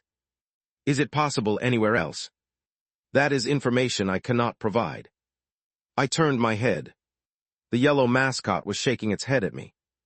YOUCANT. I looked down at my right arm. In this ghost story world where your body can regenerate, there are times when people even cut off their limbs. Because here you can undo it. But to cut away and destroy your sense of self, in this place, that's an even more extreme choice than cutting off a limb, isn't it? Did Section Chief Lee Jae-hyun really intend to introduce this method to me? I'll change the question. I don't think so. Then, I looked up. Rather than destroy my contaminated selves, I'd like to be able to recognize and manage them myself. The problem with contamination is that it can turn you into something else without you knowing. But if I'm fully aware of what mutations exist inside me, I can suppress them, or at the very least, use them if worst comes to worst. So that I can control myself. The gray lizard, meeting my gaze, nodded. I see. I want to purchase something that can help with that. Is that possible? Yes. The lizard moved its hand at once, as if I'd picked the correct answer. Then, from far down the table, an object shrouded in fog was swiftly brought right in front of me by some excited tentacles. With my personal shopper authority, I recommend this suitable item. It was a small machine. It looked like a piece of specialized surgical equipment, with a delicately crafted needle at the end of what looked like a robotic hand, and a crescent moon-shaped lamp shining down on the machine from above. I already knew something similar to this. The tattoo machine from the Moonlight Tattoo Shop. A miniature, item-like version of a bizarre device from an emotional ghost story was sitting right before my eyes. Single-use automatic Moonlight Tattoo Machine. This is an item produced for a short time before the Moonlight Tattooists all went out of business, except for a handful of survivors due to certain events. You have acquired one of the 3 remaining units. Pretty. Unique. The tentacles that had delivered it waved boisterously like arms, then flinched as if glancing at the lizard for approval, and soon vanished into the mist. My heart pounded. What exactly does this help with? The spirit of the Moonlight Tattooist residing in the machine inscribes a tattoo tailored to support the user's needs. Just like at the Moonlight Tattoo Shop. The tattoo inscribed by this device is fluid. It adapts to the user's environment and changes into the most suitable form. That's a bit different. But for me, who would have to enter ghost stories and face different contamination risks in the future, it was even better. Did they recommend this with that in mind from the start? Would you like to purchase it? I nodded. Yes, I want to buy it. Thank you. The price is 159,999,999 won. Approx. 116,300 USD. I almost choked on my own spit. Is it possible to pay with something else, by giving you an item you purchase, for example? What item is it? Wait a second. No matter how I think about it, these guys aren't a buyback specialist business. I don't know where these aliens actually use the money they collect from people. But even so, the prices of the goods sold at the alien shop are already brutal compared to their cost. Given their business sense, I felt like they'd really lowball me on the buyback price. Of course, just letting me buy it all is already doing me a favor, though. In the end, after some thought, I took out a jade token. A reward I received from team leader of Black Tortoise Team 3 at Cheerful Theme Park. A disaster management bureau-issued item made at Baraigi Workshop. How about this? That is not an item the Space Shopping Mall purchases. Is it perhaps something you're seeing for the first time? Yes. As expected. The alien shop really has no connection to the Supernatural Disaster Management Bureau. That actually worked in my favor. I'm not offering this for sale, but as currency. I held the jade token out to the lizard. It's a currency accepted in various places. You'll find it useful for acquiring a range of goods. Please provide a concrete example. I gladly gave a few. Mainly East Asian legends, ghost stories derived from folktales, and sometimes even European or American traditional fairy tales. All of them accepted jade tokens as currency.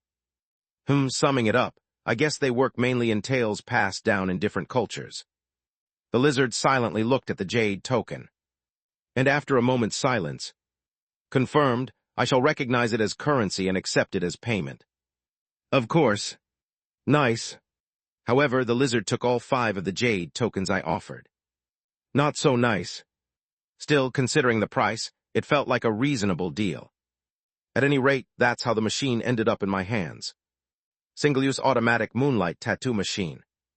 Would you like assistance with using it? I'm fine. I brought the device to my arm. I plan to have it inscribed over my existing tattoos. It looks like you use it by pressing the switch like this. However, The miniature tattoo machine, emitting a soft light and buzzing noise, floated off my arm and began hovering by itself. Then it started inscribing something just below my left collarbone, as if gathering moonlight and searing the end. Bzzz. Within that sound, I felt the anguish and artistic sensibility of someone who once inhabited the tattoo machine. What the customer wants is clear. To govern oneself, the most fundamental and important thing. But when one's mind is filled with countless identities and anxieties, it is hard to unify and control them all. Let's tag each one and give them a junction, so that whenever you wish, you can organize and piece them together.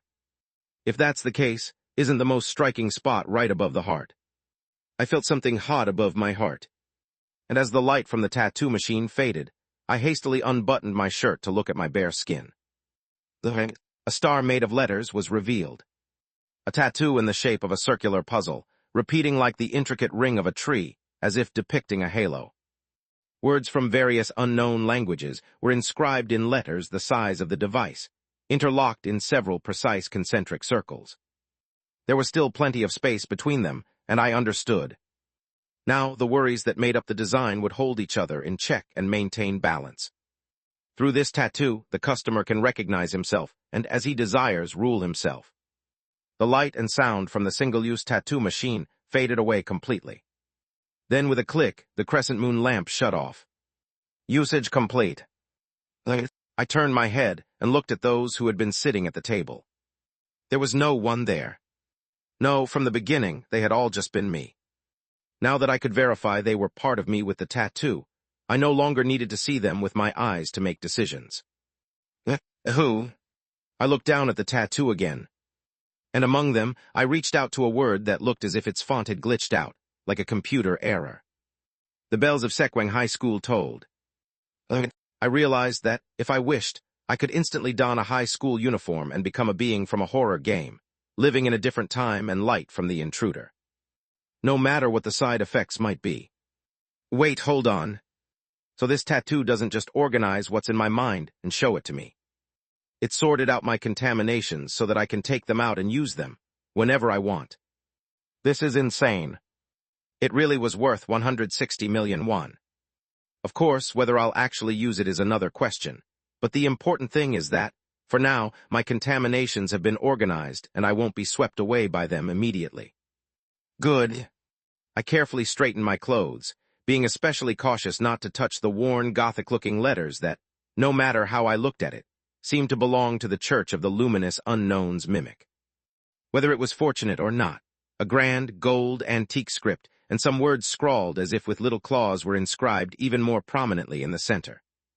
Mascot and cat. A strange sense of familiarity came over me. Were these two on my side? Anyway, for now, this incident seems to have settled down. Who?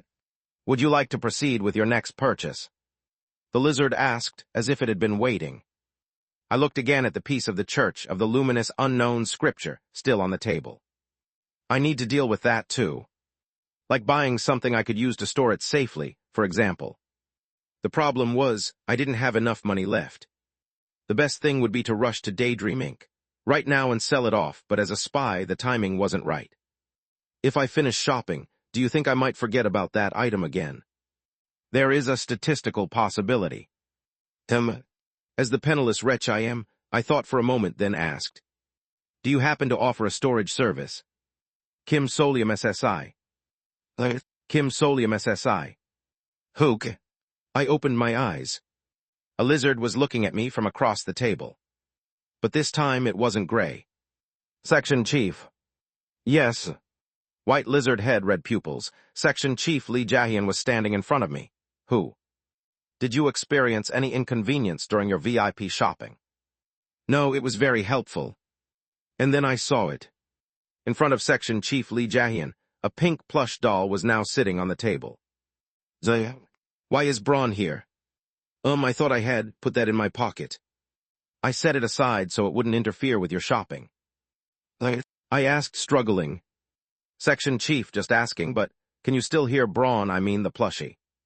Yes, but I can't hear him. I see. What's he saying? Size, excessive excitement, criticism, and threats. Aleg.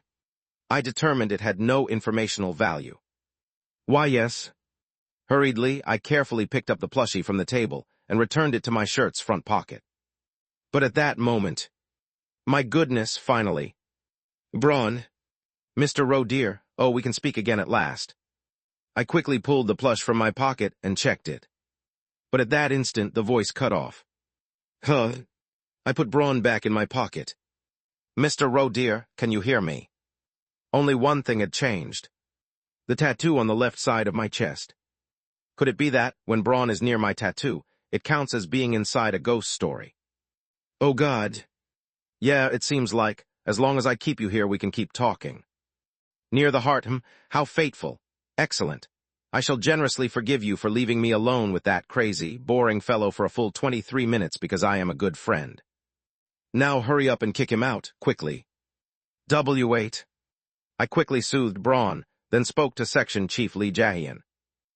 Section Chief, I saw someone who looked a lot like you while I was shopping. That was not Section Chief Lee Jae-hyun, however. They are still part of the collective we, right? Yes. Then, does that mean you already know everything I did? Yes. I asked a little awkwardly in return.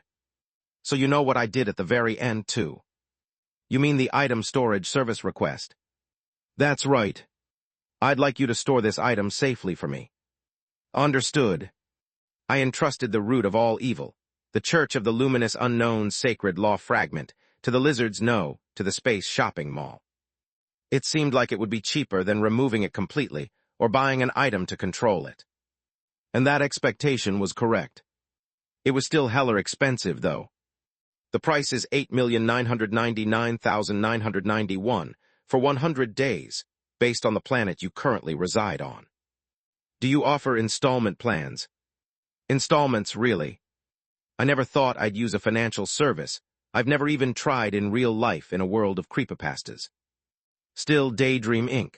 would probably pay a higher price if they bought it, so this is probably for the best. When the time comes, I'll just find it and sell it right away. Fortunately, according to Section Chief Lee Jae-hyun's explanation, I'll be able to retrieve it any time. The cell chip I put under my tongue had disappeared without a trace, but now I can reactivate it by connecting to the Space Shopping Mall. Kim Solium SSI, you are now connected with us. I wanted to ask if that was also a kind of contamination, but since it didn't appear on my tattoo, I decided not to be rude. After all, he's someone who can squeeze steel with one hand. He's also the one who always notices my contamination and takes care of it for me, and I'm grateful for that. I'm grateful, thanks to you I've come to my senses a bit. Yes, however, the choice is yours, Kim Solium SSI. Do you think I made the right choice? The lizard's snout curved slightly. Yes. You made a good choice. Just as he's told me a few times before. As expected. When I was shopping earlier, the lizard had the same head and even spoke similarly, so I didn't notice, but seeing him in person like this, I could feel it. They're subtly different. How should I put it? With this lizard, you could feel intelligence and emotion, and there was personality, maybe, I'm not sure. Of course, if those alien reptiles share a single mind and feeling, maybe I'm just projecting that difference onto Section Chief Lee Jae-hyun, because I've built a connection with him. Honestly, I'm not even part of D-Squad anymore, nor is it his responsibility, but he still looks after me. He probably does the same for my D-Squad Sunbees, too. He was a supervisor whose thoughts I was always curious about, and whom I was grateful for in many ways. Thank you, Section Chief. With another word of thanks, I escorted Section Chief Lee Jae-hyun out of the motel when our business was finished. Instead of using the door, he quietly disappeared out the window. If any issues arise, please contact us. That was the last thing he said. Is it over? Yeah. Who finally gone? By the way, don't you have any plans for us to leave this dreadful place too? Hello. There is. Oh, I'm going to work tomorrow. And by the way, I'm a spy infiltrating a government agency now. Show business, my goodness. Chapter 190. A spy, yes, a classic and popular role, one that gets the audience's heart racing in any era. The catharsis of a twist, revealing the mysterious and powerful identity of someone who was anything but ordinary. Isn't it the perfect profession for you, my talented friend? Ho ho. On my way to work, I listened to Braun's lively commentary as I entered the Disaster Management Bureau. Thank goodness the Disaster Management Bureau jacket has a front pocket. The plush doll's ears were covered by the upper flap of the pocket, so at a glance, no one would notice. I greeted the agents naturally as I crossed the Bureau's main lobby. A special method for entering through a concealed entrance. It's the classic trope of a special agent. They seem to be a group that appreciates a bit of romanticism. Let's see where Mr. Rodeer's workplace is, shall we? I'm looking forward to it. It was a good start. Braun gave a pretty decent score to the Disaster Management Bureau's hidden entrance, and also a passable score to the sights inside. I'm glad you like it. Replying appropriately, I took the elevator, walked down the hallway, and opened the door. That's how the Black Tortoise Team 1 waiting room appeared. And then... Braun... Oh, I suppose they've nicely decorated the spare, temporary space to look like a lounge. Haha, Mr. Rodeer, it's amusing to see you've learned to take it easy since I last saw you. Are you planning to enjoy a secret break here before heading to your real workplace? This is it. This is my workplace. There was no response from my good friend. Do you lure visitors here and extract information from them? What an impressive trick to use an unofficial lounge. No. This really is my official workplace. Friend, what exactly do you do here? I sit on the sofa. Still no response from my good friend, as if he just died. Oh, to think you play a prank on me. Alig. Then when we're called, we go out on missions, to rescue people in all kinds of unusual disaster situations. This is just the waiting room. So the real work hasn't even begun yet. Oh, you got me. That was extremely amusing, friend. Right, Cold sweat trickled down my back. Yeah, this is what it's always like hanging out with Braun, who... At that moment, my right hand, which I'd kept in my pocket, moved discreetly. It gave a thumbs up, then pointed sharply down. Yeah, I get it. Very well. In that case, it seems this place isn't the absolute worst for resting alone. But it's a waiting room for the whole team. It's fine, everyone here is fun, they're good people. Braun seemed a bit shocked, but there was nothing I could do about that. He was probably comparing it to the private office I used to have at that major pharmaceutical company. Very well, how many people work with you, Mr. Rodeer? At the moment, there are 3 of us, but usually only 2 come into the waiting room. I looked at the waiting room's whiteboard. It still held notes left by people who'd passed through Black Tortoise Team 1. Originally, about 7 people worked here. That's just my own knowledge. In the Dark Exploration records, the Dispatch and Rescue Unit of the Paranormal Disaster Management Bureau, especially the main office's Black Tortoise Unit, was expanded to as many as 7 teams at one point. But after some incidents, about half were killed or went missing, and it was reduced to 3 teams. It really was a chilling creepypasta. Anyway, there was a time when they were actively recruiting more people, and now seemed to be that time. That's a relief. Phew, to think of having 7 people in such a shabby room. What are we, failed comedians who can't get a gig? I just laughed bitterly. After some thought, I picked up a marker from the whiteboard and left a line myself. Admirable people. I was thinking of the Disaster Management Bureau's Black Tortoise Team 1 in the early days of the wiki. You left a message. The mark of a spy, how intriguing. Could you bring me closer so I can get a better look? It wasn't anything special, really. Sure. That wasn't hard. I took the plush doll out of my front pocket and supported its body with both hands, bringing it close to the whiteboard. Check. Grapes, you're here early again today. Did you sleep well last night? Agent Choi, meeting my gaze, saw the doll in my hand. And then saw my hands politely pressing the doll up against the whiteboard. Gee, good morning, Agent Choi. Yeah, good morning. Are you donating that doll to our waiting room? That's great. And no, it's not that. Ho-ho. Shrinking my shoulders, I hurriedly put Braun back in my front pocket. But Agent Choi stopped me. His eyes were scanning the phrase I'd written on the whiteboard. Oh, no, it's fine. Kids these days take pictures with stuff like this and post them as proof. Then Agent Choi started asking about whether I posted stuff on SNS, and told me I couldn't upload internal photos because it's classified and to think of this place like the National Intelligence Service, and so on, and I scrambled to play along. No, this is just someone I always carry with me, a friend. Nice to meet you. Oh, that scar on your neck is quite stylish. I hope you'll tell us the story behind it someday. Friend. Yes. At that moment, Agent Bronze also opened the waiting room door and walked in.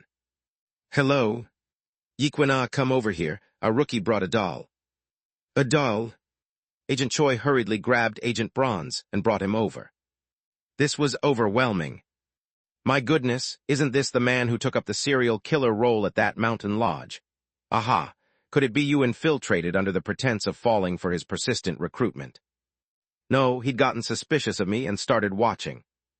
Well, not bad, 2 sidekicks to support you. No, they're my superiors. Meanwhile, my 2 supervisors were looking at Braun with curiosity. If you always carry it, how come we've never seen it before? Yikwina, have you? Agent Bronze's expression turned strange. He must have been remembering the times he'd glimpsed Braun hanging from my clothes or sticking out of my pocket. But if he says so, it'll sound like we've known each other for a while. I cut in to ease his dilemma. The friend I had before got torn by mistake, so I just made a new one recently. Agent Bronze's expression turned even stranger. He muttered friend to himself a few more times, then soon asked, Did you make that friend during your break? Amazingly, that was true. Yes, that's right. Not that I made it myself, I just bought it at a store. Grapes eye, if you call a doll your friend, a ghost will possess it and... Go fetch the documents. Eek. Agent Bronze kicked Agent Choi out by the seat of his pants, and they left the waiting room together. Then he turned back and said kindly to me, The preliminary investigation unit has summoned you, Agent Grapes. We'll handle the rescue signals, so don't worry and just head out. Yes. And the 2 disappeared in an instant. Thud. Who? I thought they'd pry further, but thankfully they didn't. If I'd looked any more suspicious, Agent Choi might have whipped out his ghost story detection device that could have gotten dicey. Even though Braun always boasted, no matter what device they use, no one can figure out what I am. There's no harm in being cautious. I figured it would be better to show him naturally from the beginning, rather than risk getting caught hiding him later. I never expected it would play out like this, though. Is this good? Friend, so what kind of place is the preliminary investigation unit? Let's go there now. Anyway, since the preliminary investigation unit had called for me, I decided to head out for a bit. With Braun, I made my way past the real working spaces of the Disaster Management Bureau, the office corridors. And then, my goodness, I'd rather this was a comedy skit segment, to think my friend has fallen victim to an employment scam. To the eyes of a host from a dazzling capitalist-era mass media ghost story, the 21st century public sector facilities must have seemed utterly dilapidated and substandard. Fortunately, something else soon caught Braun's interest. Right in front of the preliminary investigation unit office was my fellow spy. Go Yeonjun SSI. Agent Grapes. Go Yeonjun, who greeted me with a bright smile and wave, gave me a curious look as she spotted the plush doll on my chest when I got closer. You're carrying that around again. Yes. Now that I think about it, Yeonjun SSI has seen Braun in the form of a good friend fairly often. Even in that exhibition ghost story, Manor of the Blind, I used Braun to solidify Baek Sahyun's impression of me. I think she saw that a few times in passing, too. Anyway, it seems Braun has a greater presence than I thought. I figured he wouldn't stand out that much since it's so small, but... In this ghost story world's crazy pharmaceutical company, people carry around everything from bunny's feet to mummy bandages. With everyone already wearing bizarre animal masks, I thought a little plush pendant would be fine. Apparently not. Still, Go Yeonjun remains as kind as ever. It's still cute. I think you picked a good one. Someone with an eye for quality. An appreciative audience is always a delight for an entertainer. Anyway, it was a relief that everyone seemed satisfied. I smiled and spoke. Thank you, then Agent Mint, perhaps you also. No thank you. No, I was just going to ask if you had one too. A plush pendant. I was starting to sweat. Ah, looks like the bunny plush stands out even more than I expected. This won't do. After asking Braun's permission, I pulled the front pocket flap down further to hide as much of the plush as possible. Agent Grapes, please give your statement. Huh, that's cute. Did your younger sibling give it to you? Oh my, what's that? A doll. But even so, whenever I moved and it showed itself, it became a small talk topic several times. And the finale came after I'd finished a quick statement with the preliminary investigation unit and returned to the Black Tortoise Team 1 waiting room. Call check. Grapes IE.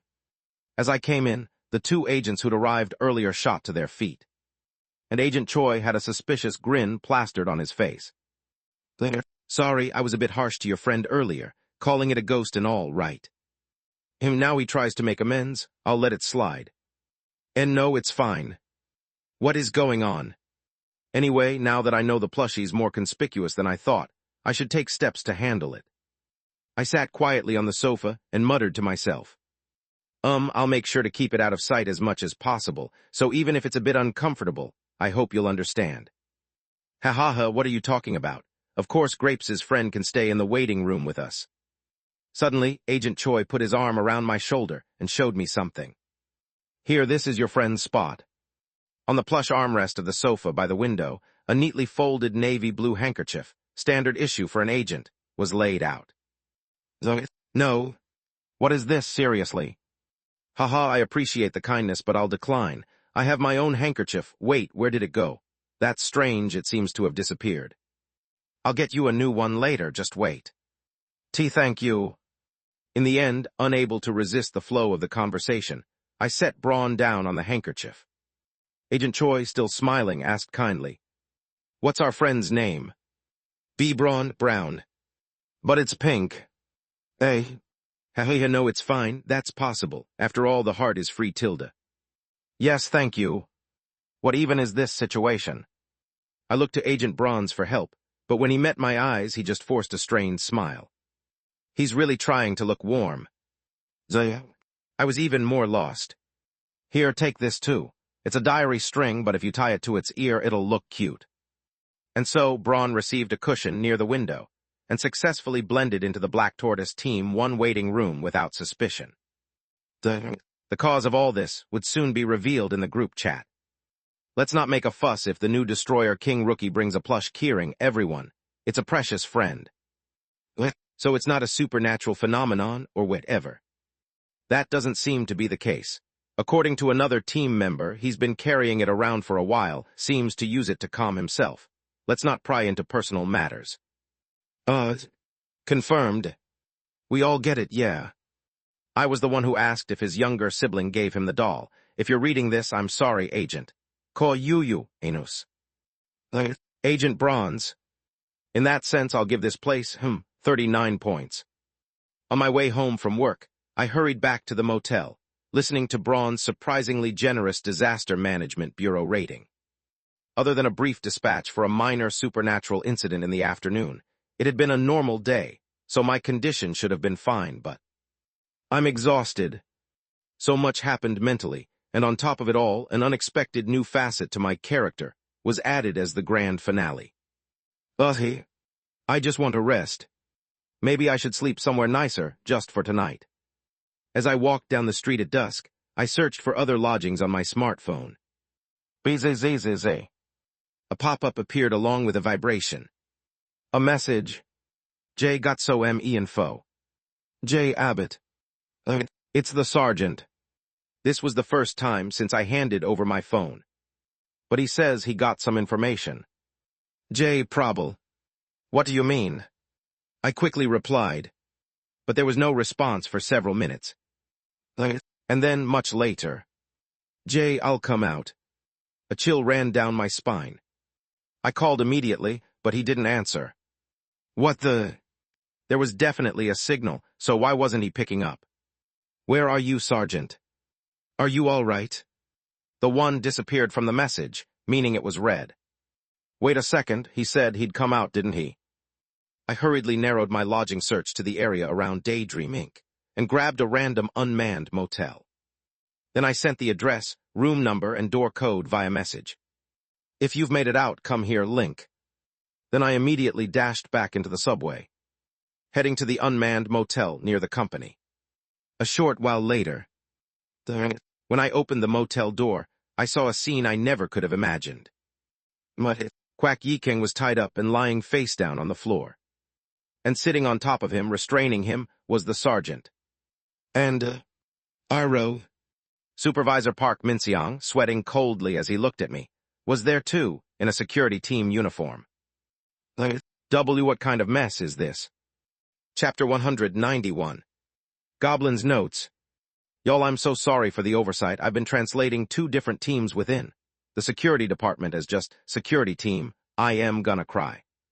Huge shout out to Karinki at the server. Thanks for pointing it out. So far, these were mentioned. Security Management Department, Kopoan Gwintibu Enus. Security Team, Kopoan Team Enus. Guard Team, Kogyumbi Team Enus. In line with this, Jay's full position title is Guard Sergeant, Kogyumbi Bending Enus, but shortened to Sergeant for brevity.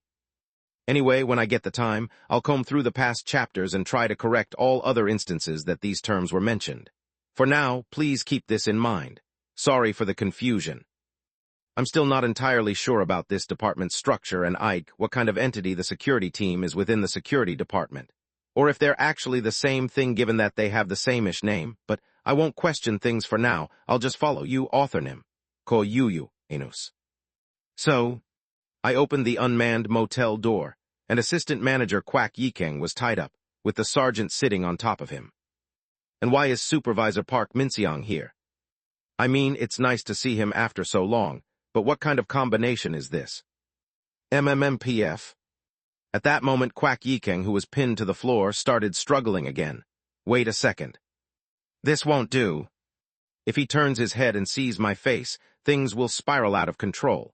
I quickly got a hold of myself and tried to close the door and leave.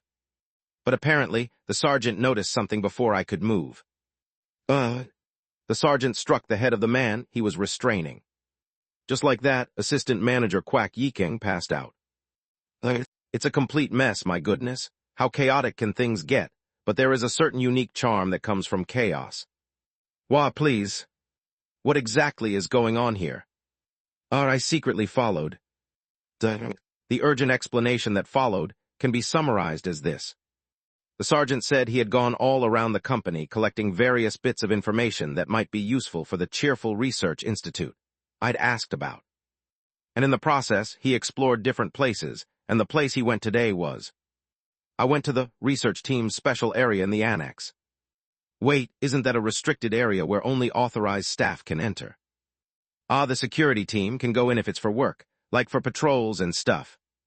I see. So you waited until you were assigned patrol duty.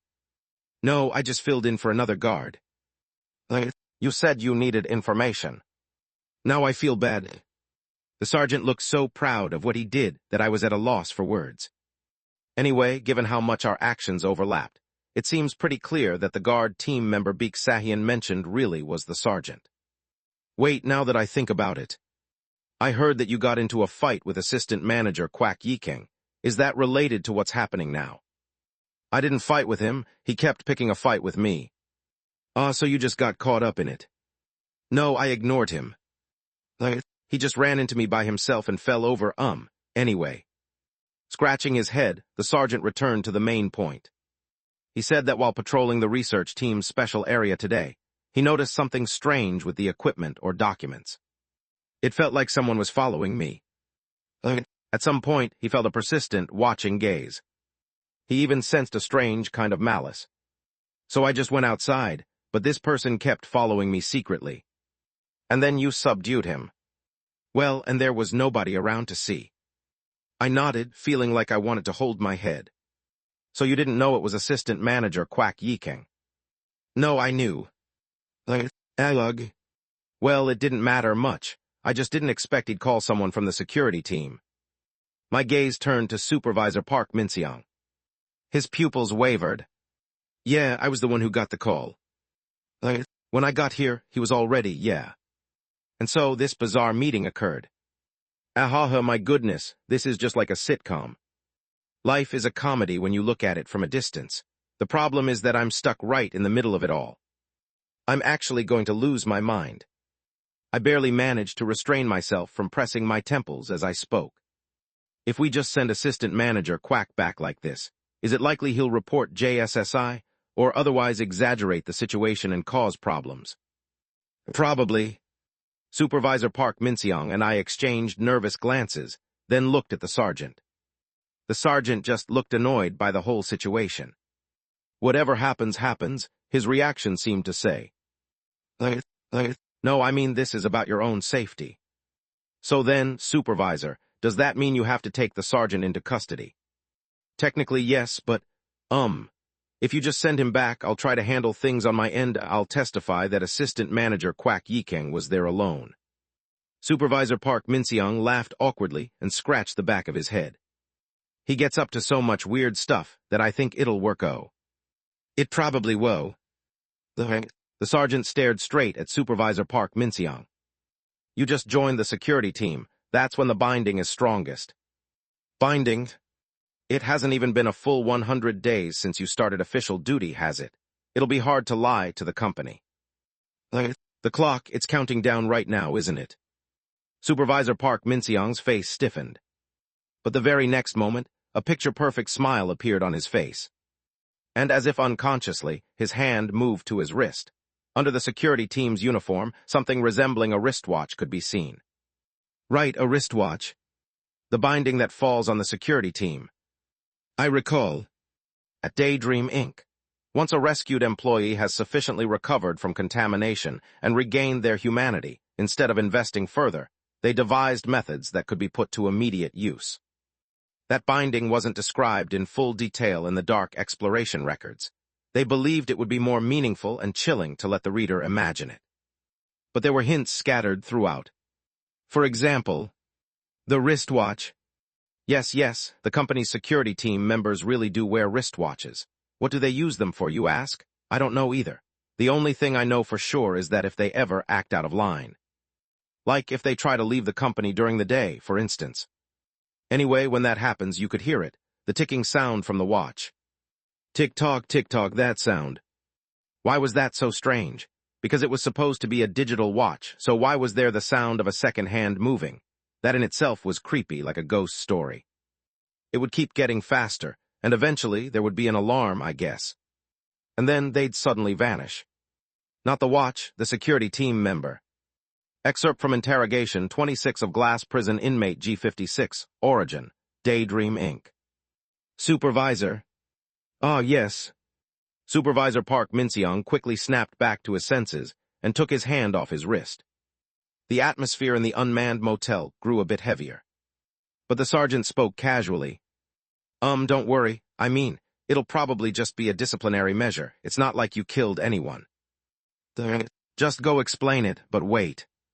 The sergeant looked down at the researcher. He tied up and muttered seriously. Isn't this a bit wasteful? This guy knows a lot, and since it's come to this, might as well get some information out of him. No, that's not necessary. How suspicious. And why would he suggest taking on even more disciplinary risk himself? Let's wrap this up quickly. If he hasn't seen my face, it's fine, wait a minute. Even if Quack Yikeng didn't see me, someone else did. Supervisor Park Min-seong. Yeah. If it's difficult for you to lie to the company right now, when you're giving your statement, do you have to say you saw me? Supervisor Park Min-seong's face went pale again. If the company demands it, I might have to. Damn it. From that point on, the problem isn't just that they'll find out I'm alive. While trying to cover that up, Director Ho would definitely find out about it. If they ask why I was meeting with the sergeant, even the dream incubation chamber could be exposed. I'll try my best to avoid that situation. Hey. The sergeant raised his hand. Actually, I don't really want to, it's a hassle. Then he pointed at Quack Yikeng. Should I just kill him? Immunity for use of deadly force. Now that I think about it, the guard team does have immunity for lethal force. If I kill him, and the security team reports no target for dispatch, that's not a lie, and we can just move on. Plus, it'll buy us some time. No, you can't. Please calm down, Sergeant. No, I mean, the guard team's immunity for deadly force isn't for the guards themselves. It's so the company isn't liable if someone dies during the suppression of a ghost story incident. And on top of that, it's more like, since they have immunity, don't get in the way and make it cost more when the guard team is working. From the start, the immunity for deadly force is the right for the guard team to kill employees who interfere during official duties. You're not in the middle of official duty right now. If it were that easy to kill someone, Kwak Yiking would have already been turned into a puddle by another member of the guard team a long time ago. Well, that's true, Let's think of another way. Yes, we'll think of a good way. Okay.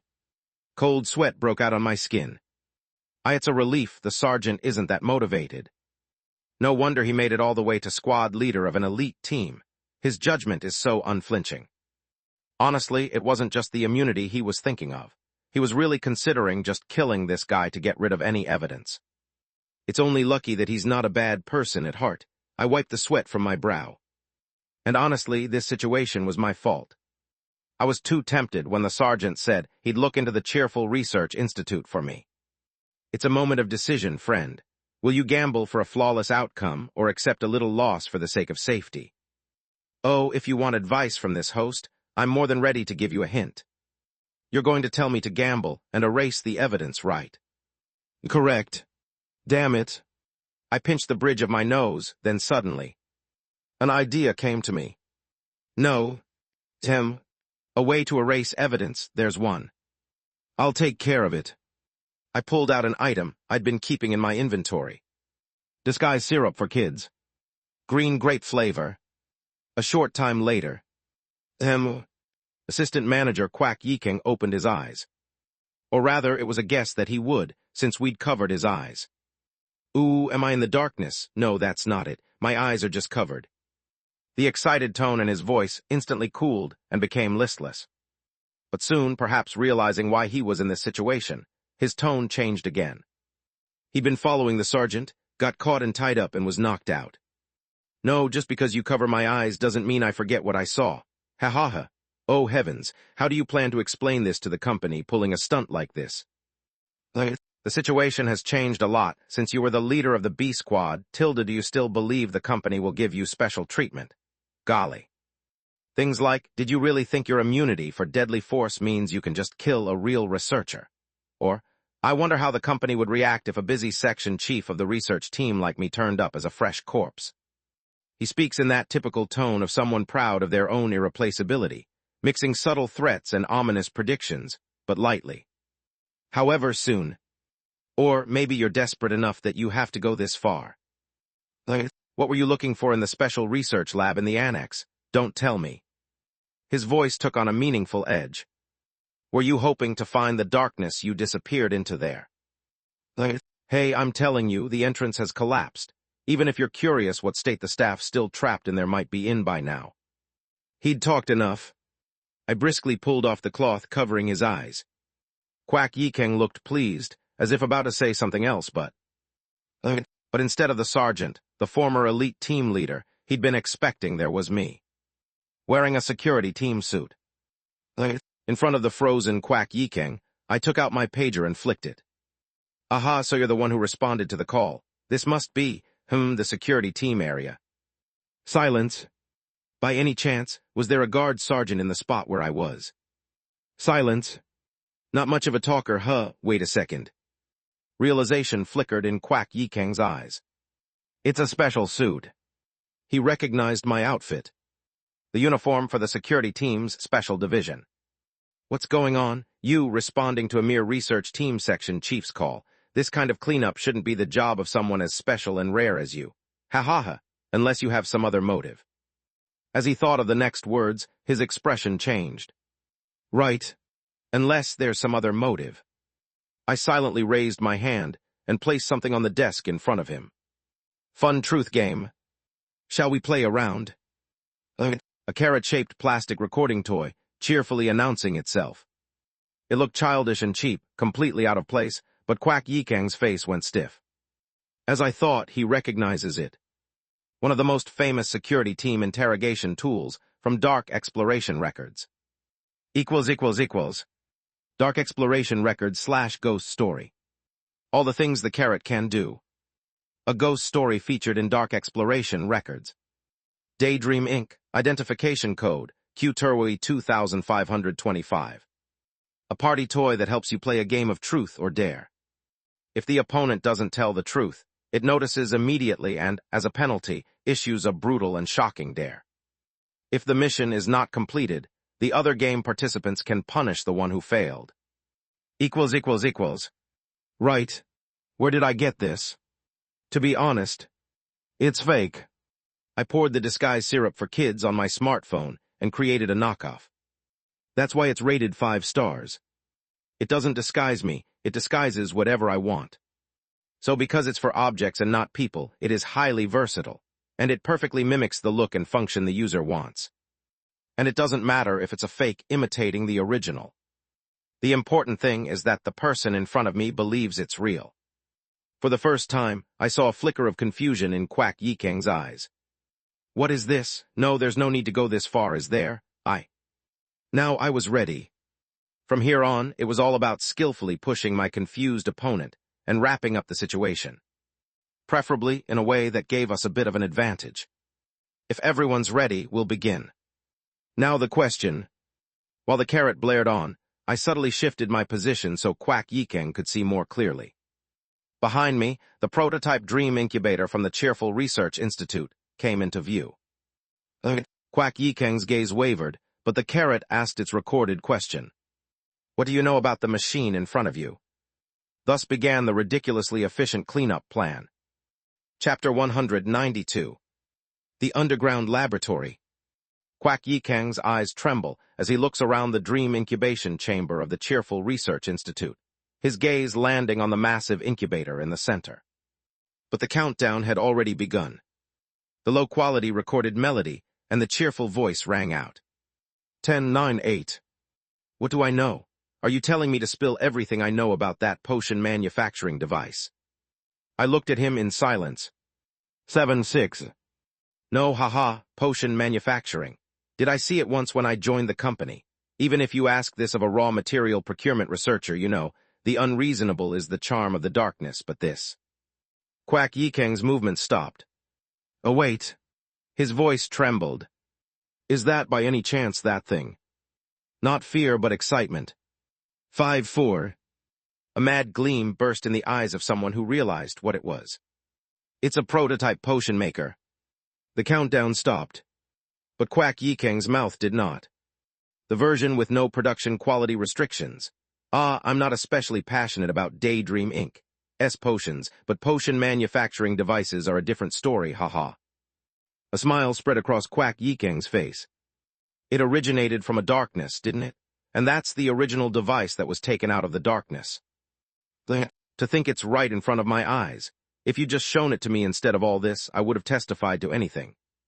He murmured, practically licking the dream incubator with his gaze. Where on earth did you get this? If it gives out wish tickets, it must be an abyss-grade darkness, right? What ghost story did it come from? I don't know which superior is running this operation, but don't you need a researcher? I'm tight-lipped and full of passion for research. A beaming smile spread across Quack Yikang's face. This is way better than the useless work I was doing in the annex. Hey, can I take a look? That one. Whoosh. I set a heavy layer of black smoke before Quack Yikang as he tried to get up. He stopped in his tracks, but the eyes raised toward me shone not with fear, but with curiosity. You're quite something, aren't you? Haha, where are you from? Which darkness? Answered Daydream Inc.'s call. Fire, water, the conception of madness, a fairy tale, the throne of pure silver.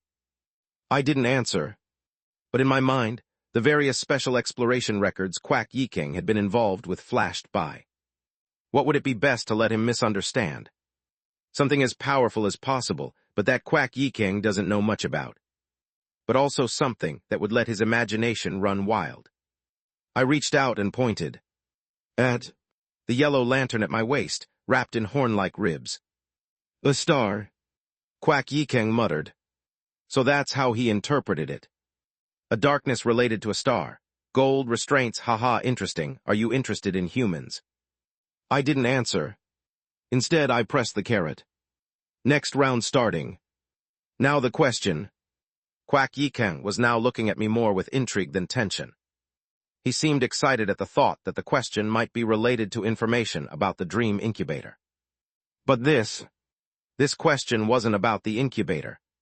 It's about smashing your skull in. Are you still observing Darkness Q-Turwabi 553, which you secretly swapped in to deploy the J-Squad without your superior's knowledge? Kwak Yikeng's face stiffened. 10-9-8.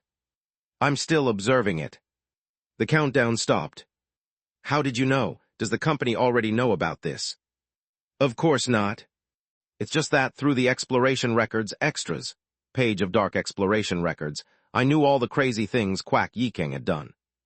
Of those, I picked a certain unexpected incident that was particularly large-scale, caused a stir in the development department when discovered, but went undetected until the very end. Endless Life of the J-Squad. This notorious, irregular record was famous for making people feel unpleasant just by reading it, to the point you'd be unsettled imagining it really happened. But in this situation, it was definitely useful. There's no way he'll ever think I'm just a former employee who quit. No matter how good Kwak Yikeng is at reading people, it's simply impossible. He can't help but think this way instead. Someone higher up in the company must have caught on to what I did. From here on, things get easier. Haha, if you called me in like this through the security team instead of handing out official disciplinary action, what exactly did I touch in there? Just what secret was I getting close to? By letting the other person misunderstand, you can guide the situation however you want. What does this place have to do with it? I didn't answer Kwak Yikeng, who was muttering to himself. Instead, next, I turned off the carrot. Then I approached Kwak Yikeng and reached out my hand. Still tied to the chair, I pushed him forward toward the incubator. Kwak Yikeng laughed nervously, cold sweat running down his face. Even in his fear, I could sense his anticipation for what was to come, which was a little unsettling, but either way, he stopped in front of the gleaming dream incubator. The light of the dream essence was reflected in his glasses. Then I turned the carrot recorder back on. A cheerful child's voice came out. What function do you think the machine in front of you has? A more powerful, fundamental potion manufacturing function. Since it originates from the darkness, I'm sure it has even more extreme, incomprehensible rules. Can I touch it, or at least observe it? I allowed Kwak Yikeng to stand up, but closely monitored everything he did as he touched the incubator. Even as he broke out in a cold sweat, he couldn't hide his excitement and busily examined and tapped all over the incubator. It's crude but more complicated than the completed company manufacturing machine. Well, I guess that's obvious. There are fewer buttons, but emojis, what's this? Then he pressed the side of the incubator. A pipe similar to the one where I'd poured in the essence appeared. There was something like that, too. Does that mean you can draw out the essence from there? I should remember this. If necessary, I could extract all the dream essence from there in an emergency. Even as I thought this, Kwak Yikeng, as if possessed, examined everything, even peering into the glass container where the dream essence was stored. Specifically, at the faint silhouette visible inside the dream essence. A lump about 5 times the size of an egg, glowing a reddish-orange. That thing in the center, what is that? That wasn't in the company's manufacturing machine. I didn't say anything, because I didn't know either. But thanks to the scenario I'd set up, it seemed Kwak Yikeng took it as a hint that, this isn't something I'll tell you. He licked his lips and withdrew his hand, but his gaze still greedily swept over the incubator. Then his eyes stopped at the very bottom, where a button had been removed. Here, this looks like the spot for the wish ticket. Is that right? I think so. Did you remove it so I wouldn't press it by accident? Wait a second. That spot is where a wish ticket button is supposed to go. Even a prototype had a wish ticket output function. Then, originally, the wish tickets were even more powerful than they are now. Just what had the Cheerful Research Institute been trying to make? And, if I find and restore that button, I might even be able to get the Cheerful Research Institute version of a wish ticket. Thump thump. My head spun with the sound of my pounding heart. No, calm down. This is only Kwak Yikeng's speculation. And even if that speculation is correct, all the wish tickets I know about are based on what Daydream Inc. refined. As for the original produced by the Cheerful Research Institute, who knows what kind of insane effect it might have? No one could say for sure. Don't get swept up by the temptation of a gamble when I have clear answers in front of me. If you gave me a little more time, I feel like I could learn even more. I don't know who you are, but if you let me join this project. Kwak Yikeng spoke suggestively, looking at me. I stared back at him in silence. Black smoke stretched toward him like a line. Kwak Yikeng flinched. The black smoke circled him, as if warning him not to do anything foolish or perhaps as if appraising him. Then, as I inhaled, it was sucked back into my body. I reached out and activated all the things the carrot can do again. Time to wrap this up. If I get greedy, he might catch on. And the final touch is for a perfect setup. What did you want to hide during today's truth or dare? It's the question that the security team always asks at the very end of an interrogation. A direct hit that leaves those who have been skirting the truth in despair, thinking, as long as I don't lie, I'll be fine. But Kwak Yikeng just smiled. Nothing in particular, haha. He really seemed off his rocker. Anyway, it feels like you already know, and are ignoring all the disciplinary issues I was trying to hide, so what's there to keep secret? He smacked his lips. It's just disappointing. I guess I'm not the type of talent that this team is looking for. Then who would be on that team, confidential team, missing persons? And then, Supervisor Kim Solium. I almost jumped off the floor.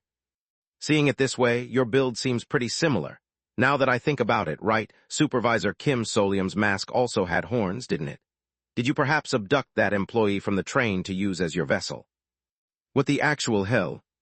No wonder it felt strange. That train darkness wasn't the type to just disappear like that, but now the puzzle pieces fit. Ha ha ha. Wait. He said the train darkness wasn't the type to just disappear like that. That makes it sound as if he already knew about the Tamra Express ghost story. At that moment it hit me. This bastard set it up. The sudden business trip, and getting caught up in the train ghost story along the way. It wasn't just bad luck, this guy orchestrated it. He'd already gathered information about Tamra Express. Right, Kwak Yikeng can mess around in ways not recorded in exploration records of darkness. Because of the variable called me. A morally upright and cowardly newcomer. Wow, even just listing it out, that sounds like the perfect candidate for a human sacrifice. And from the way he spoke, it seemed he'd looked into me. Kim Solium, much more than I expected. He knew. My personality. Anyway, now I really want to confirm if my hypothesis is right. Is that security team uniform made from the leather of that unfortunate employee? Was it a match? Stay calm. I deliberately gave no reaction. Whether he spouted nonsense or deduced the truth, I wouldn't give him any information. As if I had no meaning or interest outside the task I was assigned. Then, as if suddenly thinking of it, I picked up the carrot recorder and gave it a small shake. Tusk so silent. Just then, the sergeant who'd been hiding behind the desk leaped out and struck Kwak Yikeng in the back of the neck, knocking him out. MMF. With a short thud, the guy's body collapsed to the floor. Who? For some reason, I felt relieved. I just leave him outside, right? I quickly nodded.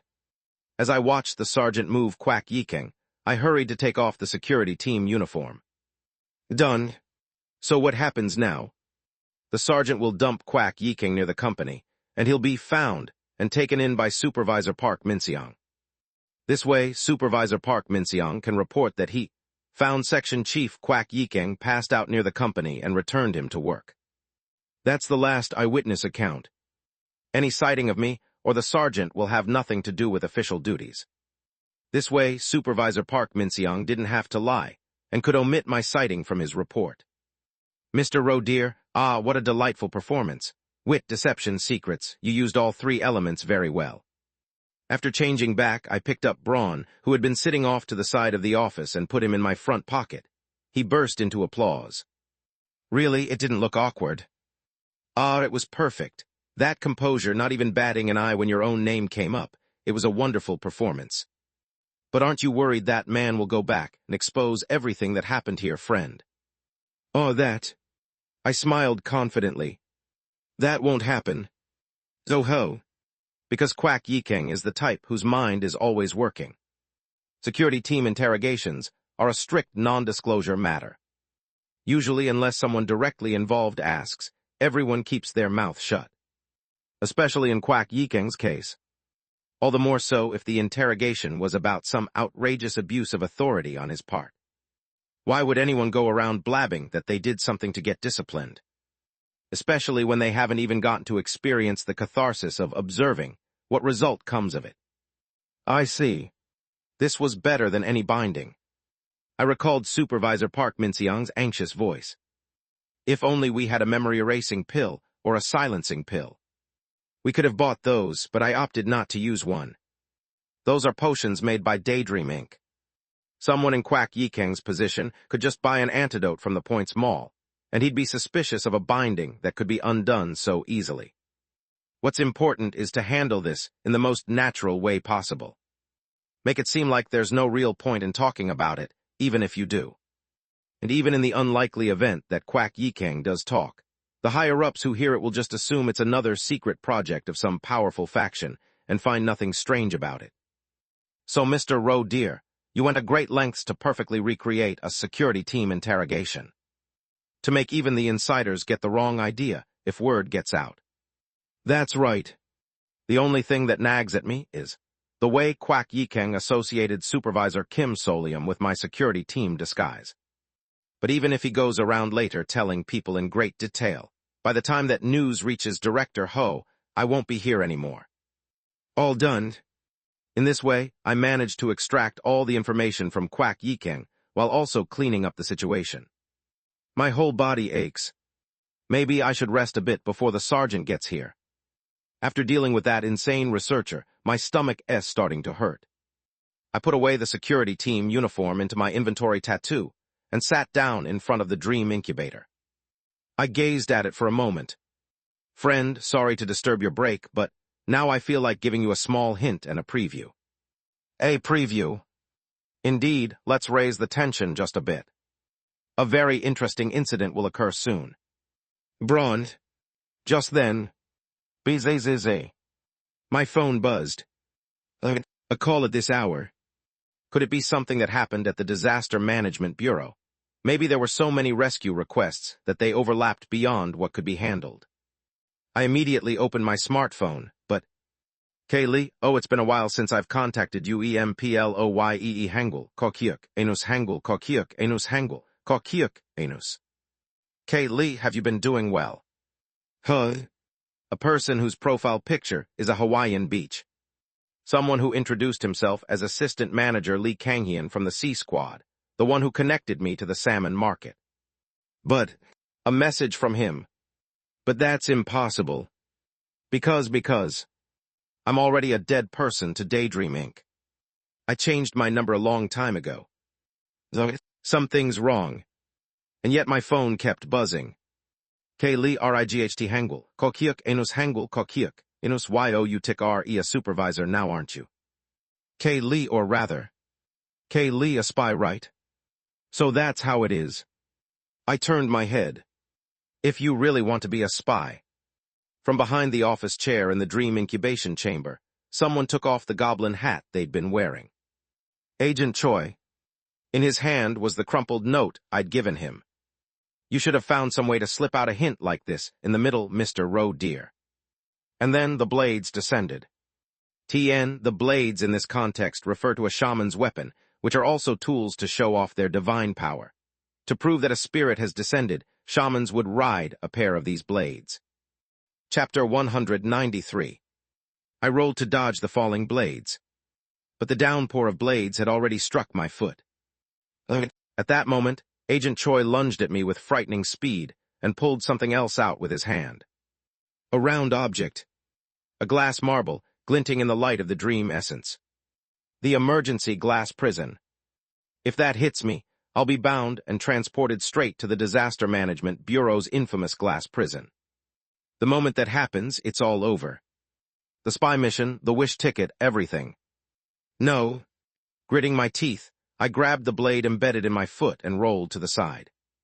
Ping tididing. The glass marble I barely dodged bounced away with a cheerful sound. but the prison was already open. Let the rope of justice fall upon the sinner. Countless hands reached out from within the emptiness of the glass, grabbing hold of me. I clung to the office furniture, but it was hopeless. I was dragged in. My hands, scraped along the floor, had my fingernails shattered as they were pulled. There was no time to take out any items. Brond. Oh, you're desperately hoping for the devoted help of your good friend. Are you, friend? But I'm afraid that will be difficult. What? This is a decision made for more interesting developments, so I trust you'll graciously understand, Mr. Rowe, dear. Ah, but my heart aches too. Of course it does. The troubles of a friend. My blood ran cold. I was trapped in the glass. Chalalalik. With a clear, sharp sound, as if the glass was resonating, I was separated from the outside world, as if I was looking through a shattered mirror. Brond. No answer, fuck. No. I grit my teeth. If the agent contacted the Disaster Management Bureau now, everything would be over. And Agent Choi is absolutely the kind of person who would do just that. He's already started contacting them. The glass marble spun in Agent Choi's grip. It was a kind of emergency ritual to summon the warden of the prison. Damn it, damn it. How do I stop this? How do I persuade him? He's a warm person who sometimes lets his emotions get the better of him, but that only works when there's a gap to exploit. Now that he knows I'm a spy, he'll throw me in the glass prison first and then... Wait. Instead of looking at the hand holding the glass marble, I looked at his other left hand. He was holding a crumpled piece of paper. There it is. Is that the note I gave you? Did you solve the riddle recently, and that's how you found this place? Agent Choi didn't answer, just kept rolling the glass marble in his hand. But I kept talking, undaunted. At the very least, when you received that note, did you think I was genuinely asking for help to help someone else? No. At first I assumed there must be some trick to it, given your background. What are you so surprised about? You transferred from Daydream Inc. to the Bureau here using your real name. Did you really think no one would notice? The shock hit me like a hammer to the head, and the result became clear. It was suspicious. Yeah, I definitely thought it was strange.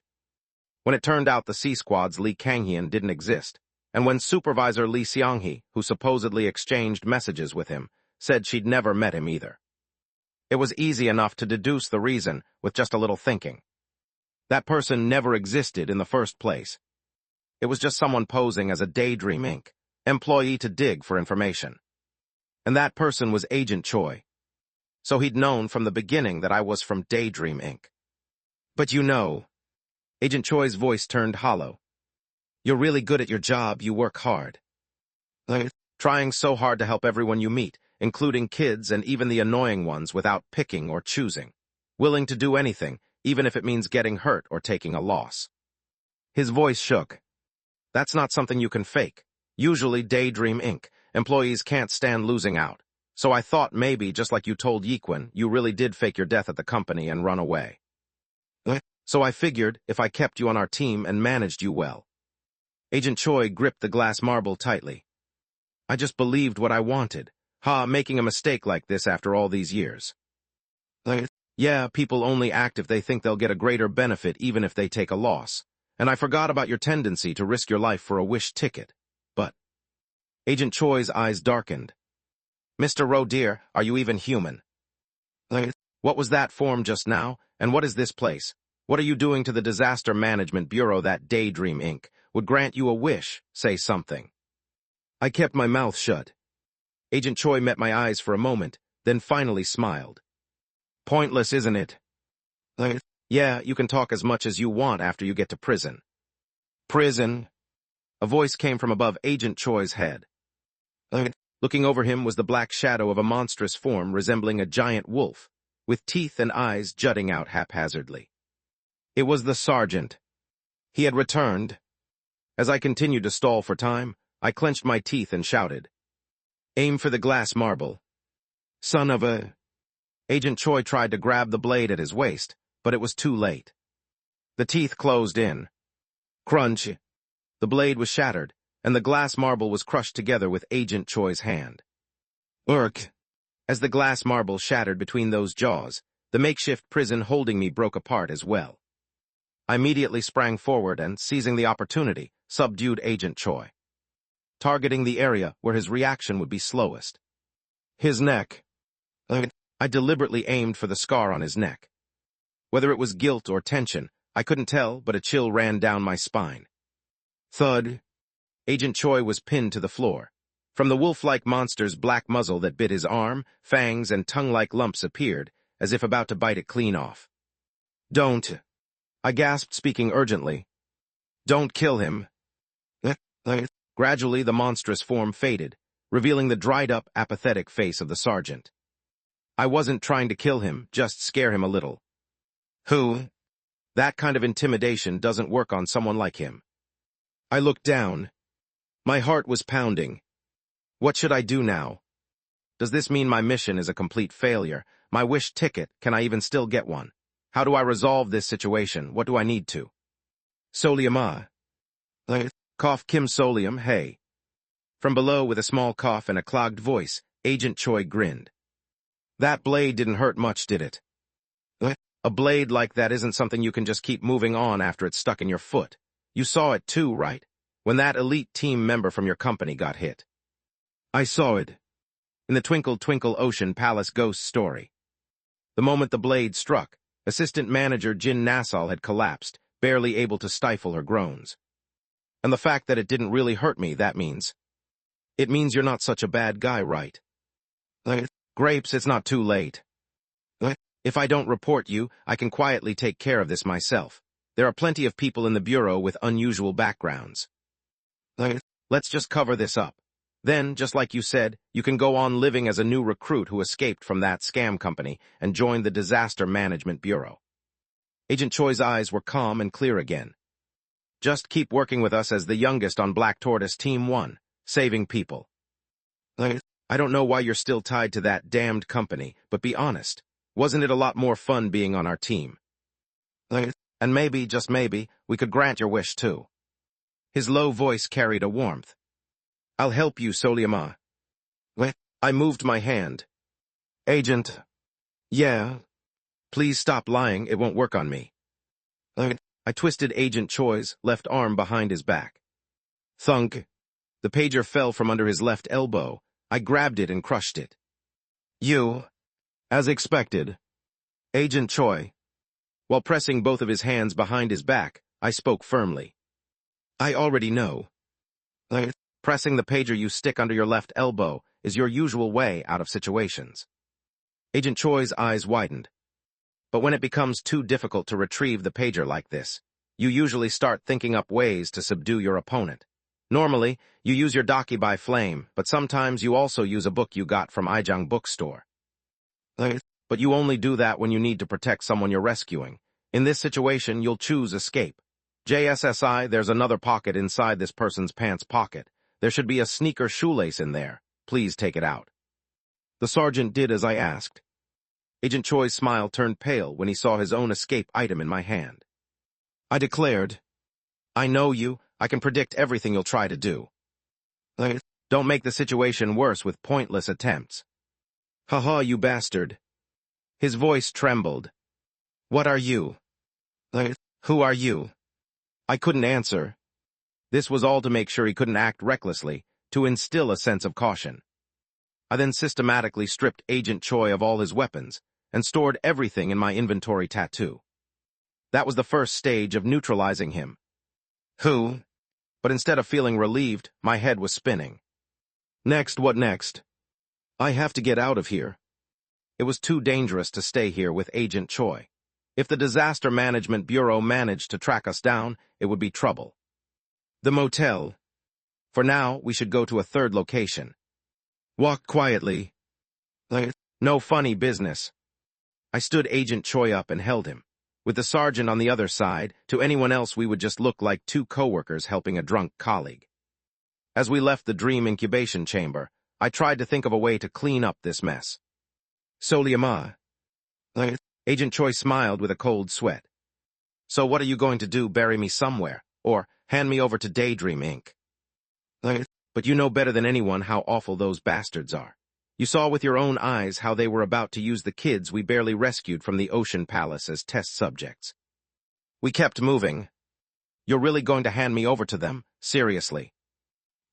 Just tell me what you were doing in the bureau, I'll help you. I couldn't say a word. And I knew he wouldn't help anyway. He was just waiting for me to slip up or let my guard down for even a second. If I showed even the slightest weakness, the experienced Agent Choi would either send me straight to the glass prison or escape and come back with backup. That would be the end, no. Is it already over? My stomach churned. It felt like I had passed a point of no return.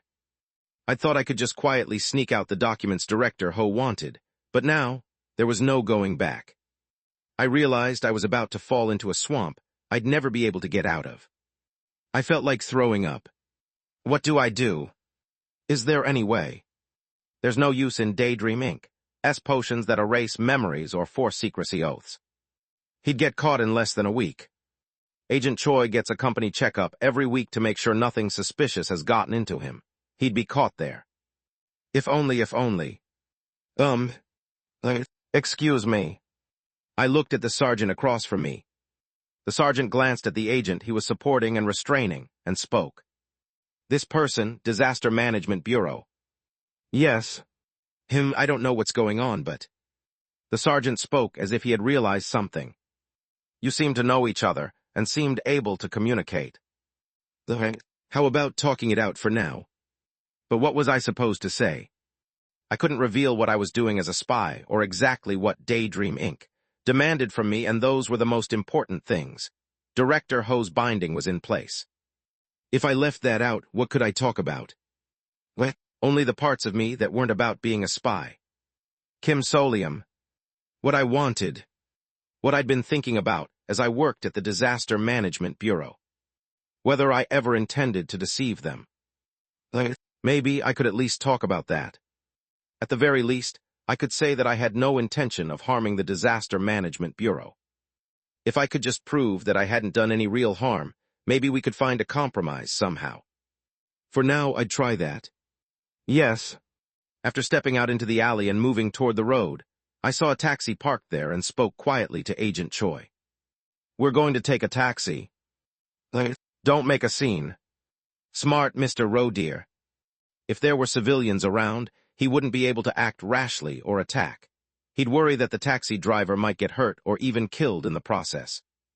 This way, I can actually prevent any unexpected incidents. I felt uneasy about using even this, but there was no other choice. Let's get in. The three of us got into the back seat of the taxi together. Then, to keep the driver from being alarmed, we kept up the appearance of supporting a drunken friend. Solium Nim. A familiar face turned from the driver's seat. Someone who wasn't the taxi driver. He looked at me with a voice full of regret. It was Director Ho. What is this? How did he get here? Why here? But shock overtook all other questions. Director Ho made his declaration. Oh dear, you've been caught.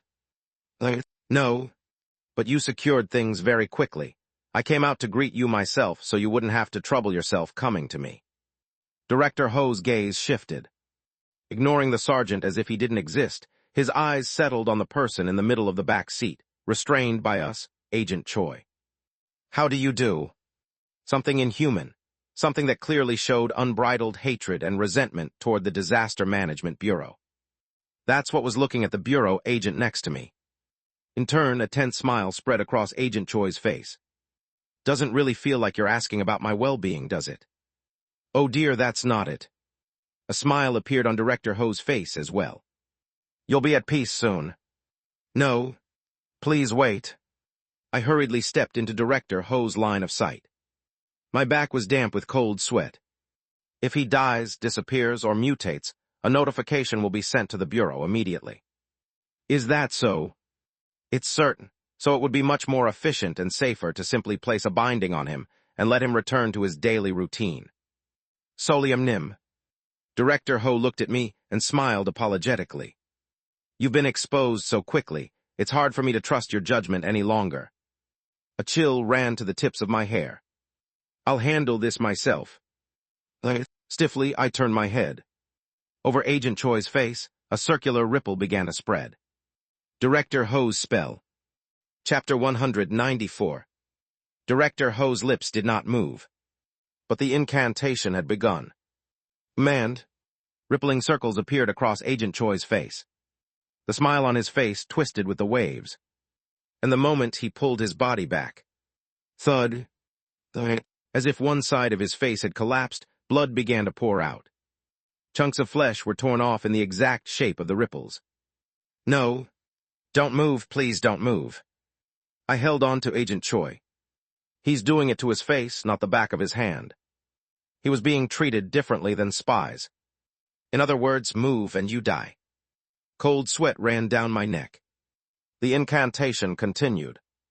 You shall never be able to speak of this. That, you shall become unable to speak of it. The bleeding grew heavier. Blood flowed over my hands as I gripped Agent Choi's shoulders. What could I do? Director Ho's spell wasn't spoken out loud. Even if I tried to speak to him or plead, it wouldn't stop. Your final appearance shall be as follows. If I just held on, wouldn't I be making it easier, making Agent Choi's death even swifter and smoother? I couldn't help him escape, either. The spell had already begun, and all his equipment was all in my tattoo inventory. If only I hadn't disarmed him. No, if only I hadn't given him that note in the first place. Maybe even being sent to the glass prison at the last moment would have been better. But every moment had passed, and now Director Ho continued. Any hint revealed by accident, any change in behavior, any giving of clues is strictly forbidden, and your loss of free will shall never appear on the surface. Any attempt to reveal the existence of the binding shall fail, and you shall appear no different than before. Any attempt to change this shall result in punishment. Is it over? That sounds like the closing spell, right? So is it just a powerful binding and that's all? For a moment, I was relieved. If I just made it through this, maybe I could figure out another way. At this level, maybe somehow. And tonight, the spell was not over. You will resolve to die. No. In despair over your fate, you will, in the lowest, filthiest part of this alley, take your own life. I lunged forward. I kicked the back of Director Ho's seat, grabbed his collar, and shoved him roughly against the steering wheel. Beep. The horn blared madly under the pressure. That sound drowned out the incantation, shattered his concentration, and broke the oppressive force pressing on the space. In that instant, the ripples disappeared from Agent Choi's face. Panting. Silence. Stillness. Solium nim. Did you just attack me? I let go. My mouth barely worked. You've got to stop. That was the wrong choice. It was a crazy choice. I had just criticized someone unimaginably higher ranking, someone who'd placed a binding on me and could kill me at any time, a being who might not even be human. Director Ho clapped his hands together with a loud smack. So you think you know better than me? You couldn't even last a quarter after infiltrating. You got exposed to your own team supervisor. And now, without even a word of warning to me, you're secretly meeting with the guard team as a spy. I might die. One wrong step here and I could die. Director Ho had never shown such direct hostility before. I'm going to die. But. Still. That was your mistake, sir. What? From the beginning, the setup was far too sloppy. An infiltrator should never be sent in under their real name. Right. If you truly thought the Disaster Management Bureau wouldn't do a background check on their new hires, then as a planner, that was a hopelessly naive decision. Unbelievable words came out of my mouth, all directed at someone impossibly above me. I couldn't stop. Why did you send me in under such easily discoverable conditions?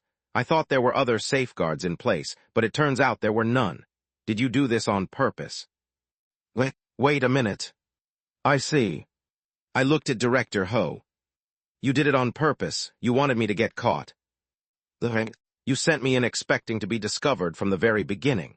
That's why you had me use my real name, and that's why you only selected new hires, not veterans. You were hoping the inexperienced ones would make mistakes, making an easy excuse about outsmarting the Bureau's detection capabilities. You deliberately picked the most decent, diligent rookies who'd fit right in at the Bureau. And there was another side effect to all this. The agents who uncover the identities of those infiltrators will become even more confused. After all, there's no difference in character between them and the real new agents. There would be intense debate internally about how to handle them. And on top of that, everyone would realize that no personality test could filter out a spy, and suspicion would begin to spread among them. In this way, was it to induce internal strife within the Disaster Management Bureau? To slowly unravel a tightly knit organization by sowing seeds of distrust, making it so the existing members can't trust new hires. Solium Nim, you have a vivid imagination. Do I? But you're not directly denying it. Freeze. Director Ho stared at me in silence. I had no such intention, and I swear on the counseling room that it's true. Can you declare that? I asked if you can make that declaration. Solium Nim. A gentle, friendly smile appeared on Director Ho's face. Even if I did, it wouldn't change anything. There was only ever one promise from the beginning. Director Ho raised an index finger. If you bring me the documents I asked for, the wish ticket will be given. That condition is an absolutely unbreakable guarantee. So, my mouth was dry with tension. My heart was pounding like crazy.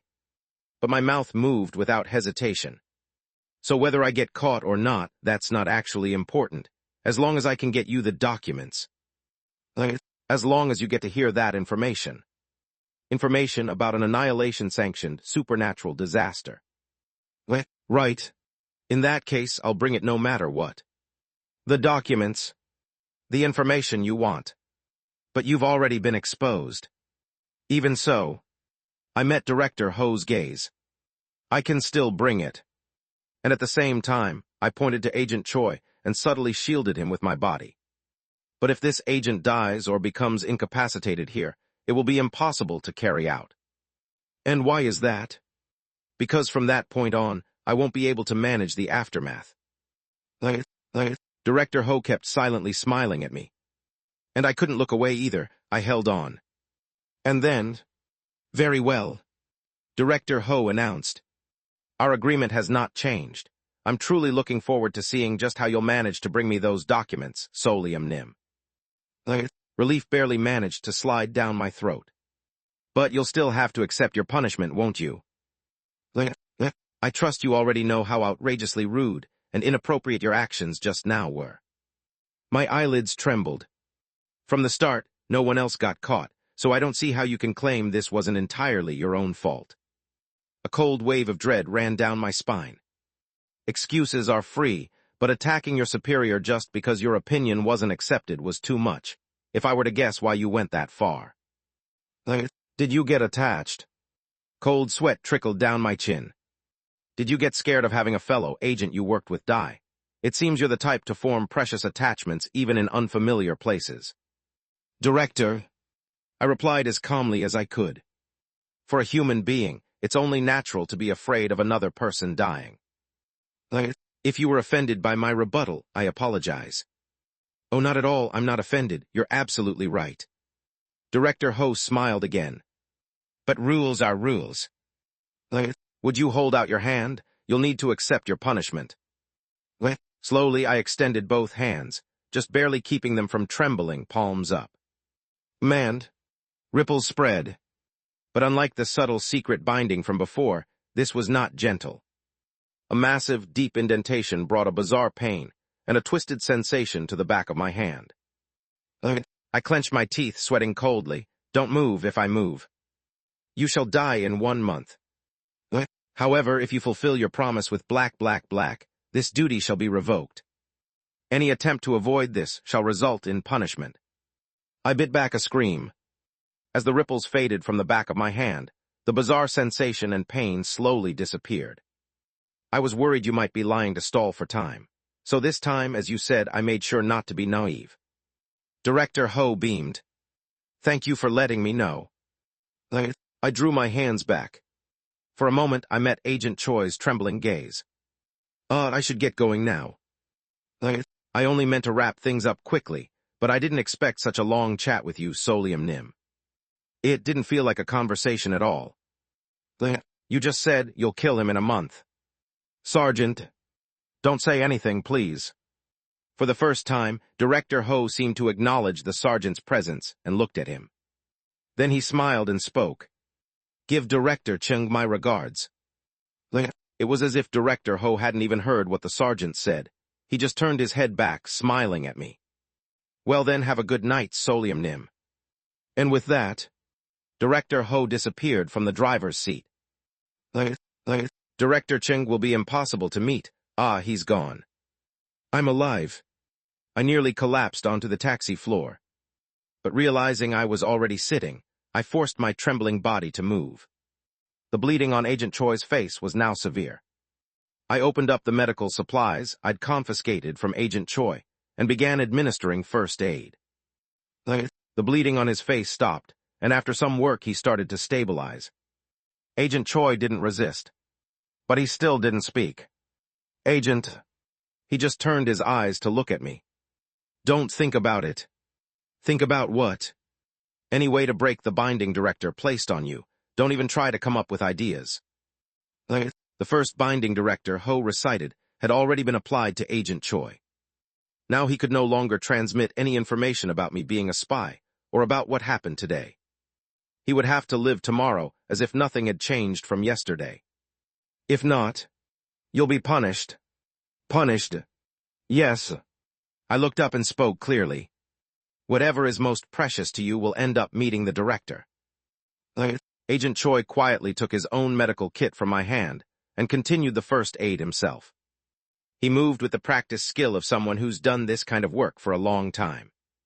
And then, he's a Director, you said. I didn't answer. What kind of binding did the Director put on you? Right now it sounds like he said he'd kill you in a month if you can't pull off this spy job properly. What did he do to you before? I opened the car door and nodded my chin toward it. Go home. How do you plan to get the information? That's none of your concern. Agent Choi looked at me with an unreadable expression. If you tell me what kind of information it is, maybe I can help. That's not necessary. I'm not going to ask you to steal anything. So what's the wish you're trying to fulfill? I couldn't hold it back. I just want to go home. I'll leave your gear in the trunk. I got out of the car with the sergeant. Then I took all of Agent Choi's equipment and placed it in the trunk, leaving one low-grade Daydream ink, regeneration potion with it. I had no idea what kind of talk he'd have to endure showing up to work tomorrow with his face like that. While I did that, Agent Choi did not get out of the car.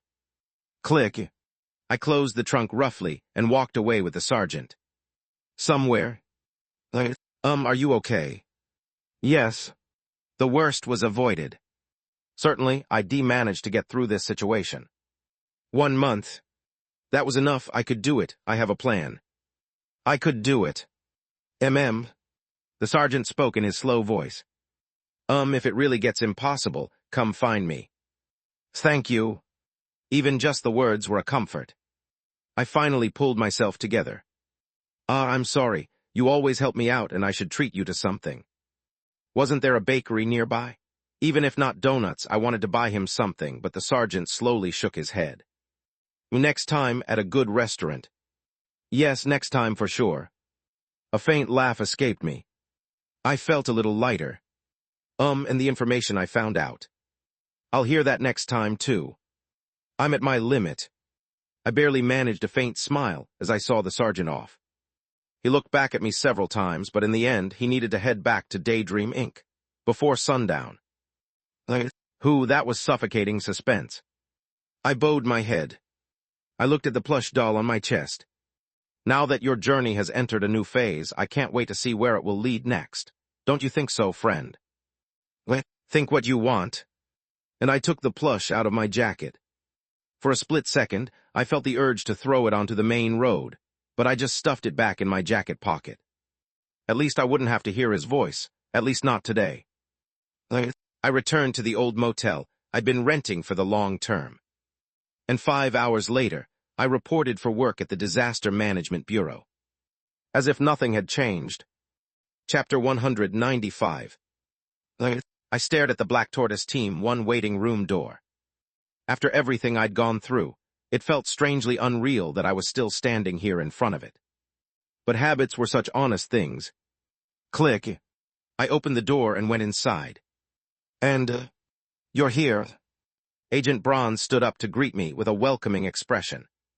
Good morning, Agent Grapes, you don't look well. Did you have trouble sleeping again? Just didn't sleep very well, that's all. I'm all right. Thankfully, I'd treated any visible wounds in advance. If you're too tired, you need to let us know. Yes, thank you. I managed to smile as usual and chat with Agent Bronze, then sat down on the sofa across from him. And I waited. My palms were sweaty. But after several minutes, the only people in the waiting room were the two of us. The person who should have appeared wasn't here. Yes. Agent Choi is. Oh, Agent Choi won't be able to come in today. What? Wait. Did something go wrong? No. Could it be Director Ho went to him again, or maybe he tried to break the binding and got hurt? He actually came in a little early, but said he wasn't feeling well and took the day off. Oh, I see. There was a witness. A feeling swept through my chest. It was too strong to call it relief, but something like it. You really don't need to worry. That person, Agent Choi, looked totally fine. And also, Agent Bronze went over to a small fridge in the corner of the waiting room and took something out. A drink carrier with cafe drinks inside. He left these, said he stopped by a cafe on the way. This one's for you, Agent Grapes. I accepted the drink. It was a can of green grape ade. A cafe-style packaged cookie was tucked into the cup holder, and above it there was a mark in black marker. A handwritten message from Agent Choi. Black Tortoise Team 1 fighting. And then it was crossed out with a line. Agent Grapes. Thank you. I picked up the ade. It was so sweet it shocked me awake. Whether it was the sugar or adrenaline, my head was clear all morning. My plans, all the things I needed to accomplish in the next month, spun through my mind. For now, keep a low profile. Since there was the incident with Agent Choi, I'd keep quiet for about a week, try not to stand out at the Disaster Management Bureau, quietly do some groundwork, then take action. For me, timing was more important than simply having a lot of time. But there was one thing I worried about. Should I tell Yeonjun SSI about this?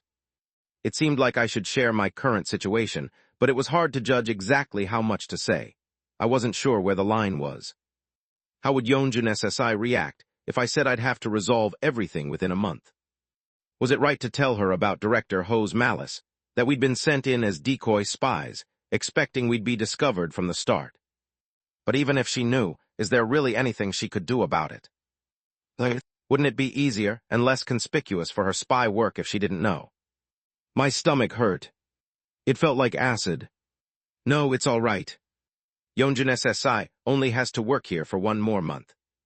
If I do everything properly, I'll be able to deliver the information Director Ho wants, in the form he wants. And in that process, I'll be able to assert Yeonjun SC's share. Then it will all end without a problem. All right. Let's do this. Who? I set down the empty ade. Agent Bronze, who was reviewing documents while sipping a vanilla latte, spoke up. I don't see your doll today. You know, the little rabbit plush you call Brawn. It's right here. I pulled the plush out of my jacket and showed it, then put it away again. Is it doing well? Probably. I quickly withdrew my hand from my pocket, the one that had touched the plush. Then, beep, beep, beep, beep, beep, beep. A shrill alarm sounded from Agent Bronze's wrist. A call. Rescue request. Please stand by. Agent Bronze tossed the documents aside and got up from his seat. He checked the code displayed on the call device to see what kind of ghost story it was, then began to get ready. Looks like this is a case where 2 people are required for the rescue. We'll go in together. All right. I got up right away, too. The experience of the past few weeks had conditioned my body to move automatically, and that, ironically, helped ground me in reality. The dispatch site is a little far away. Normally, the local branch would get the call, but this time the rescue request came straight to headquarters. Where is it? Asansi, Chungcheongnam-do. Also, this particular supernatural disaster is rather large in scale, so there's a lot to keep in mind. Agent Bronze quickly pulled a small booklet-style document from the bookshelf. This is a manual and set of tips put together by our team. Please read it while we're on the move. Yes. As soon as Agent Bronze sent out a call to the off-duty members, we immediately left headquarters to travel. And our means of transport. Since the rescue window for this disaster isn't that tight, we'll use public transportation. Was a high-speed train, departing from Seoul Station. Bound for Mokpo. Agent Grapes. It's nothing. I sat in a seat on the train. Don't panic. The Tamra Express incident was a special case. It doesn't happen all the time, and Daydream Inc. is probably already monitoring the conditions for its occurrence for research purposes. It's okay. I can do this. Don't get anxious. If I can't handle this, then I wouldn't be able to do anything, not even go into a convenience store without flinching, or take the elevator, or step onto a subway train. Departing. The train departed without incident. I'm all right. Distract yourself. Yes, the manual. There's a binding on it, so unless you're from the Disaster Management Bureau, you'll see different content, so feel free to read it. When I took out the booklet, Agent Bronze kindly added this explanation. Good. I'll focus on reading the ghost story manual and tips and plan a rescue. I turned the pages of the booklet. I really worked hard on this, Grapes. Use it well, okay? What's WR? Agent Bronze frowned and sighed. Agent Choi wrote most of it. There are a lot of unnecessary comments, and since he joined, he's added quite a few more.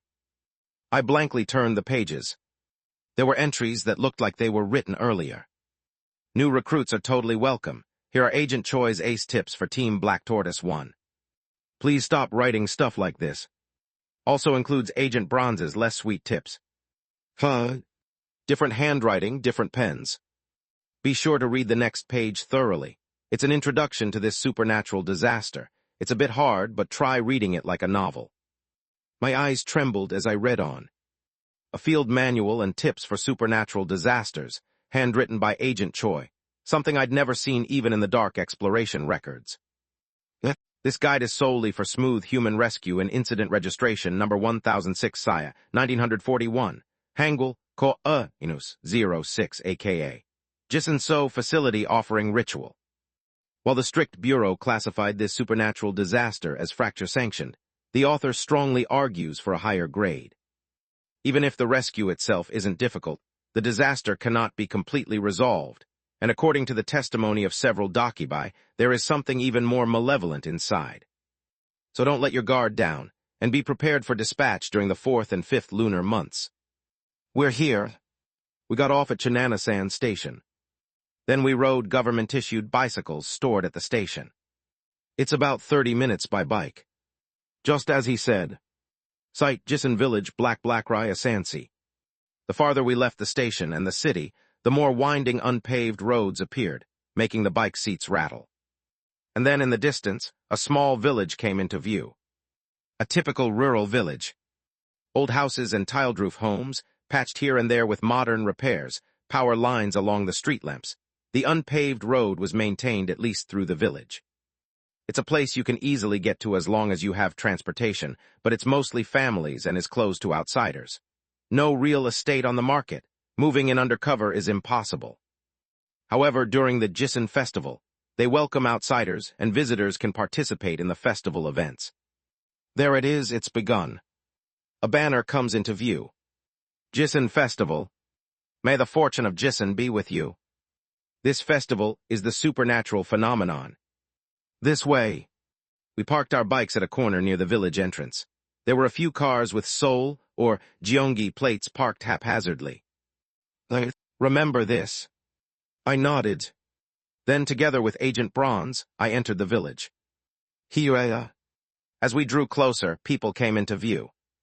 It wasn't a huge crowd, fitting for a small rural festival, but there were traditional performance groups, people taking photos, people sitting and eating boiled pork and soup distributed by the village. And others bored, fiddling with their smartphones. Quick tips before entering. Never wear your bureau jacket. Bring earplugs, matches, and bells. Most importantly, don't sit among the villagers. Hey, what the heck, this is shady. Just wait it out, they're about to do a raffle. We sat next to them, playing the part of uninterested outsiders. Food was quickly served to us. Please have a bite, may the fortune of Jisun be with you. A villager who made eye contact with me grinned. She seemed to be a woman around my age, and there was something like a bird's feather pinned to her chest. It's simple to distinguish villagers at the Jisun festival. If they're wearing a brooch made of feathers, they're a local. I swiped one and analyzed it, and it turned out to be a rooster feather. The Dakibai hated it. All sorts of voices rang out here and there. Oh my, you're from Mapo. My son works in Mapo too, in Seoul. No smoking here, absolutely forbidden. Have a drink, I made it myself, it's real homemade rice wine. The villagers chatted up the outsiders or treated them kindly, offering drinks as well. It seemed like a generous countryside village. Except for the fact that someone would soon die. I stifled a small sigh as I looked at the bowl of food. Festival food is safe to eat. Honestly, it tastes pretty good. But personally, I wouldn't recommend eating anything with broth. You probably don't want to hear the reason. Not that I had much of an appetite anyway. Thank you for the food. Thank you for the food. Agent Bronze and I just idly moved our spoons. Hiyoya. Meanwhile, the sound of music kept flowing throughout the village. It was like a traditional band, but the rhythm felt oddly unfamiliar, not quite like the traditional style I knew. It's because the purpose is different. For what purpose was that music composed? I reflexively glanced down at my pocket. So you can hear me now, friend. Haha, I was a little flustered when we couldn't talk for a moment. But it's fine. If you're worried that this stuffed body might fall off somewhere, we can always stop talking for a while. As long as we can talk again like this, right? A supernatural disaster. Entering a ghost story means this plushie could speak to me again. Don't worry, even when we can't talk, I'm always listening, as a good friend should. Oh, and you don't need to apologize for leaving me in your jacket yesterday. I was actually grateful. It was better to have something to block my view in that terrible room. Really, that's good then. I turned my gaze back to the food. Friend, you look more tired than usual. Oh dear, are you still worn out from last night's adventure? Maybe. If so, how about we go home and watch TV together? That cartoon or variety show you like would be good. And then get a good night's sleep. This brawn here will tell you a fun story so you can have sweet dreams. Friend, for now, is it okay if I focus on work a bit? I'm not too familiar with this ghost story. Of course. And finally, the plushie went quiet. Thank goodness. I turned and, like Agent Bronze, started gathering information. Who sent the rescue request? And, who among the villagers fit the bill? The Jisun festival lasts for 4 days, and as long as the festival isn't over, you can rescue the person no matter when the rescue signal was sent. Observe the villagers carefully, and try asking to spend the night at the house of the least friendly-looking person you can find. I didn't describe appearances in case it got confusing. Anyway, never. Trust someone who approaches outsiders first and acts all friendly grapesy. You know those creeps who lure kids with candy? It's basically the same thing, haha. I remembered that as I observed the villagers. Let's see, someone who looks as unfriendly as possible. Wait a second. I quickly turned my head. I saw a familiar face. A young man in his 20s, standing among the villagers with a sullen expression. A notoriously nasty employee from Daydream Inc., who wears a medical eye patch. Baek Deoksu. That guy S here. With a rooster feather pinned to his chest. And, near Baek Deoksu, I spotted a woman with a tired expression, sitting among the villagers and some outsiders whom the villagers were chatting up or taking care of. Wearing gloves, scanning the area with an indifferent face. A very familiar face. It was Assistant Manager Yoon Hage. Chapter 196. First of all, I immediately came up with a fairly reasonable guess as to why Baek Deoksu was in this strange rural village. Baek Deoksu was on the Tamra Express. That same high-speed train passed by Mokpo as well, and that's the one I had taken today. Was this his destination back then too? It seemed like he was heading to his family's home, so maybe this village was Baek Deoksu's hometown. It was a peculiar feeling. The scene of a modest, warm country festival just didn't fit Baek Deoksu somehow. All the more so if this rural festival was actually a cultish ghost story about a bizarre, insular society. Hey, take that over there. Okay. Even now, Baek Deoksu, though wearing a sullen face, was obediently agreeing to the directions of other villagers, helping out by serving food and such. But, observe the villagers carefully, and try asking to spend the night at the house of the least friendly-looking person you can find. If I go by Agent Choi's tip, could that guy be one of the suitable candidates? It was unsettling and strange, but up to that point I could follow the context. But then, why is she here? Assistant Manager Yoon Hage. I quickly and naturally turned my head, making sure not to catch Agent Bronze's attention, and checked that silhouette again. Assistant Manager Yoon Hage was eating boiled pork with soju, having gotten an extra helping, just as if she were in the office cafeteria. Seeing that natural, nonchalant expression and movement gave me a strange feeling. Almost unconsciously, I focused my gaze in that direction. Our eyes met. At that moment, Assistant Manager Yoon Hage smoothly lifted her plate of sayakwan and bottle of soju, and started coming over here. Why is she coming this way? And then she plopped down right at our table, and naturally started talking to Agent Bronze. There's quite a lot of sayak here, would you like some? Who are you? I'm a reporter. I heard there was a village festival, so I came to see if there was anything newsworthy, thought I'd do some interviews, get some impressions. Assistant Manager.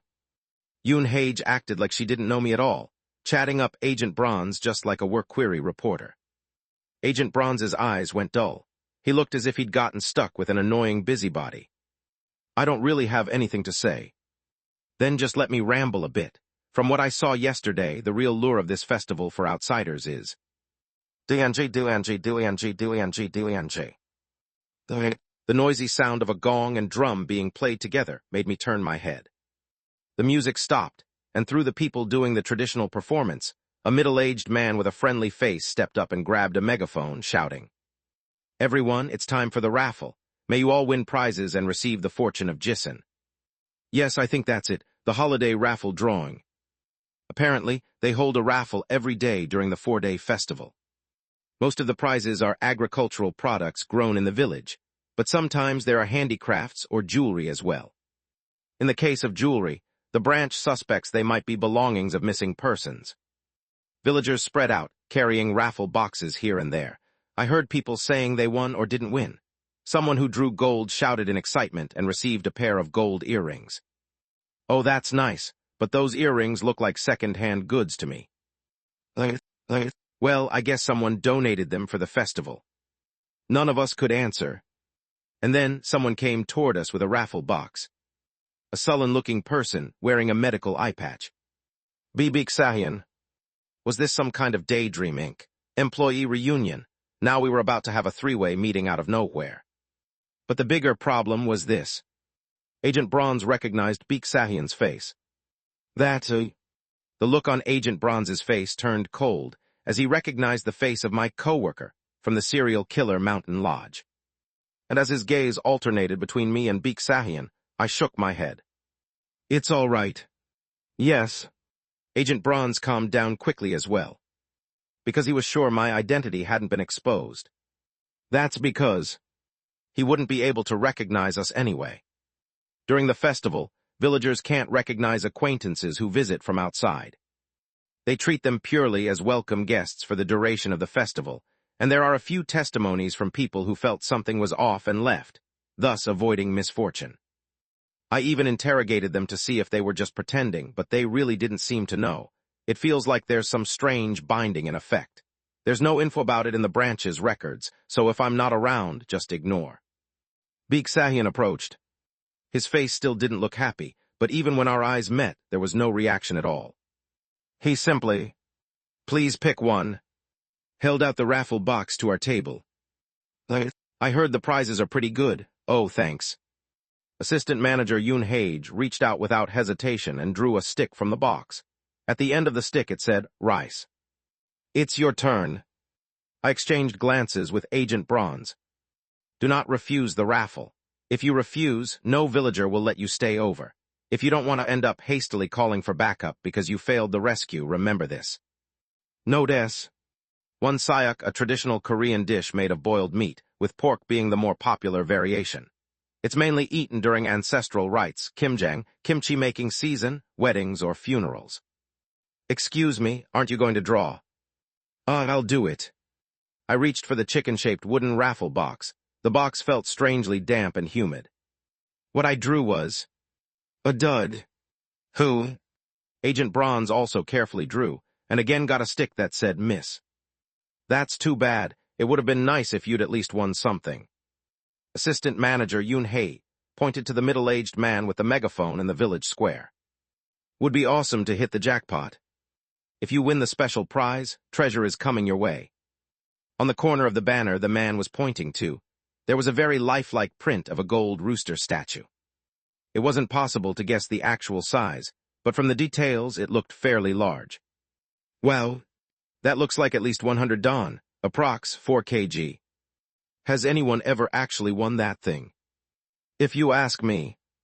But there are no eyewitness accounts of anyone winning the special prize yet. That's right. Considering that guests draw more than half the sticks, the odds really are strange. I suspect it's a kind of selection ritual within this supernatural disaster.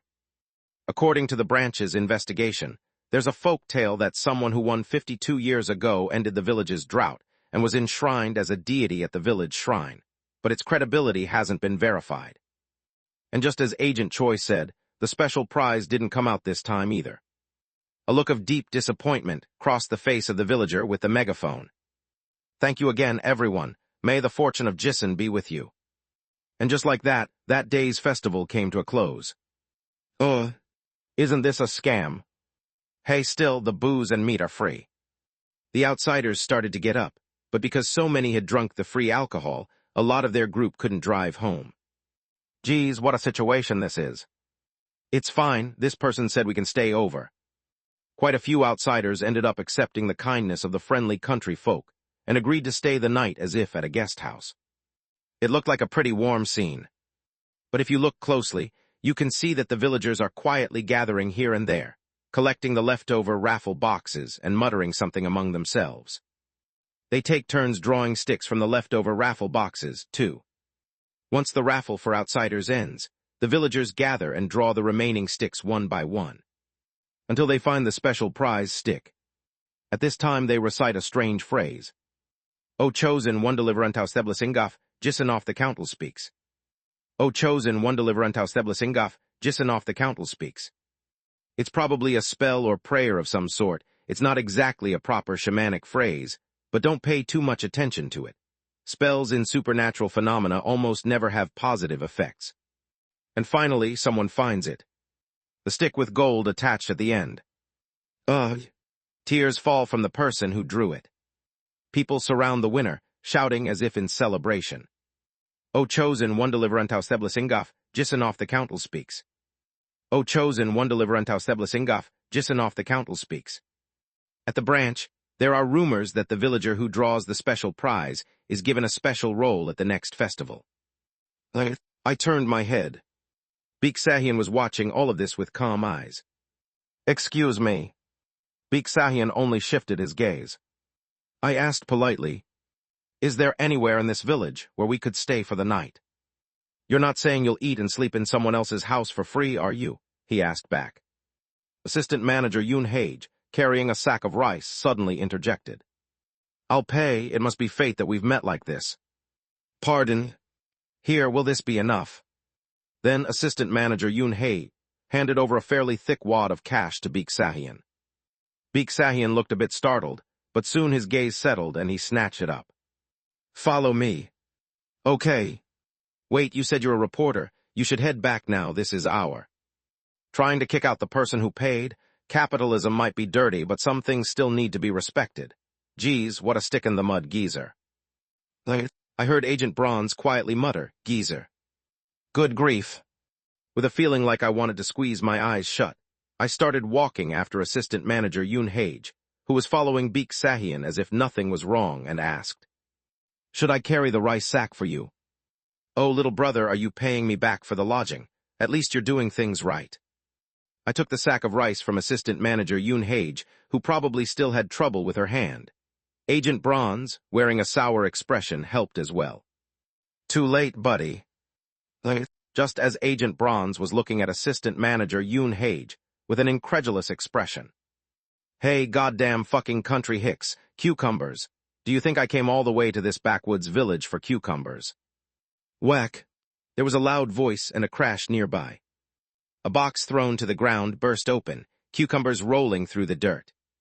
A drunken outsider was now rolling on the ground, making a scene. Give me gold, gold. Egu, dear guest. You still have 2 more chances left.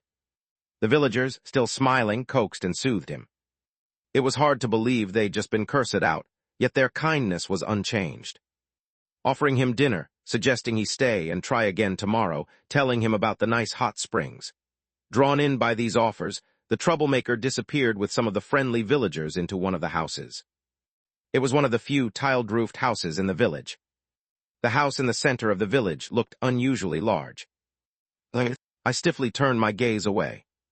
The smiles faded from the faces of the villagers who remained. They silently gathered up the broken cucumbers and carefully cleaned up.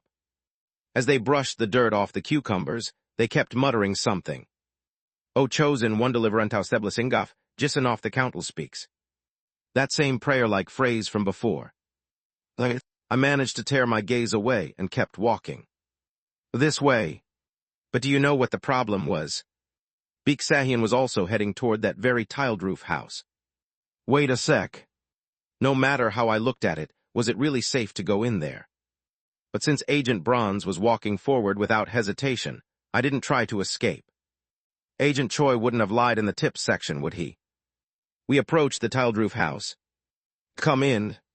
The entrance was wide, and the wooden floor acting as a front hall was also broad. But Baek Sahian, as if he disliked even stepping inside, carefully and quietly slipped off to the side and opened a side door. But there was already someone standing there. The middle-aged man with the megaphone from earlier. These guests will be staying here tonight. Ah, come in, haha, Sahian, take good care of them, no funny business. May the fortune of Jissen be with you. Baek Sahian slowly nodded and led us inside. The house was strangely large, with a repeating structure and paper sliding doors along the way. A hallway lined with old wooden doors appeared. Creak. Baek Sahian opened one of them. Inside was a small, lived-in single room. There was one neatly folded bedding set, and another set that looked hastily pulled out, covered in dust. Please sleep here. Isn't this your room? Where are you going to sleep? With an expression that said, what a useless question, Baek Sahian turned sharply and opened another door for Assistant Manager Yoon Hage. Then he disappeared down the hallway. He's not even giving us what we paid for, huh? Assistant Manager Yoon Hage shrugged and spoke to me in a matter-of-fact tone. Well then, have a good night. Let's see each other tomorrow if we get the chance. Yes, thank you. I watched Assistant Manager Yoon Hage enter the next room. Without a doubt, she must have recognized Baek Sahian, but she didn't acknowledge him. She knew she wouldn't be recognized herself. She knows a lot about this ghost story. It meant she had come here with a clear purpose as well. And Assistant Manager Yoon Hage is part of Director Ho's project team. What exactly is happening here? Given what Director Ho was demanding, which was an annihilation-sanctioned supernatural disaster, I couldn't help but form a few guesses. No, if it were still from before, I certainly would have, but... I'm tired. Of everything. I should just focus on the wish ticket. Agent Grapes. Do you remember what you have to do? Yes. This Jisenso offering ritual. When a rescue request comes in, the branch uses the supernatural phenomenon autoresponder to give the rescuee a location and time to meet. So go to the place we were given by the branch first. This is it. Agent Bronze showed me a note. 1M. Village Well. After midnight, the tile-roofed house fell completely silent. Agent Bronze and I slipped quietly out of our rooms and walked softly. As long as you're not at the village guardian shrine after midnight, you're relatively safe to move around. Still, don't make loud noises on purpose. The well is to the east. We crossed the dark rural village, where only a few streetlights glimmered here and there, until we reached a place that looked like abandoned houses, as if everyone had left. In the center was the well. There, standing in front of the stone-covered well as if keeping watch, was Baek Deoksu. His single eye turned to us, and he spoke quietly. "Are you really agents?" In the next instant, Agent Bronze lunged and restrained Baek Deoksu.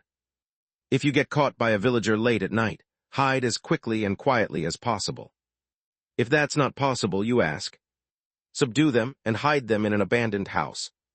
And just as Agent Bronze was about to drag Baek Deoksu roughly into an abandoned house. "Hey, isn't it wrong for government employees to treat an informant like this?" Agent Bronze's arm paused. "You're the informant." "Yes, I'm the one who reported this." As Baek Deoksu tried and failed to shake off Agent Bronze's hold, he glanced at us and hurriedly lowered his voice.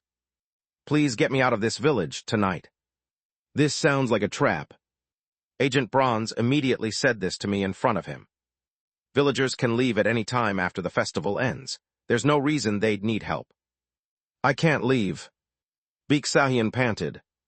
He searched our faces desperately, then swallowed hard and said, "Check my pocket."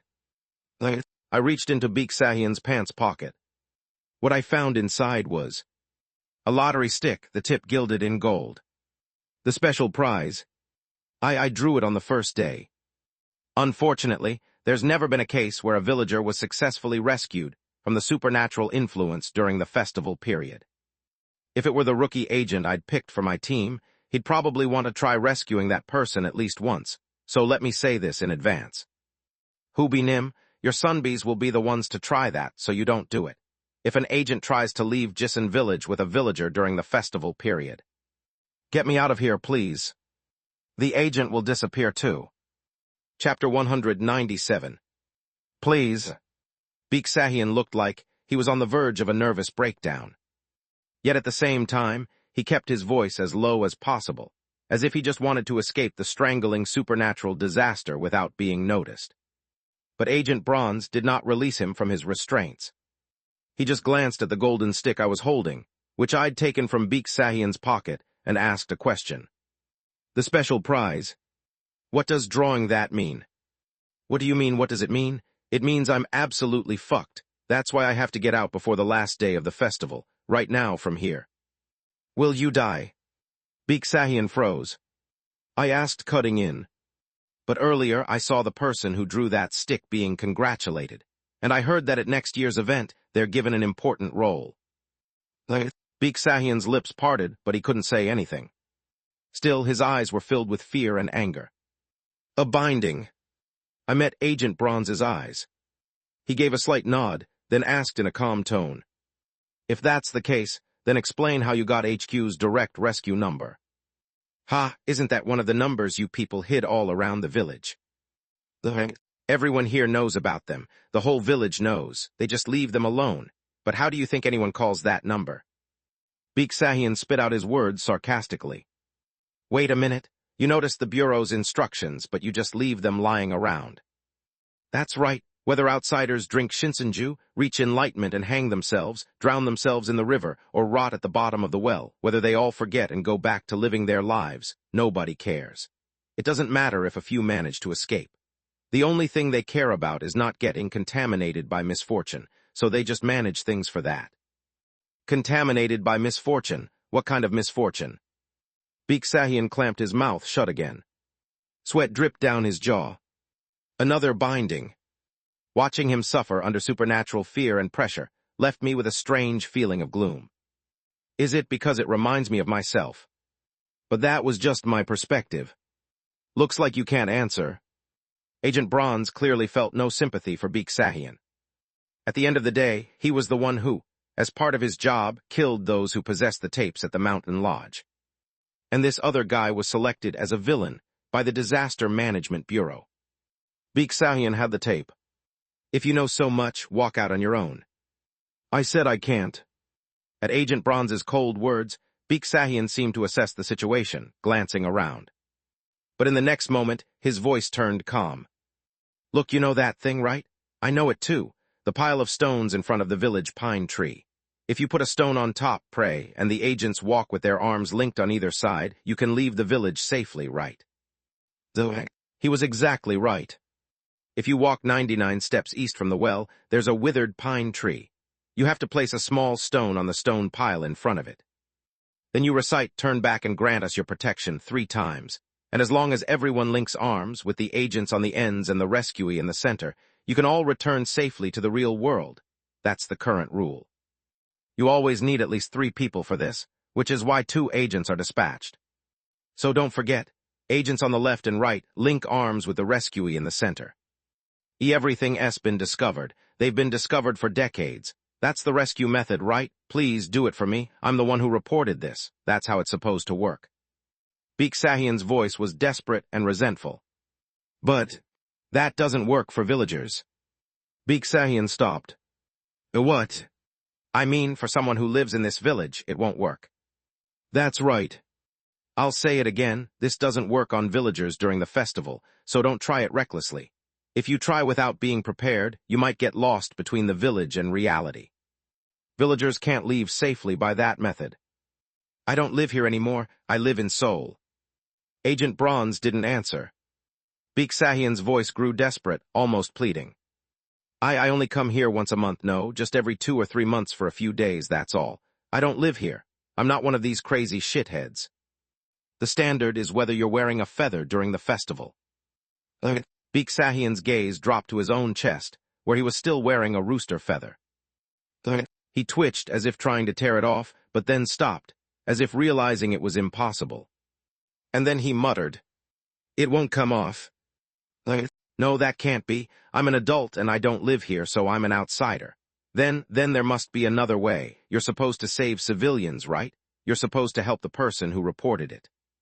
Agent Bronze declared in a cold voice. At present, it is impossible. Then die. What? Then you'll all die too. Baek Sahian opened his mouth. O chosen one deliverantau Seblasingaf Jissen off the council speaks. O chosen one deliverantau Seblasingaf Jissen off the council speaks. O chosen one deliverantau Seblasingaf Jissen off the council speaks. O chosen one deliverantau Seblasingaf Jissen off the council, MMPH. I hurriedly covered Baek Sahian's mouth. A sharp pain shot through my hand as the flesh was torn. He bit me. Agent Grapes. These people are stealing the chosen one. They're stealing the chosen one. They're bringing misfortune. Agent Bronze quickly pulled my hand away, and the instant the pressure on Baek Sahian's mouth loosened, his voice burst out again. And then, O chosen one deliverantau Seblasingaf, Jissen off the council speaks. Figures appeared behind the abandoned house. No, several figures. I realized it. Don't make such a fuss in the village. That's right, sheesh, what are you all doing in the middle of the night? The bathwater here is excellent, why not take a nice warm bath and get some rest? Couldn't sleep, maybe you haven't eaten enough. Now I understood why Agent Choi said that if you think you've been spotted by the villagers, you need to hide immediately or subdue them and stash them in the abandoned house. The treatment had changed. Here's some food, Tilda. After our meeting at the well was discovered, the ever-friendly villagers led us back to the tile-roofed house. And instead of the small, cramped room where we had originally been staying, they moved us to a luxurious, spacious room with sliding paper doors. Nobody outwardly agreed on it, they just did it naturally. Then they encouraged us to bathe and brought out more festival food and drinks. Drink up its medicinal wine. These are herbs, wild greens, and ginseng from the mountain, very nutritious and good for your eyes, Tilda. Just like the ones who had flocked to the troublesome guest who threw the cucumber on the ground. Baek Sahian was nowhere to be seen. The villagers had led him somewhere. Feeling a chill, Agent Bronze and I exchanged glances. Had those who found the hidden bureau instructions and sent a rescue request felt the same sense of unease. The villagers set the food down and left the room, leaving just the 2 of us, but I could still sense people lingering outside the door for a moment. And then they were gone. Agent Bronze approached the door and pressed his ear against it. He waited until he was sure there was no sound, and then, very carefully, reached to open the door just a crack to check outside. Wait. I grabbed Agent Bronze's shoulder, stopping his movement. Then I rummaged through the table and picked up a flat candle used for warming food. I held it up close to the sliding paper door. Shadows of people pressed right up against the other side of the door. They were eavesdropping. They hadn't left and disappeared after all. Shit. A shiver ran up my neck. I quickly put the candle back down as naturally as I could and instead tipped a bit of water from my glass, wetting my fingers to switch to writing notes. Is it impossible to just put everyone here to sleep and quietly slip out? It would be difficult. Agent Bronze answered quickly. In a ghost story with overt religious themes like this, sleep is not usually a good method. As expected, this was a ghost story that had been observed for a very long time, and they must have tried all sorts of methods by now. The manual from Agent Choi can't have included every attempt. Only the most effective and safest ways would have become the official rules. But even so, not a single method for rescuing a villager from the disaster had ever been confirmed. Even so, how exactly do outsiders who visit this village festival end up disappearing? I had to ask. But it's unknown. After the festival, the villagers immediately send outsiders away. And there are quite a few records of people who only stayed one night, insisting on leaving in the middle of the festival, and actually leaving. The problem is, some of them never make it home. Sometimes, even after making it home safely, there are numerous cases where people suddenly choose to end their own lives a few weeks later. It was usually by means involving natural objects. A chill ran down my spine. The cause of this phenomenon is unknown, but a common procedure has been confirmed. It's this: after entering this ghost story, if you follow the kind villager's guidance to bathe, eat, and drink alcohol, you're provided with those three things. They haven't determined exactly which one is the trigger, but it looks like we've gotten a hint this time. I recalled what Baek Deoksu had shouted. Outsiders drink the sacred mountain liquor, realize the truth of the world, then hang themselves, drown in the river, or rot at the bottom of the well. So that's it. At least the alcohol is clearly a factor. I looked at the alcohol on the table. Clear liquor in an ordinary white porcelain bottle. But if drinking this makes people realize the truth of the world, and then die, what does that even mean? What sort of truth could do that? In ghost story settings, things called truth often end up being brainwashing or hypnosis that ruins people's minds. Of course, that's frightening. But what's even scarier is this. If it really is the truth, and just knowing it makes a person choose death. A case where a human learns something they should never have known. I have a bad feeling about this. A coldness settled in my chest. It seemed safer to just leave. My nerves were signaling that digging any deeper would be unwise. And there was still one reliable method left. The escape method provided to agents by the Disaster Management Bureau. The 5-colored sneaker laces. I saw that Agent Bronze had already glanced into his jacket, clearly conflicted. Are we going to leave just like this? But even if they weren't the ones who requested help, there were definitely people who would not be able to return home after the festival ended if left here like this. Agent Bronze was a stickler for the rules, but as an agent, he couldn't ignore that. If we can't find a way to quietly slip out of this room before the festival ends today, we'll do that. Then with a tired and guilty look, he added, I'm sorry, I was too forceful, and that gave him an excuse to act out. No, that's not it. I should have known Baek Deoksu would act out like that. I'd seen it enough times on the wiki, and even lived in the company dorms with him. I'm just too tired, my judgment's getting dull. I shook my head, then slumped down in the corner of the room. It was already dawn. The festival will probably start soon. And then, outside, the festival music and noise gradually grew louder and reached a peak, but we couldn't leave the room. They're not leaving. Even after the festival started, someone would occasionally come to our room to bring heated food and drinks. And there were always at least 2 people standing right outside the door. Persuasion or coaxing had no effect. They were friendly, but it was clear they had no intention of actually talking to us. They're going this far. It was unsettling. Just how far did Baek Deoksu snitch on us to the villagers? Something was seriously off. At this rate, we really would have no choice but to use the sneaker laces and leave. I could tell Agent Bronze was leaning more and more toward that decision as well. But just then, we heard a commotion outside. There were people making a fuss over there. Should I tell them here? Yeah, they were fighting, threw food around, We heard the sounds of people chatting, and then the noise of a crowd rushing off somewhere. A few moments later, DRRRK. The sliding door opened, and a familiar face appeared. Knew there be people in here. It was Assistant Manager Yoon Hage. Agent Bronze's eyes widened. You? SHH. She put a finger to her lips. Then frowning, she muttered, "What is this, some kind of human trafficking hub? They're trying to lock up every family member and problematic outsider. Anyway, you want to get out of this room too, right?" "Yes." "Then let's go."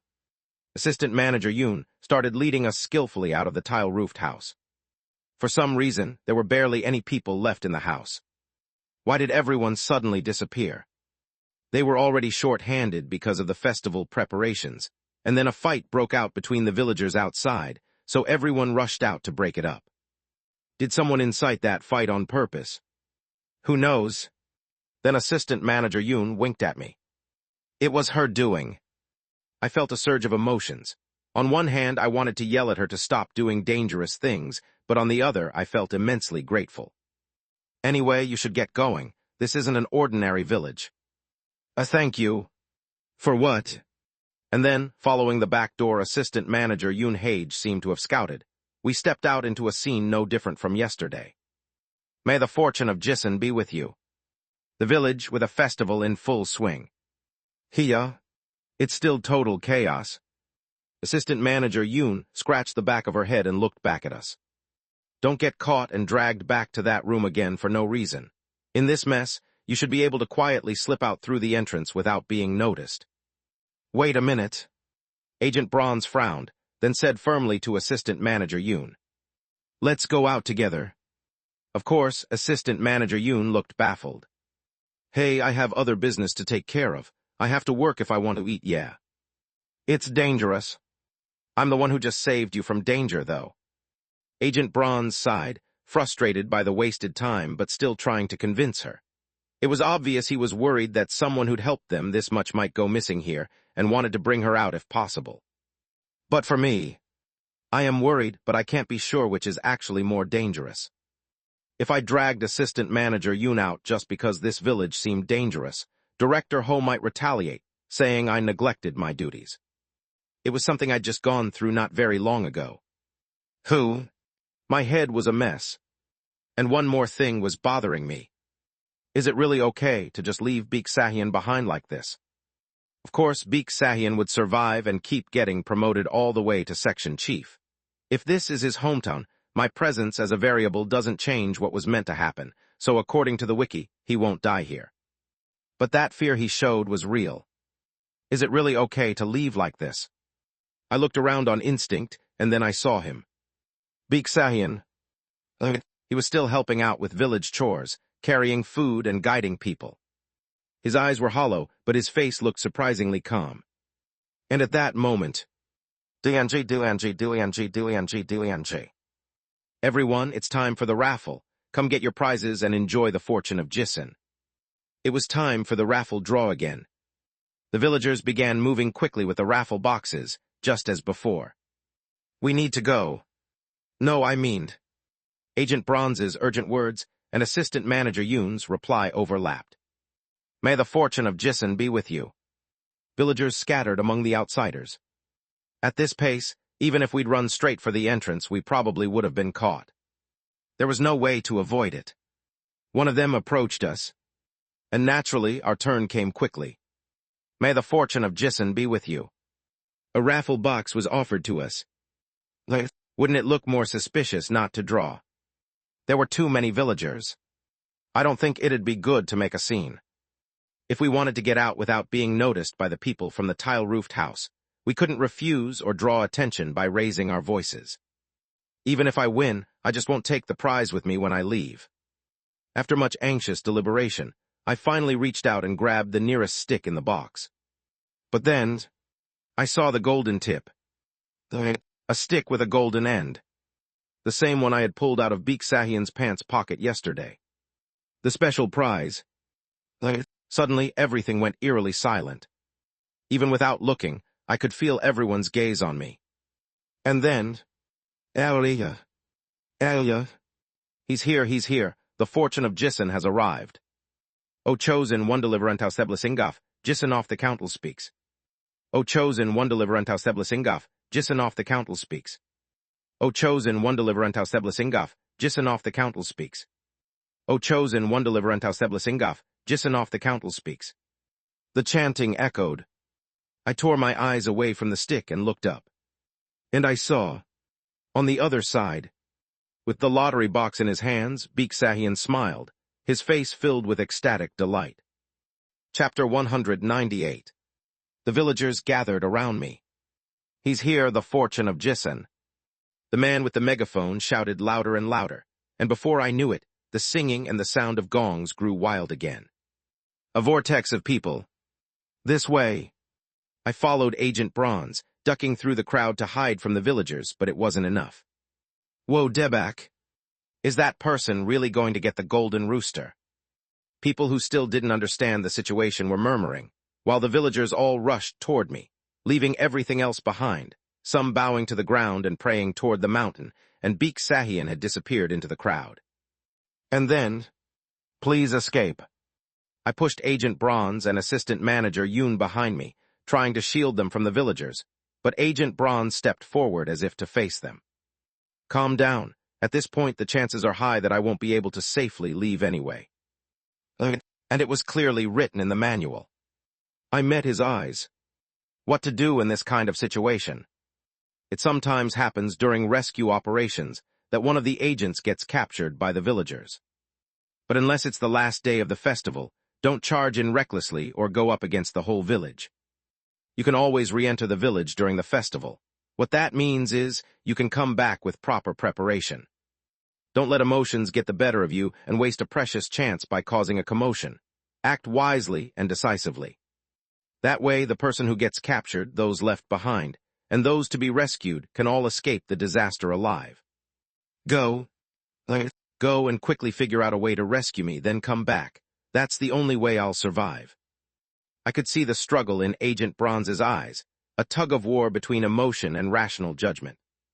But soon rationality won.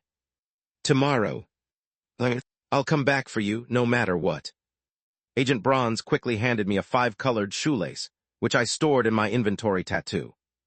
In the worst-case scenario, if I risked disappearance or suicide, it would be my last resort to escape. Then Agent Bronze pushed his way through the crowd at frightening speed and ran for the entrance. He's here, the fortune of Jisun. At the same time, the villagers swarmed over me. I blinked. It seemed I'd lost consciousness for a moment. And when I came to, I was lying on the wide, old-fashioned wooden floor of a house. Sliding doors on both sides of the square room. I saw a similar layout recently. It's that tile-roofed house. Assistant Manager Yoon was nowhere to be seen. It seemed she hadn't been captured with me. That was a relief. I looked down at my legs. Both my legs were tied with a gold rope. The gold rope ran out through a hole in one of the sliding doors. When I gave it a little tug, I felt some elasticity. It seemed fixed in place. So it begins. At that moment, DRRRK. The sliding door opened, and people came in. No, only two. One brought in a tray with festival food, the other carried a bottle of alcohol. The two bowed deeply, set down the neat food and drink. Then faint music began to play. It seemed that outside the building, a wild and frenzied festival was still going on all night long. The two brought out a small raffle box and drew lots. Eventually, the one who pulled out a stick with a rooster's feather stayed behind, while the other lowered his head and left. The one left was the person who had brought the alcohol. Sahian SSI. The villager who had brought the drink, Baek Deoksu, looked at me. I could guess who had set things up, so I would draw the special prize. Last night, did you make me draw the special prize, stick from your pocket on purpose? Check my pocket. He'd definitely prompted me like that. That was the only unusual action that might explain why I, who'd drawn a blank yesterday, got the special prize today. Was it to make me into someone who had already drawn the special prize, to make me qualified? So that I would be guided to draw the special prize today. A deep satisfaction flickered in Baek Deoksu's eyes. And in a hoarse voice he spoke. If that's what you think, so what? So you've been planning this for a long time. You must have thought hard about whether this would work, and what to do if the agents failed to rescue you. An ecstatic smile spread across Baek Sahien's lips. That's right. Liberation. Madness. I thought about it every day. What would I do if I ever got chosen? I never wanted to end up like that. Every time I slept in this shitty house, every time someone died, even when my older sister died. He spat out the words like he was vomiting. I always thought I never want to end up like that. Fuck, if I die, God or whatever. God. Baek Sahien swallowed. There was a sense of unease and thrill in speaking a taboo. This festival is for worshipping a god, then. Worship no. Baek Sahien practically screamed. This is a ritual to make a god. They pick an auspicious day, make it a festival, and whoever is chosen is enshrined in the village shrine to become the god, the fortune of Jisun, who will free us from the truth of the world. They actually believe that crazy bullshit. Is that really possible? I don't know, but... He panted. There's really something here. On the festival days, if no outsider wins the special prize, the villagers gather up the remaining sticks and draw them among ourselves. And if someone gets picked... Baek Sahien's face stiffened. When the last day of the festival ends, they put a bag over your head like livestock and drag you to the village deity's shrine. They take you there and do something. What do you mean? I don't know, but there's something. His face turned pale. When the ones who were dragged out come back in the morning, their faces are different. They can't speak. They start preparing for next year's festival together. And when the festival they've prepared for is over, they hang themselves in the shrine. But then every festival they appear again. Even though they died, they come back. They walk out of the shrine. He howled. They play in the traditional band, one. They're doing it now, outside. I'm not going to end up like that. I'm not going to die, no way. Baek Sahien's eyes flashed with fear, anger, survival instinct, and a sense of relief that he'd made it, then settled down into rational calculation. Now that you've been chosen, the festival and the raffle are over. I don't have to come back here anymore. Being trapped in this godforsaken Jisun village, being held here, it's all over now. Note S. One traditional band / Pungmulnori, Korean folk music tradition that includes drumming, dancing, and singing, with dozens of players all in constant motion. I understand. I nodded. Baek Sahien muttered. So now you're an insider and I can talk about it. Ha. I used to think anyone who started talking about this stuff first was just an idiot, but this is how it feels, huh? The feeling of being in a situation no one else knows, having to swallow information you can't share. It's almost funny, but I think I understand better than anyone how Baek Sahien feels right now. Honestly, I should be angry or anxious right now. This crazy bastard Baek Sahien, just to save himself, pushed a civil servant who had only come to rescue him, and said there was no way to help, into his place as the scapegoat. I should be angry, disgusted, anxious, and desperate to find a way out. That would be natural. But strangely, I'm not. Instead, there's this odd sense of peace. The feeling that the complicated tomorrow and the near future have become a little hazier. Now that I'm trapped here, I don't have to think about anything else. No more wishing for a favor, no more worrying about Director Ho's binding, no more scrambling for information in a month, no more thinking about what to do with an agent after my cover. Been blown. Is this just escapism? It's almost laughable, even absurd, that the threat of death makes me feel at ease. But it's true. So I could speak calmly, without sympathy or anger. I understand. Understand? Vigilance returned to Baek Sahien's eyes. Are you going to say, I feel sorry for you, I understand, and then ask me to let you go, saying this isn't right? Maybe, but I know what it's like to go through daily life in constant fear, unable to relax, always feeling like I might die at any moment. He looked at me with a subdued expression. Still, it's fortunate how you chose between the two agents. Why do you want to die? A little. I'm not sure right now. Haven't you ever wanted to die? Not even once. So you have. That's not true. Baek Sahien suddenly replied. I don't want to die. If you wanted to die, good for you. You can just stay here then. Weird. There was no sign that he was trying to mock me, nor any indication that he was relishing in the fact that I'd been tricked by him. Even though he could easily make fun of me, it didn't seem to amuse him much. All I could sense was a selfish desperation for survival. He didn't seem to feel any guilt either. Rather, it looked like he had no room left in him for guilt. Come to think of it, it's always been that way. He's only ever desperately clung to whatever would benefit him, whatever would keep him alive. But at least if he doesn't take pleasure in watching others suffer because of him, or find fun in tormenting people, there might be a different approach. I could use that. Still, there's no way I'm going to just escape into reality until I die like this. In the end, I spoke up. Sahian SSI, if there was a way for both you and me to survive, would you help? What? You just have to go through more trouble than now, and take the risk of being found out. You're seriously asking if I'd do it, crazy bastard. At that moment, heavens enough, even from a narrative perspective, there's a limit. How can anyone be so rude? Ah, friend, why are there so many people these days who repay your kindness with betrayal? This bronze heart aches as well. The plushie started talking again. Allow me to help you. First, let's get out of here. Then let's show them what karma really means. Wouldn't that be thrilling and satisfying? What? Oh, it's fine. The plushie fell silent. I'll do it myself. Wouldn't that be more entertaining for you? Well, I suppose it would be best for things to flow with the right support. It's fine. I finished my conversation with the plushie and looked at Baek Sahian again. Since I didn't expect anything from him in the first place, I spoke with complete indifference. But Sahian SSI, I'm going to die because of you. I'm only someone who came here to rescue you, but couldn't because there was no way to do it. I'm dying because you pushed me into this spot. How is this my fault? Baek Sahian's face twisted. Did I fucking tell anyone to kill someone if they got the special prize? Did I shove someone into the shrine and kill them? Someone else does the killing. So what am I just supposed to die instead? That. Raging and swearing brings misfortune. At the same time, both Baek Sahian and I turned toward the sliding door. A muttering could be heard.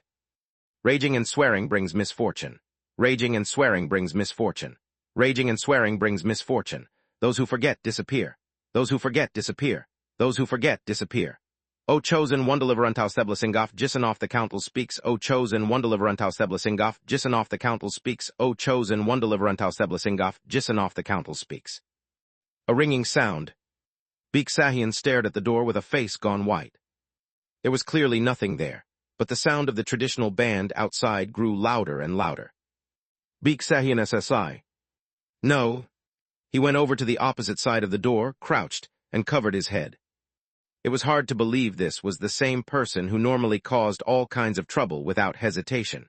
He was utterly powerless. Is this a trauma response? Maybe this would work. After a brief hesitation, I opened my mouth and spoke toward the sliding door. I'm sorry, I was so flustered that I swore. The muttering stopped. That wasn't appropriate for the festival. I'll try to speak more politely from now on. The sliding door stayed perfectly still. And then, the sound of the traditional band resumed, gradually growing more distant, until it completely faded into the festival noise. Baek Sahian SSI.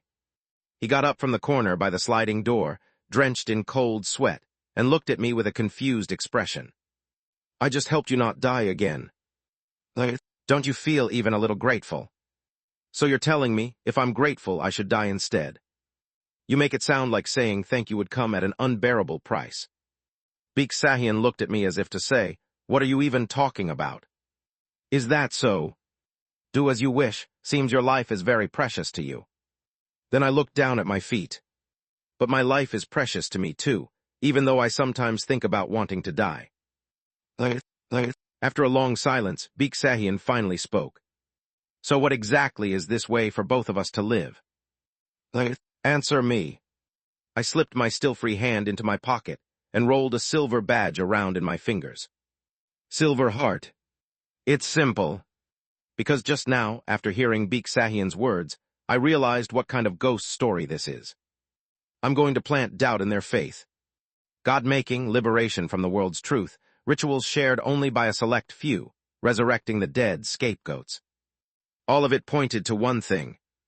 This is a ghost story under the Church of the Luminous Unknown. Chapter 199.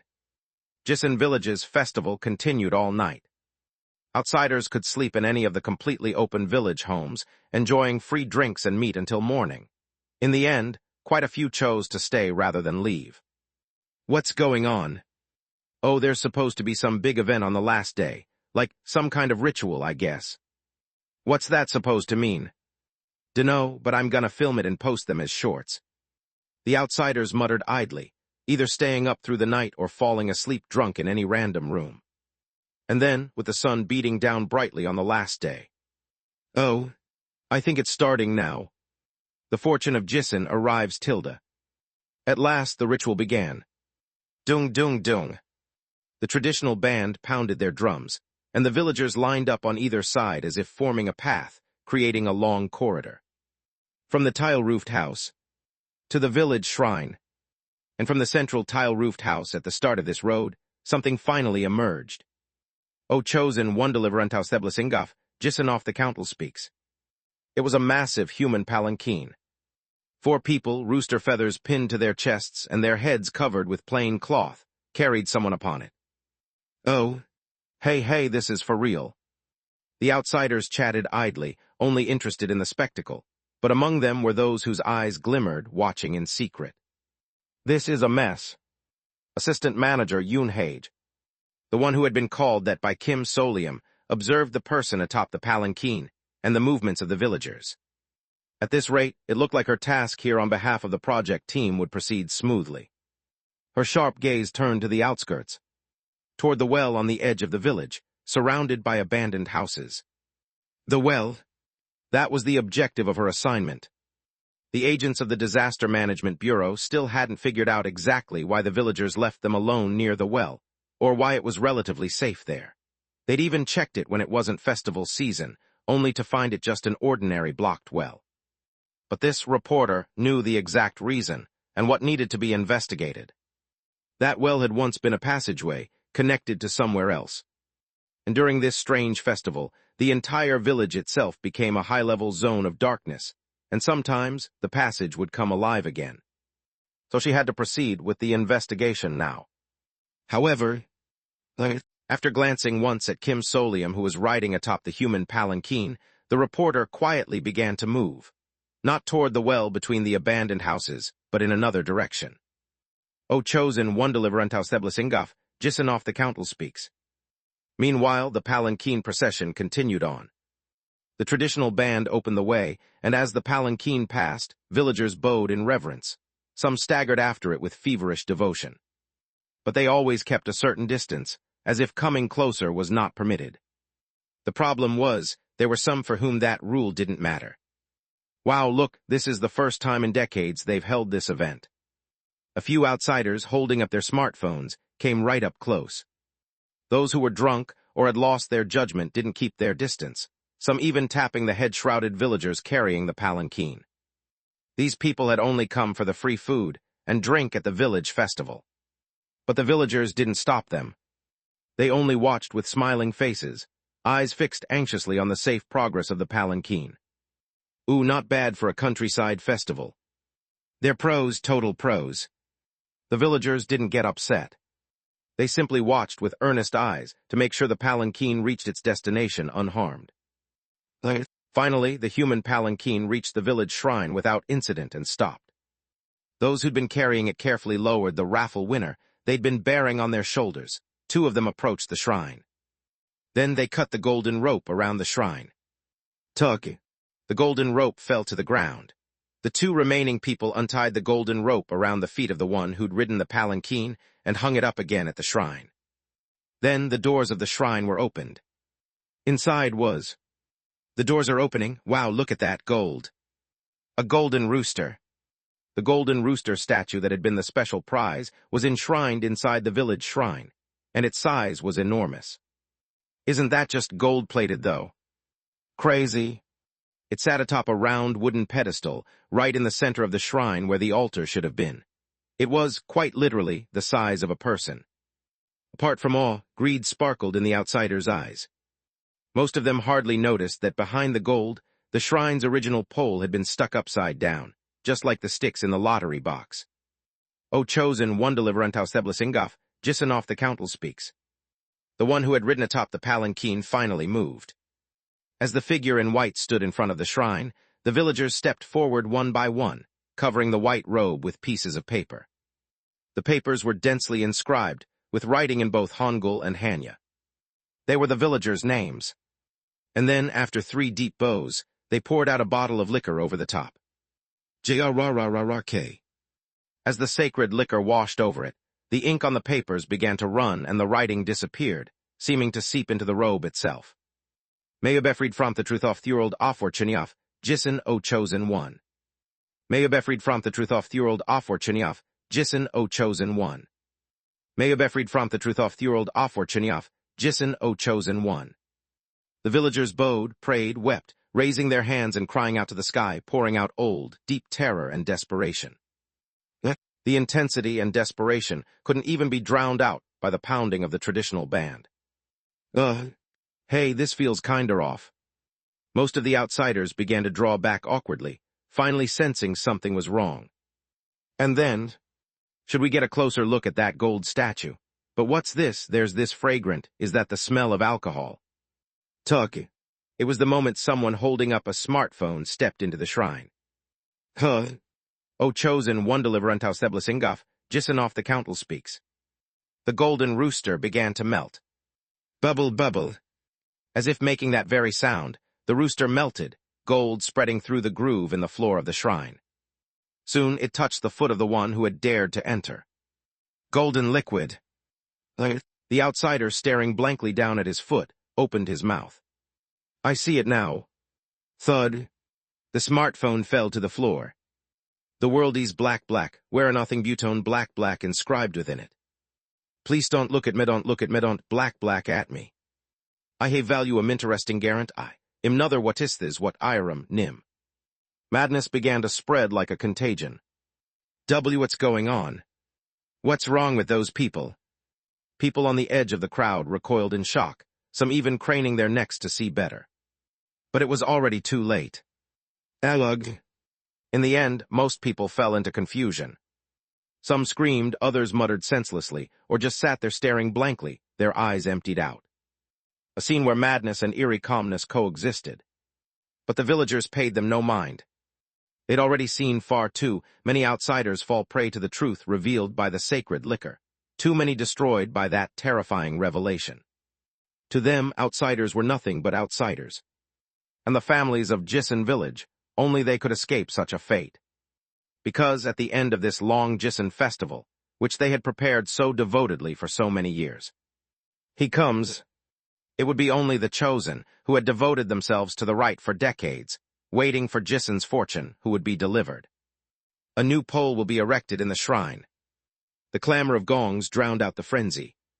The chosen one, the raffle winner, walked calmly toward the shrine in the midst of this storm of madness. With the golden stick, the special prize in hand. If they simply planted that small stick in the golden liquid left behind by their predecessor, they would themselves become the fortune of Jissen, dissolving into the shrine. A sacrifice, or rather, a god, who would bring liberation from the terrifying truth of the world. The villagers would escape from this monstrous, cruel world, dodging calamity and reaching deliverance. But then, everyone. It was a civil servant's flat voice. This procedure is all wrong. The chosen one looked at the golden stick in his hand and let out a sigh. At this rate, you're all doomed. In your own words, you might say misfortune will befall you. A deathly silence fell. Then a wailing voice cried out. The fortune of Jissen is trying to deceive us and run away. Dunno about that. The figure in white slowly raised both hands toward the sky. But I know the truth. Speaking in their language, he continued. I was cleansed with sacred liquor and awakened to the truth of the world. I, who drew the golden stick and will be enshrined as the fortune of Jissen, already know. The truth. You have twisted the teachings. Maybe you read a few pages of an unknown scripture somewhere, or stole bits and pieces of doctrine and misunderstood it. Confusion. Moans and muttering from those who couldn't understand. What did you think liberation from the truth of the world meant? Escaping from the cruel, painful, and unreasonable reality of this world, evading disaster under the protection of the fortune of Jisun, and living freely as the chosen exceptions. The villagers looked up. Their actions betrayed agreement. "I thought so. In that case, let's begin here." Kim Solium spoke. The sure knowledge he possessed. The most important doctrine of the Church of the Luminous Unknown. Its first teaching: there is no freedom in this world. This world belongs to Iram Nim. It holds meaning only when one is chosen by Iram Nim, and one must recognize this truth and cultivate and sow the seeds of origin in the world, striving to be worthy of that choice. Your free will is meaningless. Only the will and the selection of Iram Nim hold significance. Those too weak to accept this truth may seek escape through death, but that is no true salvation. Thus he declared, "There is no escape from Iram Nim." These words are liberation. Deathly silence. The chosen one, the strange figure in white, looked around at the villagers and asked, "Do you refuse to accept this?" "No. No. Impossible." "In that case, choose another auspicious day and prepare another form of festival and ritual, because the fortune of Jisun you summoned by these means." He pointed to himself. "Was me. The fate of outsiders, disappearances and deaths, the sacrificial ritual disguised as a lottery." Cries and moans of "No, impossible, we are tainted, we are impure," broke out from all sides. But they could not kill the chosen one before them. If he died in this village, he would become the new god. That was the procedure. In the end, they simply had to let him go. Alug. The traditional band staggered, people collapsed everywhere. The village festival ended in chaos and ruin. And Kim Solium, the chosen one who brought about this ending, who succeeded as always with his specialty of informational and psychological warfare. As expected, just watched with heavy eyes, bereft of joy. I knew it would turn out like this. I looked around at the mad scene. This was indeed a ghost story under the Church of the Luminous Unknown, but it wasn't a place that had ever taught the true doctrine properly. Probably on purpose. They must have been experimenting, making this village perform a clumsy ritual so it would develop its own unique ghost story. To understand the process in detail, I needed Baek Sahian's help. I had to figure out exactly how the ritual worked and what teachings they served. And it was only possible because Baek Sahian manipulated another villager who had drawn a golden stick, giving me enough time through the night to hear and analyze all of this. Did he already pick up another brainwashing item in the meantime? I didn't care to take it back anymore. It was pointless anyway. At any rate, I was able to clearly identify their errors. And since all my knowledge of the Church of the Luminous Unknown was real, the villagers were even more easily swayed. As for me, since I already knew what that so-called truth of the world meant, I wasn't affected at all. Of course, all of it was information I'd already read on the wiki. Anyway, from now on, the villagers of Jisun will all argue over what's right, each believing what they want, fighting amongst themselves. If a split like this occurs, their unity will weaken, and a vulnerability will appear, so the Disaster Management Bureau should be able to take action before next year's festival. So before this commotion settles, I should slip away too. The festival is over. The village has rejected me as the raffle winner. So probably, I'll be safe even if I leave the village. I tried to walk out of the shrine. Splash! A ripple of golden liquid spread from my step. This must be the golden rooster. From the color, it seemed that the round wooden base beneath it hadn't melted, so it was probably still on the floor. Only the gold melted. Thunk. I stopped in my tracks. Thunk. The ground was shaking, no. Thunk. The floor. It split open, and the golden liquid poured down below. I threw myself out of the shrine, barely escaping the collapsing floor in time. And between the cracks in the round wooden base, a transparent liquid surged up. Sacred liquor. I realized. The golden rooster statue was a weight stone, and the round wooden board wasn't its base at all. It was a lid. That golden statue had been pressing down something buried beneath the shrine, preventing it from surfacing. A gigantic jar of liquor, and inside something had been sleeping bound.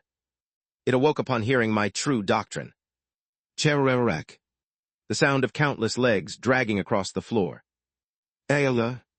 A long body burst out from the transparent liquid. A thing writhing, covered in countless legs. A massive centipede that had been inside the liquor jar. Ayala. But all those legs were human arms. Praying hands. Palms pressed together. The face, with flat features resembling a human's, moved its holes as if mimicking a face. It resembled the depraved, heretical monks from old folktales. These were characteristics I could recognize. Centipede say, a ghost story that transmits the teachings of the Church of the Luminous Unknown. It is said that, upon being recognized by a certain clergy member who was inspired by the power of stories inhabiting lowly creatures, this entity began to foster mutated followers throughout the world. But now its body was already half-rotten. The arms protruding outside the shrine were corroded by liquor, by the liquid. Its eyes had melted. There is a folktale that, in a rural village, the teachings of this being were misunderstood, leading to its capture and confinement within a liquor jar, with the villagers using the resulting liquor for their rituals. So that was it. This was the entity that had brought the doctrine here. To appease it, they placed chicken symbols, its favorite prey, around the village. But apparently, it hadn't done any good. Alas, Iram Nim. That thing, having fallen deep into the doctrine of the Church of the Luminous Unknown, cannot be reasoned with or communicated with. It only delivers doctrinal teachings and enlightenment. Truths that cannot be described violently. There is no nirvana, no liberation. This is the truth of the world. Eternal liberation approaches. At the end of the degenerate era, offer up your pain, loss, and madness, spit out your bones, and you will gain eternal life. That is the true form of the way, and it is the law with priceless worth. I must respond. I know that. But, do I really have to? I let my arms drop. I'm tired. I don't even know how many times this has happened. How long do I have to keep doing this? In my head, I tell myself I just have to hold out for 1 month, just win my wish, but... As I listen to that centipede's horrific preaching, a part of me is crushed by the thought, does it really matter? Would it really matter if my body was crushed? Maybe Agent Grapes. A large hand gripped my shoulder. I turned my head. A determined face, shining eyes. Agent Bronze was there. I've come back on time just as promised, and I told you. When I return, I'll come back with a way to save you. He squeezed my shoulder. According to the rules. In this kind of supernatural disaster, 2 agents are always dispatched to rescue the requester. Agent Choi's blade drove down through the shrine's roof, and Daki by fire erupted ferociously. Chapter 200. Light pours down. The forged blade flashes and draws its line with conviction. A dance of blades performed by both hands and the sky. Alas. The blade pierces the body of the centipede, which takes the form of a depraved monk. It is not the same criminal-subduing blade that once pierced Assistant Manager Jin Nassau in the Ocean Palace, or myself in the Dream Cultivation Chamber.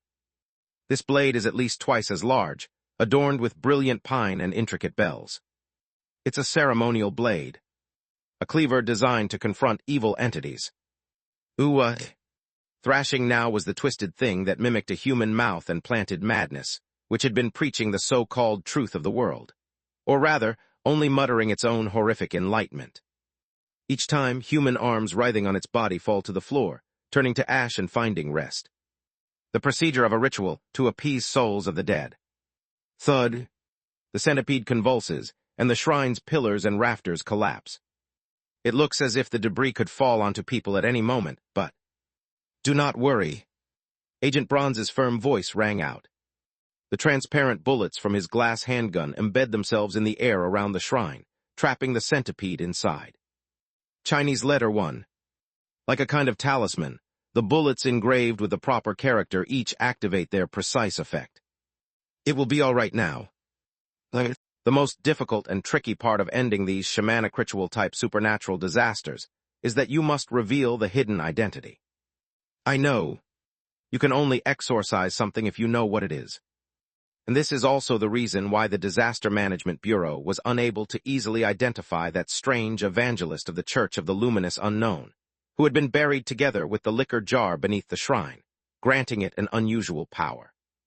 Agent Choi's own hard-won notes come to mind. Actually, the branch wanted to investigate more thoroughly, but other government agencies kept getting in the way. They were even blocked from dissolving the village itself. Some said, why not just keep rescuing people every year? The causal relationship with the disappearances and deaths isn't proven. However, in reality, it seems there was a government official who was being bribed by Jisan village. That's why things were at a standstill. If you think of the annual festival as a disaster, it's actually long and repetitive, right? But the investigation periods are always much too short.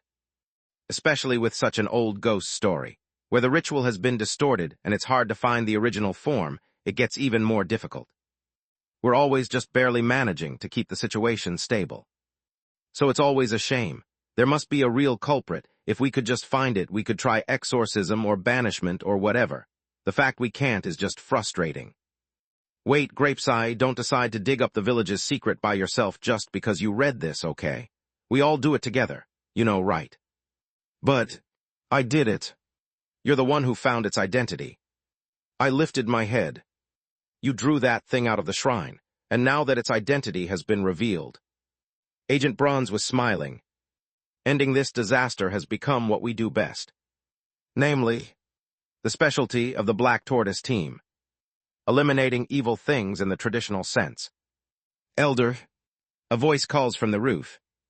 Agent Choi throws his cleaver into the air, the Dakibai flame in his hand burning as bright as the sun. Flames sweep all the way down to the broken base of the shrine. Ayala. The dark, damp shade created for the centipede burns away as if it's being erased, and a bright, warm, yang energy arrives. Ala Ujhhh.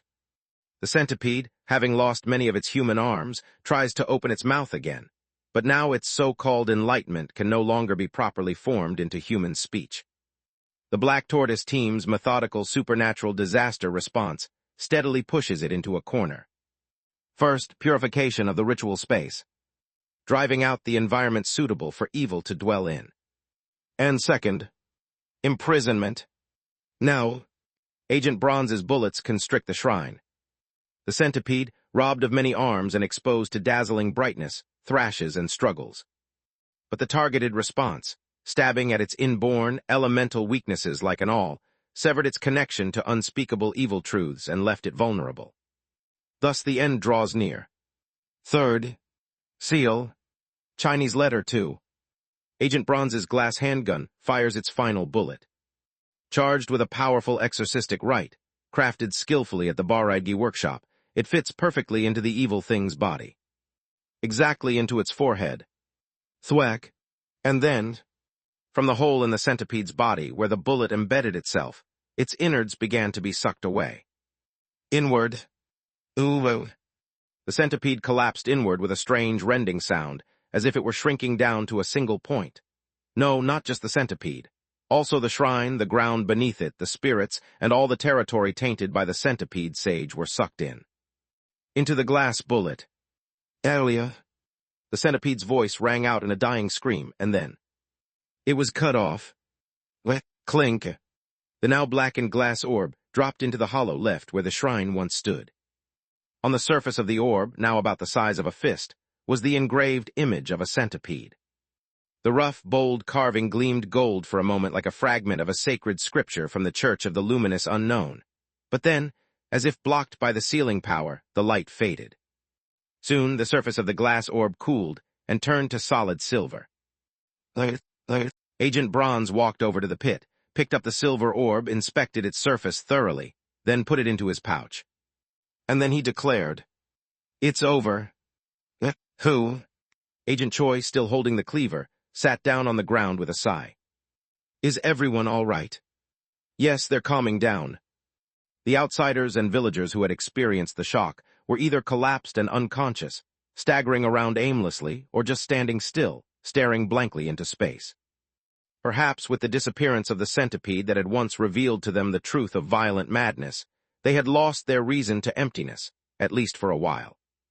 The festival musicians had disappeared, leaving only their instruments and clothes behind. Occasionally, beneath the collapsed clothing, there were glimpses of bone and earth. and after surveying all of this, my gaze turned back to Agent Choi's back. He was just sitting quietly, staring at the hollow left by the vanished shrine. What must he be thinking? A spy who will die in a month, unless he leaks information from the Disaster Management Bureau. He himself nearly died, caught up in all of this. But after preparing everything in a single day and coming down to the countryside to save that spy, staking his life to fight the centipede, what must a man like that be thinking? I didn't want to know. The thoughts that would come to mind after realizing it, the tasks I would have to face, felt too exhausting. That's how it had been. But now, for a brief flickering moment, I kind of want to hear his answer. What he's thinking. Grapesai. Want to come over here? With no thoughts at all, I walked toward him. Agent Choi didn't look back at me. But as I drew closer, he reached a hand behind his back. Toward me. Everything's done, let's go back. What? I took his hand. And Agent Choi pulled on my hand and stood up lightly from his seat. Up we go. There was the same smile on his face as before when he turned to look at me. And then he started making a fuss. My whole body aches. I take one day off and our kid gets himself abducted. This is why I can't have a rest. I'm sorry. It's not your fault, is it, Grapesai? The caller was out of his mind. Unpredictable incidents happen. But don't do anything too reckless next time. As if, of course, there would be a next time. That's how he spoke. Well, yes.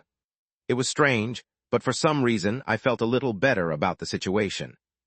Even though nothing was really resolved or progressed. My head felt a little clearer. All right, that's how Black Tortoise Team 1 should be. Agent Choi patted me on the back, and then headed over to see the orb Agent Bronze had secured. I took a deep breath in and out. Yeah, for now I survived today. And having watched Disaster Management Bureau agents seal a bizarre entity through traditional exorcism, maybe it's not such a bad day after all. Everyone survived too. My heart felt noticeably lighter. The bright Dokubai flame had disappeared, but the sun was shining in the sky. Then as I looked down, I saw the people who had carried my palanquin lying collapsed next to the now empty shrine area. But there were only 3. Baek Deoksu. I turned my gaze to where the rescue caller had been standing. Baek Deoksu was one of the people carrying the palanquin, and he had originally stood to the left of the shrine. He was gone before I knew it. He must have run away the moment things started going awry. Not that strange, really. No, in this case, that was actually the wisest choice. Still, now that I was feeling a bit better, it did feel a little annoying. A certain someone shoved me into the place where he was supposed to die, and left me to suffer like a dog. Still, it was true that taking the risk of being caught, and staying up all night to share what he knew about the village did help. Now that guy probably doesn't have to come back here either. No, I told you already. I have to come back every year. Even if I try to run away, I'll just go mad and hang myself. According to what Baek Deoksu said at dawn, it seemed the villagers had to periodically visit Jisun village to escape the madness of the truth of the world. No matter how much they soaked the centipede sage in liquor and pressed it down with a stone and enshrined it in the shrine, they'd already had too much contact with it. But now that the original source, the centipede, was gone, things would probably be better. At least one could hope. I was about to look away when I noticed something odd. There was something left in the spot where Baek Deoksu had been. I shifted slightly and picked up the item. A note, no, something like a small paper boat, folded out of paper. Did he leave this? Thinking I'd check it out later, I put it in my pocket. And when I turned my head, I made eye contact with Agent Choi, who had been watching me. Agent Choi turned his head away with a smile and said casually, "Lucky I made it on time, right? I really rushed over as soon as I finished getting ready. If you hadn't been at Seoraksan, you could have come even sooner. Seriously, why'd you take your day off to go there?" Ha, to recuperate in a place with good air and clean water, I guess. Anyway, there he is, the real MVP who made sure we got to Grapesai in time. Agent Choi pointed somewhere, and at the end of his finger was Assistant Manager Yoon Hage. Yes, she's the one who told us the location of the shrine right away. Assistant Manager Yoon Hage had been waiting at the village entrance, and as soon as she saw them, told them exactly where the shrine was. Thanks to that, the agents were able to arrive before I could be enthralled by the centipede sage and become one of its arms. She must have been busy with her own work, too. I was grateful. I tried not to stare blankly. She recognized Bronzeye right away. Oh, she's waving goodbye. When she met our eyes, Assistant Manager Yoon Hage nodded slightly, then melted into the crowd. Or at least that's how she probably thought of it, and that's how I took it, but someone with sharp eyes might not see it that way. Because even among the dazed, hollow people, she moved with clear purpose. SHH. Agent Choi put a finger to his lips, squinting as he watched. She's heading toward the abandoned houses. He put away the cleaver and quickly straightened his clothes. Let's follow her. Her destination is a little unusual. Did you say she's a reporter? That's right. That's a great job for going undercover. A chilling deduction. The assistant manager can't get found out. I didn't want to make things harder for her, or drag Agent Choi any deeper into Director Ho's grasp. That would be a total disaster. After exchanging a few words with Agent Bronze, Agent Choi turned to look at me. He seemed to study me for a moment, then said, Grapes, you can go outside and rest if you want. I can't. If you don't mind, I'd like to go with you. Sure, let's go together. Did he notice? Even if he didn't, his kindness made my stomach twist a bit. Anyway, I hurried after the agents as they moved. And before long, we found Assistant Manager Yoon Hage, half removed some of the wooden planks covering the well and was looking inside. It's not here, she muttered. Ms. Civilian, are you looking for something right now? Assistant Manager Yoon Hage, who had been staring down the well, looked up at us with a slightly exasperated expression. Now you're acting like normal public servants, seriously. Aren't you guys, like in the comics, that sort of thing? Comics? Well, if we're going to play the part, why not go for 7? Haha, our dear agent here really likes that comparison, Agent Choi grinned and patted Agent Bronze on the back, then put a finger to his lips. Agent Bronze closed his eyes tightly. Agent. Watching this, Assistant Manager Yoon Hage just shrugged. Anyway, don't worry, I don't plan to tell anyone about this. Thank you. But I saw the agents exchange covert glances. Most likely, before long, agents from the Disaster Management Bureau's Vermilion Bird unit would sweep into this village to clean up.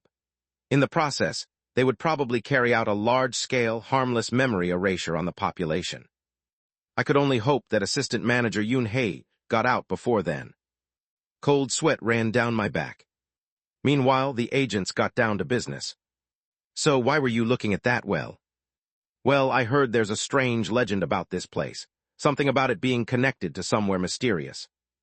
Assistant Manager Yoon Hage took out a cigarette from her pocket, but quickly put it back as she spoke. I'd heard rumors that weird things happened during this village's festival, so I came to check it out. She tapped the well with her finger. Well, doesn't seem like there's anything particularly odd. Agent Choi nodded, as if he meant to help with her investigation, and pulled out a light source from his coat. A lantern inhabited by a dakibai. The red, flickering light brightened the shadows of the well for a moment. Here, let me shine a light for you. Do you really have to use that? Yes. Agent Choi replied with a smile. And this lantern can also sense danger. See, the color changes, right? When it flickers this red. And when it flickers, it means there's something non-human nearby. Who are you? Silence. The one who guided us earlier was definitely human, but you're not human, are you? The thing in the shape of Assistant Manager Yoon Hage lifted its head. That faint, gentle smile on her face. You're quick on the uptake. Hello, Agent. We've met before, haven't we? Agent Choi. Agent Bronze hastily moved to defend, but Agent Choi held him back with a gesture. Even so, the being in the shape of Assistant Manager Yoon Hage spoke with a gentle, kind expression she would never normally wear. What I asked this person to do was definitely something else, but it seemed like she was heading somewhere strange, so I'm assisting her personally. Director Ho. Whether he was disguised or merely controlling her, it was him. Director Ho, wearing Assistant Manager Yoon Hage's appearance, was standing in front of us.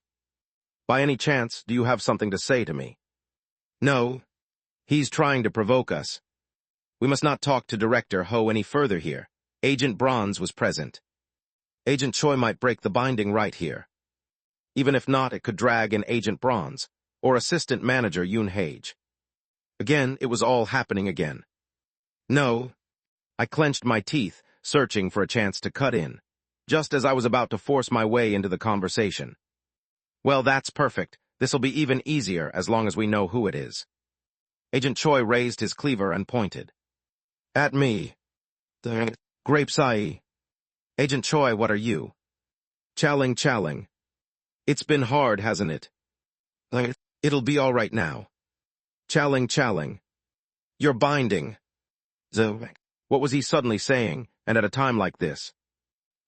Wait. I realized. Right, Agent Choi really couldn't speak of last night's events to anyone, because of the binding. That I was a spy. That I planned to leak information from the Disaster Management Bureau. Even the fact that he himself was bound by a supernatural restriction. All of that is forbidden. But I thought about it and realized there's something I can do. The restriction on talking about me was an exception. The fact that one of our agents is under a supernatural binding imposed by a supernatural being is not one of the prohibited topics. He could attempt to break that binding for me as much as he wanted. I had a hell of a time finding the right person at Seorexon. Agent Choi looked up at the sky. Welcome.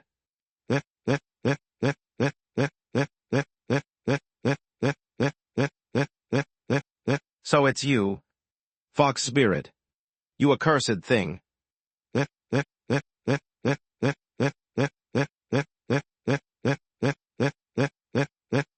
The back of my hand began to burn. Goblin note. Short background on the fox spirit. There are many animal spirits that appear in East Asian folklore, and the fox spirit is a recurring image in many stories. Among the many tales that it appears in, it is acknowledged as a beast with high intelligence and is an antagonist to hunters and farmers with its cunning intellect. But on the flip side, it is also recognized as a helpful spirit and a god of abundance in some regions for eating mice that cause harm to agriculture and harvests. Apart from this, the fox spirit is also depicted as a shape-shifting entity, taking on various forms with different meanings, powers, and characteristics.